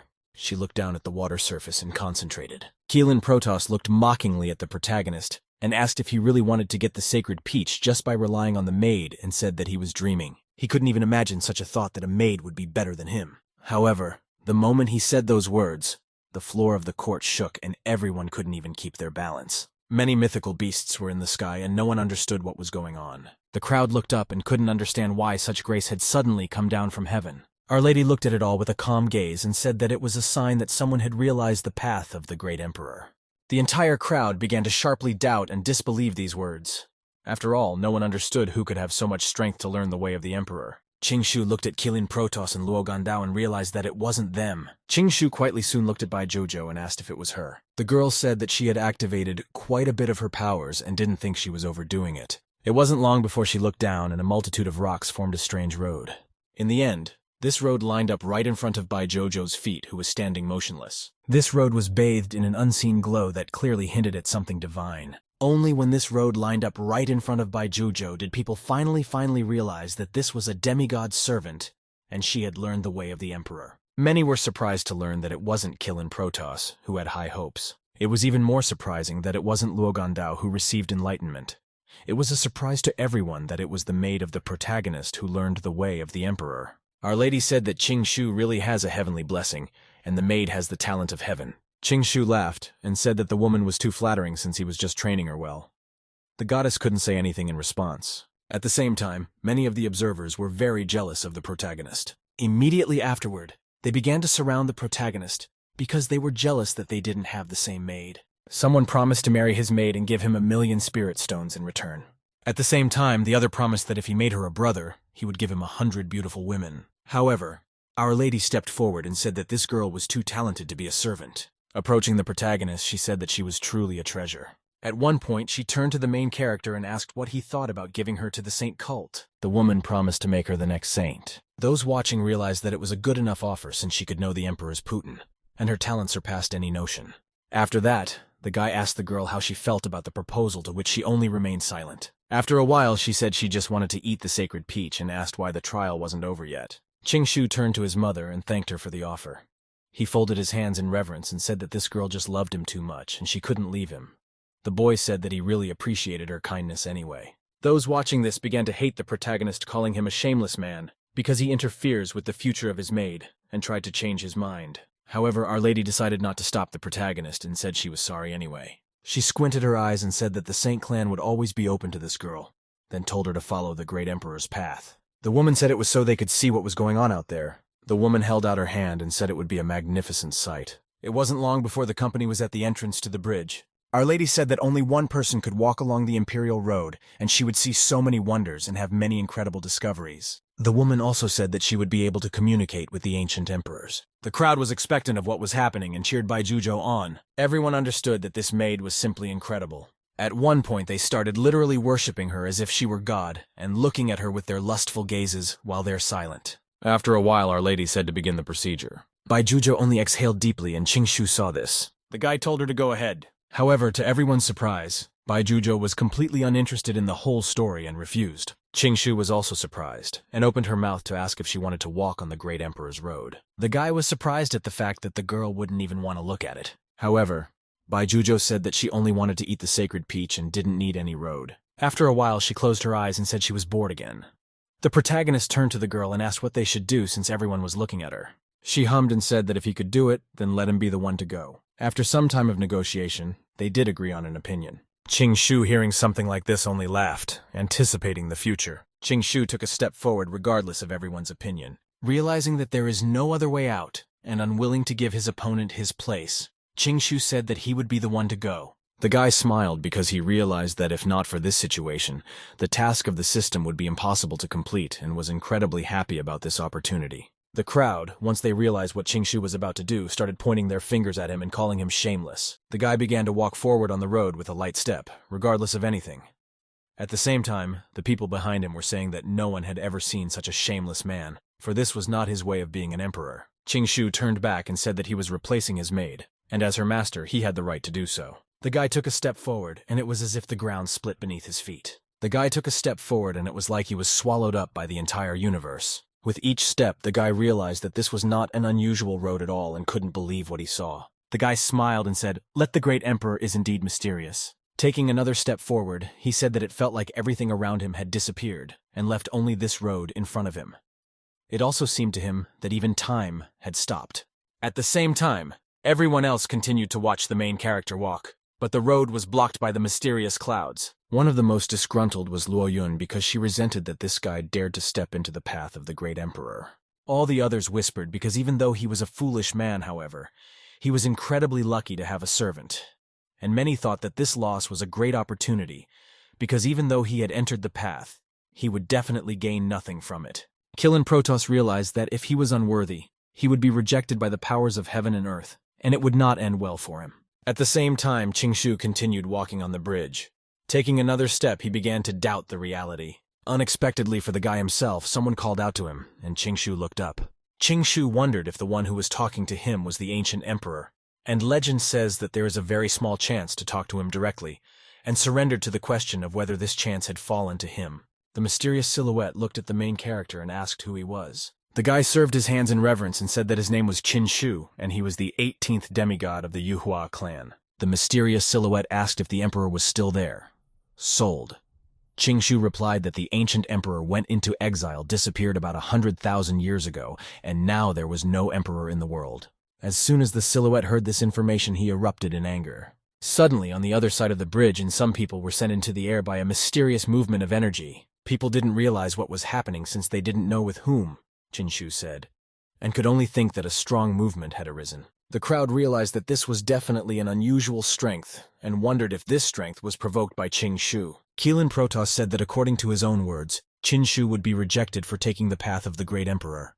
He smiled and said that other than the forces of heaven and earth, no one could create such a movement. Saint Signer looked Shi'ar Lady and wanted to ask about the protagonist. The woman said that their clan had a powerful defense system, and if this power was able to shake it, it meant that the power was truly terrifying. Our Lady said that regardless of whether it was a more ancient emperor or the rejection of the power of heaven and earth, then it all depended on the luck of the protagonist. Guessing what the women meant, Saint interjected. She said that if it was the Emperor Force, Qingshu had met him. And if it was the Heaven and Earth Force, he was most likely already dead. Our Lady confirmed the words of her disciple. She said, "Let the Emperor who appeared today is already in any case a rarity for all ages." However, she also said that it is even rarer that the person who embarks on this path is not the one who enlightened him. Our Lady said that this has never happened before. The mysterious silhouette was still churning with anger, and Qingshu could only stare at it silently. The man asked if Emperor Yuhua was the last emperor in the world. Qingshu said that this was not true, and 80,000 years ago, the great Kaifeng Emperor ascended the throne. However, he too soon disappeared. After that, the guy said that in 8,000 years, no one has become an emperor, and they say that the path to becoming an emperor is cursed. Qingshu was glad that before being thrown into this world, he had clearly familiarized himself with the period of world history. Otherwise, it would have been difficult for him to answer this. Silhouette immediately recalled the name Qingshu called out as if it was familiar to him. Qingshu said that the powerful people and forces of the world were planning to resume the way of the emperor using the sons of the saint gods and the sons of the family, and the common goal of the entire world was the rebirth of the great emperor. Silhouette said that the great emperor's May is indestructible, and he began to be enveloped by a mysterious energy. However, in the midst of all this energy, something strange appeared. They looked like some kind of mysterious tentacles. It wasn't long before they encircled a silhouette that could only silently open its mouth. The mysterious dark force was dragging the silhouette back into some sort of portal, rapidly distancing it from the protagonist. Qingshu was rather startled as he did not understand what this thing was and where it had dragged the ancient emperor to. Silhouette said that he didn't have much time, and if it wasn't for the great emperor's May, he wouldn't be able to talk to him at all. The great emperor said to enter along the way. However, how far he would be able to go would only depend on his fate. The man said there must be or what emperor in the world to keep it stable. The guy could only wide-eyed with surprise. Pretty soon chaotic energy filled the entire area. Qingshu opened his eyes wide in bewilderment, for it was as if something had clicked in his head. The guy understood that the emperor were invincible and divine beings in this world, and wondered what this creature was hiding behind the tentacles. However, the guy could only take a deep breath as he realized that no one would believe him. Qingshu said that the silhouette was telling him to follow the great emperor's path, and the further he went, the better it would be. Qingshu checked the system and realized that it had not yet given him a completed task, so he should move forward. After a while, Qingshu began to notice changes in the bridge. Strange treasures began to appear around him. Qingshu began to look around and wondered if he had to choose something. He had already reached for a certain pearl, however. He stopped at the very end. He removed his hand and realized that these treasures were far inferior to the system's rewards, so he needed to keep going. After a while, he will continue to walk on the bridge. It wasn't long before the protagonists noticed other changes along the way. He began to be surrounded by all sorts of beauties. They tried to draw him away and told him to follow them. Among them were a multitude of people and a gender of people from other times.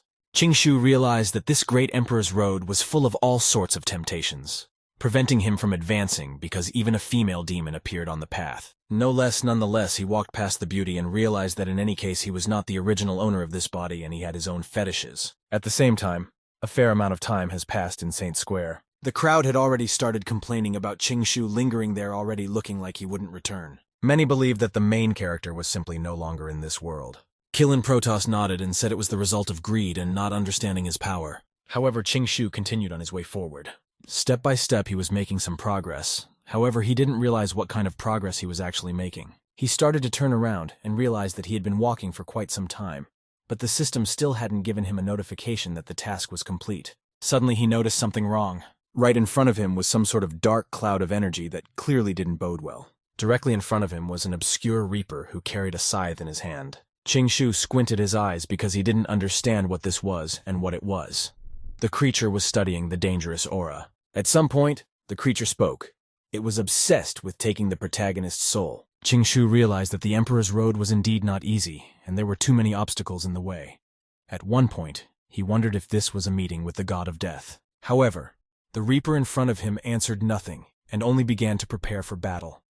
Spent, and at one point he said that the protagonist has nowhere to run, and he will take his soul. Qingshu opened his eyes wide as he realized that the man was not joking at all. At the same moment he leaned in and lunged. A moment later, he was within range of the Reaper and activated his Thunder Strike. However, the Reaper had already swung at the protagonist, who successfully lunged backwards. However, what Qingshu didn't expect was the fact that the Reaper was completely without any injuries. He was very surprised and asked if he was okay after such a blow. Not sure what happened, he made another lunge and decided to try again. Qingshu activated the Dragon Elephant Seal at this moment, and by making an uppercut with his foot, Qingshu expected some sort of kickback. However, he was once again surprised by the fact that such an attack did not deal any blow to his opponent at all. He lunged back again and prepared for another attack. Finally, the guy realized that the body of the god of death was clearly different from the usual one, and most likely simply wasn't a physical body. The Reaper took the scythe in his hands and said that every stroke would be useless. He swung his weapon and said it was time to give his soul. Qingshu opened his eyes wide and realized that his affairs were bad. The guy realized he wouldn't be able to dodge and merely awaited his fate. However, what has really changed is the fact that nothing has happened at all. The Reaper couldn't believe that it had happened, because some kind of problem with the protagonist's soul had happened after all. The guy wondered what all this meant because he couldn't touch him. But Qingshu himself couldn't do any damage to him either. The Reaper simply didn't understand why he couldn't take this soul and wondered what Qingshu was able to survive. Qingshu couldn't only smile and say that he himself had no idea, hand mysteriously, and said that since none of them could do anything, he would continue with his chest. Reaper could only stand there and stare at the protagonist in a stupor. The main characters at the same time stepped forward, immersed in their own thoughts. They did not understand what had happened, but assumed that he had some kind of problem since he was a reincarnator. Squinting his eyes, he realized that this cultivator world was truly terrifying. For a moment, he remembered everything he had come across along the way. He realized that the things he had seen on the road today were truly incredible. As he continued pacing, he wondered what was behind it all after all. The Reaper realized that the main character's soul could not be taken, and wondered if this man was going to ascend to the throne. Dissolving into the energy, he laughed because he realized the absurdity of the situation, but he didn't realize that it was all too easy. At the same time, Qingshu continued on his way. The guy looked and couldn't help but be surprised at what he saw. Qingshu noticed that there was a huge boulder standing in the Emperor's path. The system finally gave the protagonist Noya as a reward for completing the task, and the guy received a Dharma pill and 10 martial arts life force pills. Immediately after that, Qingshu saw many pills that appeared in his hands. The guy squinted and realized that this task was finally over, and this time the rewards were pills. Qingshu took the Dharma pill in his hands and gazed at its contents. Patriarch understood that the legend said that this strongest pill was the foundation for breaking through from the martial arts stage to the Dharma stage. The guy understood that the great emperors used it before disappearing, and taking this pill could lay the best foundation for the strongest stage in the world. Qingshu said that he had gotten a martial arts vitality pill to lay the strongest foundation. And this time he even got one, but for the Dharma stage. And thus he can lay the strongest foundation because these martial arts pills can also increase the foundation of cultivation. Without thinking long, the guy decided to eat them all right now and put the first pill in his mouth. After thoroughly chewing the pill, Qingshu found himself at the second-level martial stage. He sat in lotus posture and continued his meditation. Qingshu smiled and realized that it was as if there was indeed a remarkable effect. The guy decided to eat all the other pills too. At some point, Qingshu had eaten enough pills to break through to the 9th level. The guy said he ate all the pills and feels his body is full of vitality. The guy realized he was very close to a breakthrough. Qingshu continued to step further on the bridge. At some point, the boy noticed a stone slab with some names on it. When he looked closely, he noticed that his name was on the 6th place. Guy thought about it and realized that it was a table of leaders who followed the great emperor's path. Looking up, Qingshu realized that he was currently in last place, and there were quite a few other people ahead of him. However, not even in the morning, for he looked very hard, but he still couldn't make out their names. After rounding the stone, Qingshu said that there was still a long way ahead of him. The boy decided to continue on his way. Keep playing forward. The atmosphere was still the same until the last moment. However, Qingshu turned around for a moment and noticed something strange. He noticed that there was someone fishing in the middle of the road in the emperor's path. Moving closer, Qingshu looked at the fisherman up close. He was on the bridge and was patiently watching the fishing rod.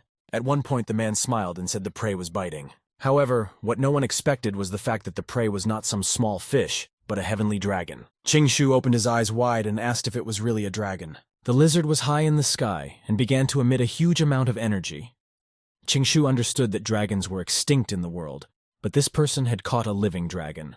However, the old man, unlike the protagonist, did not panic at all and said that he had been fishing for a long time and had finally caught him. This dragon that previously appeared large and dangerous kept getting smaller and smaller. After a while, it shrank to the point where it could fit into a small pouch that was near the old man.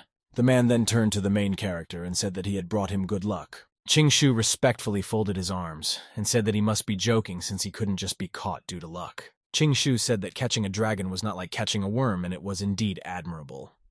The guy smiled radiantly and realized that if he could catch a dragon, he was definitely an extraordinary person. The fisherman laughed and said he was a funny enough guy. The man said that usually the people who follow this path are all arrogant, haughty, cold-blooded people. The man said that it was the first time he had seen such a friendly person like Qingshu, and the guy only scratched his cheek out of embarrassment. At one point, the fisherman would wave her hand and several shiny objects would appear from his sinus. The fisherman said that according to the rules, when he comes here for the first time, he has to give him something, and that's all he has on hand right now. The fisherman told him to pick one thing out of all this. Qingshu raised his hand and asked if he could really pick something out of everything he had. The fisherman smiled and told him not to be shy. Qingshu unexpectedly said that he was choosing his fishing rod, to the surprise of even the old man himself. He took and hugged his fishing rod and said that Qingshu is a treacherous child and he can give him the fishing rod since he spends the whole day with it. Qingshu thought about it and said that in this case, he would choose a small bamboo basket that was filled with dragons. The man blocked the items with his body and said that this couldn't be taken either. Such demands clearly angered the man, but he still did not back down. Qingshu pouted and asked if he was lying when he said that he could take everything he had. However, Ryback denied everything and said that he really couldn't give up the items. Qingshu shook his head and said that it was in accordance with the rules anyway, so he couldn't and disobeyed. The fisherman realized that he had absolutely no arguments left and could only make a face. The man could only ask who told him he wasn't following the rules. The man said that if the protagonist succeeded in going this way a second time and stopped in front of him, he would give this rod and basket together. Qingshu bowed to the fisherman and thanked him for the good deal. The fisherman told him not to be so cocky. After all, he forgot to tell him that there were only a few emperor teachings in the world, and ordinary cultivators especially only open one path once in their lifetime. She said that if he wanted to open the same path a second time, it would simply be impossible. Qingshu said that he also forgot to say something because this path of the emperor was not opened by him. However, this person did not want the type, so he went instead. The fisherman, as soon as he heard this information, could not believe it and could only stare at the protagonist. At one point, the man got angry and told the protagonist to get out of there. Qingshu told him not to get angry because he thinks that he's very lonely here alone anyway. Pauline said anyway he dispelled his boredom while the man was bubbling with anger. The man said he's been fishing here for years all his life and he didn't expect anyone to catch it today. The man said that he could see that he was lucky, however. He did not look like an emperor. Qingshu could only remain silent at such a statement from the old man. Qingshu looked up and asked if he could still take these things, to which the old man said that the rules could not be changed, and he could only take 1 point of takings. Qingshu asked the fisherman what was so special about these treasures. The man pointed to a certain key and told him to pick that particular key. The old man said that because of him, he would be able to open the mysterious god's domain. The guy realized that this key was indeed the most valuable. But because of this child's cunning character, he might think that the old man was deceiving him. This thought made the old man's face darken as he realized that he was actually worth a lot. However, unexpectedly, Qingshu did not argue and said that he would listen to him. The man clearly fell out in a stupor as he did not expect such an act from the protagonist. As the man walked back, Qingshu asked what was wrong with him because he had a strange expression on his face. The man said that he was fine. He was just tired, so the protagonist should leave. Qingshu said that the path of the great emperor continues ahead, and he wants to go further because maybe there are good people like him there. The old man could only get angry and remain silent at the protagonist's statement. Regardless, he grabbed the protagonist and told him to get out. Looking around, and the space around him seemed to shift. As it turned out, the old man moved to the stone slab. He looked into the distance and said that Qingshu was indeed a strange child. The man realized that not only had he stepped into the path of an emperor, but he had even managed to get on the list, which was quite an interesting discovery. The fisherman realized that among the 9 great paths, most people only made the list when they had been to at least 3 of the paths. However, the man realized that even though he was not an emperor, yet he was blessed with the same good fortune. The man smiled and wondered what the result of all this would be. He realized that he would be looking forward to the end. At the same time, a lot of people were still watching the bridge. Some people had already started to complain because they realized that it had already been a long time, and there was no point in waiting for someone since Qingshu must have already disappeared there forever.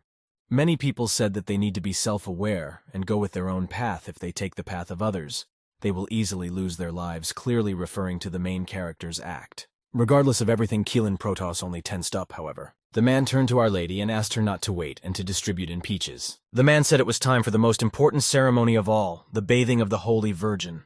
The gardener said that Shu had been there for too long and said that something had clearly happened. This appeal was clearly addressed to Bai Jojo, who was still very much watching the protagonist in the distance. Bai Jojo smiled and said that it was only the way of the emperor, and wondered what could happen. She said if he doesn't come out, he's out there having fun. Our Lady looked down at the girl but said nothing in response, and the rest of those watching realized that the maid was incomparably talented and full of arrogance, but she flattered the protagonist too much. Many believed that after today's death, his maid would be the one to come. At the same time, all the other men began to cheer about this news. Luo Yun turned to Luo Gandao and said that he was finished, because living an unpredictable life could be a dead end. Luo Gandao still disagreed with his sister, said that he felt that he was fine. The woman smiled and said that in any case it was only impossible if he didn't have an immortal body. Unexpectedly, the bridge began to show signs of complete collapse. Many have seen the bridge literally collapse into splinters and blocks of rock, unable to do anything else. At some point, people began to notice this occurrence and point out that the Emperor's road had disappeared. Some people began to scoff as they believed that Shu would definitely not return now. Many people even felt sorry that the main character's maid didn't step into the path of the Emperor because Shu just ruined everything. However, unexpectedly, Shu was flying in the middle of the wasteland. At some point, he began to notice that the Emperor's road was disappearing. This gave him a very great shock, which he was unable to bear. Many rays of light began to destroy the world he had just been in. At some point, the road in front of the protagonist began to crumble at an inexorable rate. At one point, it reached the protagonist himself. A mysterious energy began to envelop him. The guy closed his eyes and said a huge amount of streams where no earth was right here. For a moment, it seemed to him that there were 10,000 of them, and he would simply be physically unable to absorb them all at once. Yet all these streams were reaching out to him. Shu opened his eyes wide and smiled. He asked if this was the reward for the great emperor's path. At the same time, on the other side, people were still whispering, and already Luo Yun herself thought that the road had disappeared and Shu couldn't return. At the same time, Luo Gandao was worried about our protagonist. However, what no one expected was that there would be a big earthquake at the same moment. The sky seemed to split open and a huge amount of heavenly streams poured out. All the people had to cover their faces with their hands because they were unable to look at such a discharge of light. The people looked up and saw that Shu had returned. Most happy for the protagonist was Lao Gu, who shouted throughout the square about the protagonist's return. At the same time, Luo Yun was extremely surprised by the fact that Shu had returned and couldn't believe it. Many gawkers were also unable to believe that Shu had returned and wondered why he was wrapped in a golden light, then concluded that Shu had absorbed a huge amount of heaven and earth laws. Some people reveled and wondered if this was the effect of the Emperor's road. Others wondered what he was really going through. At the same time, it was Kilin Protoss who was most dissatisfied and who was grumbling. The saint almost cried at this and said that since it was Shu, he was fine and had returned. The goddess closed her eyes and said that Shu was nourishing the laws of heaven and earth with his entire body. Shu was still in the air and his body was enveloped by a huge amount of celestial orders. Tearing. Many of the crowd wondered if this was really possible. However, Shu decided not to delay and very soon found himself near the square. Landing on the floor, Shu began to look around. He went upstairs and said that he had returned. Our Lady wondered what Shu had gone through and why it took him so long to come back and said that if Shu didn't want to talk about it, they could leave the matter. Shu hesitated and immersed himself in his thoughts. Pro bello. The entire crowd waited for the main character's answers with anticipation. The guy said it wasn't really a big deal because he just met an old man there and he saw that he was lonely, so he chatted with him a little bit. However, Shu spread his hands and said that the old man had a bad temper, and in the end, he simply kicked him out. Our Lady wondered if it was really so, while the others were just shocked by the words. The woman asked, saw Shu see someone in the great emperor's path. Someone thought that there was no way Shu could have seen someone on the emperor's road, and it must be an obvious lie. This person claimed that he had met someone other than the emperor and thought it was a joke. Shu merely smiled and said that he didn't want to argue with a bunch of ignorant people. At the same time, everyone else was just waiting for the situation to be resolved. Our Lady said that the path of the emperor is eternal, and each person on it has their own destiny, so Shu could indeed meet someone along the way. And in the historical records, the clan head also met an old man on the path of the emperor. When people heard this, they couldn't believe the woman at first. Someone asked the question, he is not a great emperor. The man said that before the head became such an emperor, he had met someone along the way, and now Shu had experienced the same thing.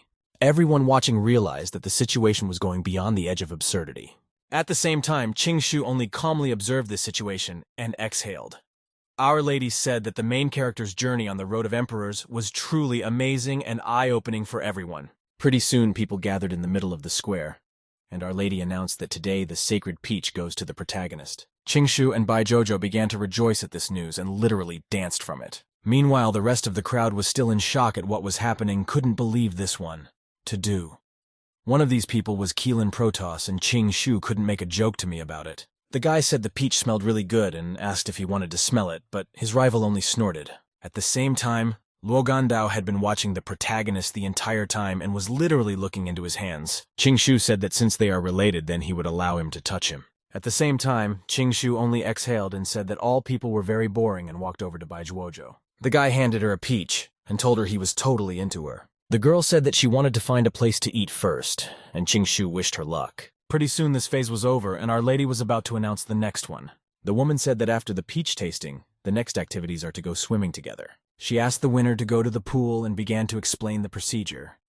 She said that the winner would be able to take a bath with the Holy Maiden and receive great benefits. A lot of guys imagining this picture couldn't help but envision something unthinkable. After a while, everyone gathered in another square.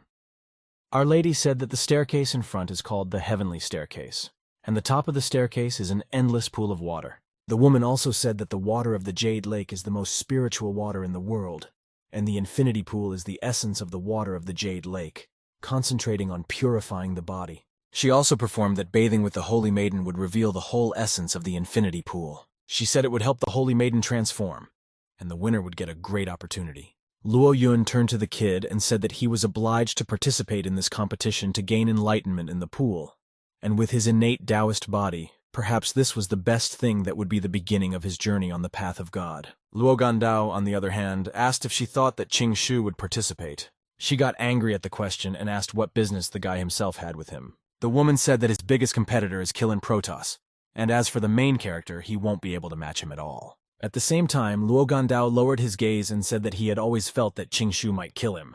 Our Lady said that each rung of the ladder was like a mountain pressing down on their bodies, and it would be very difficult to take a step forward. She said that it was also a test of their physical strength, and only those who managed to climb to the top had the right to enter the pool.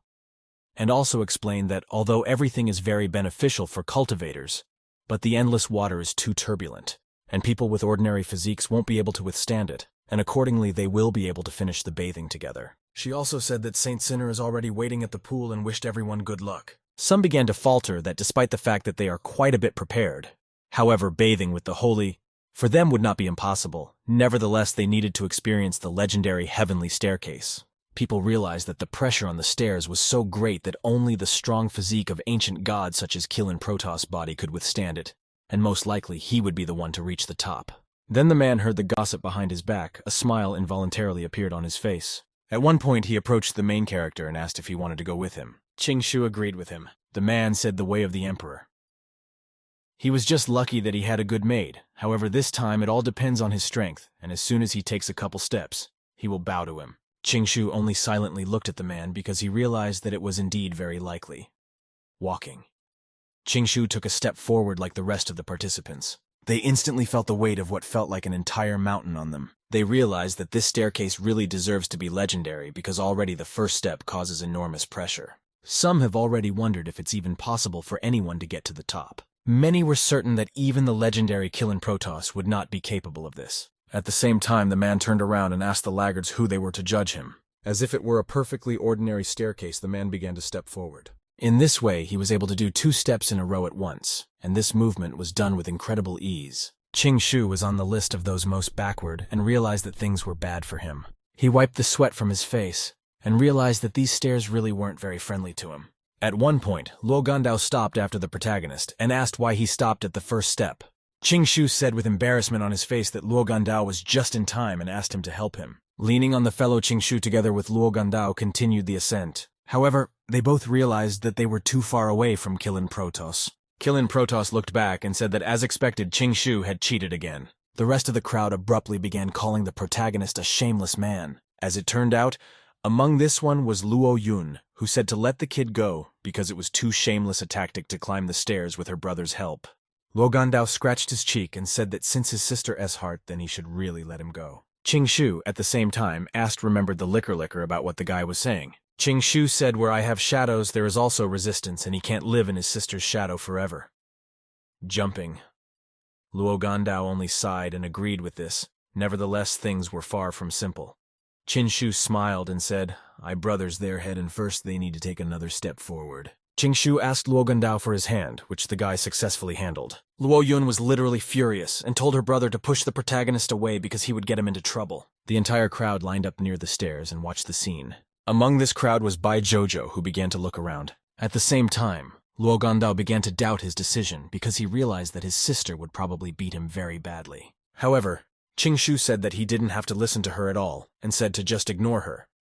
Qingshu said that if he was going to become an emperor, he couldn't be afraid of any woman at all. Qingshu stretched his hand forward and said that he had faith in him and that he could do it. Qingshu said with sweat on his face that they should go up one more. At the same time, Killin Protoss was also watching these complaining streams. Qinshu very soon equalized the score along with Killin Protoss. The man started laughing at the two guys who are barely one step up, yet still dream of bathing with Virgo. Although the man clearly despised their company, Qingshu said that if he was ashamed, he could simply refuse this torture. The man, however, merely dipped at this point and continued the ascent. Well, Qingshu, watching his steps, said that he was just too direct and didn't understand anything. The guy said that it was easy to have shadow in his heart, and people like him usually couldn't get any further along the path of perfection. Qingshu said that according to the garden, he should do his best to get rid of his sister's influence and start living his own life. Luo Gandao clearly appreciated this advice from the protagonist and said that he understood everything. At the same time, the people below couldn't help but breathe heavily. They realized that even though this is only the second step, however,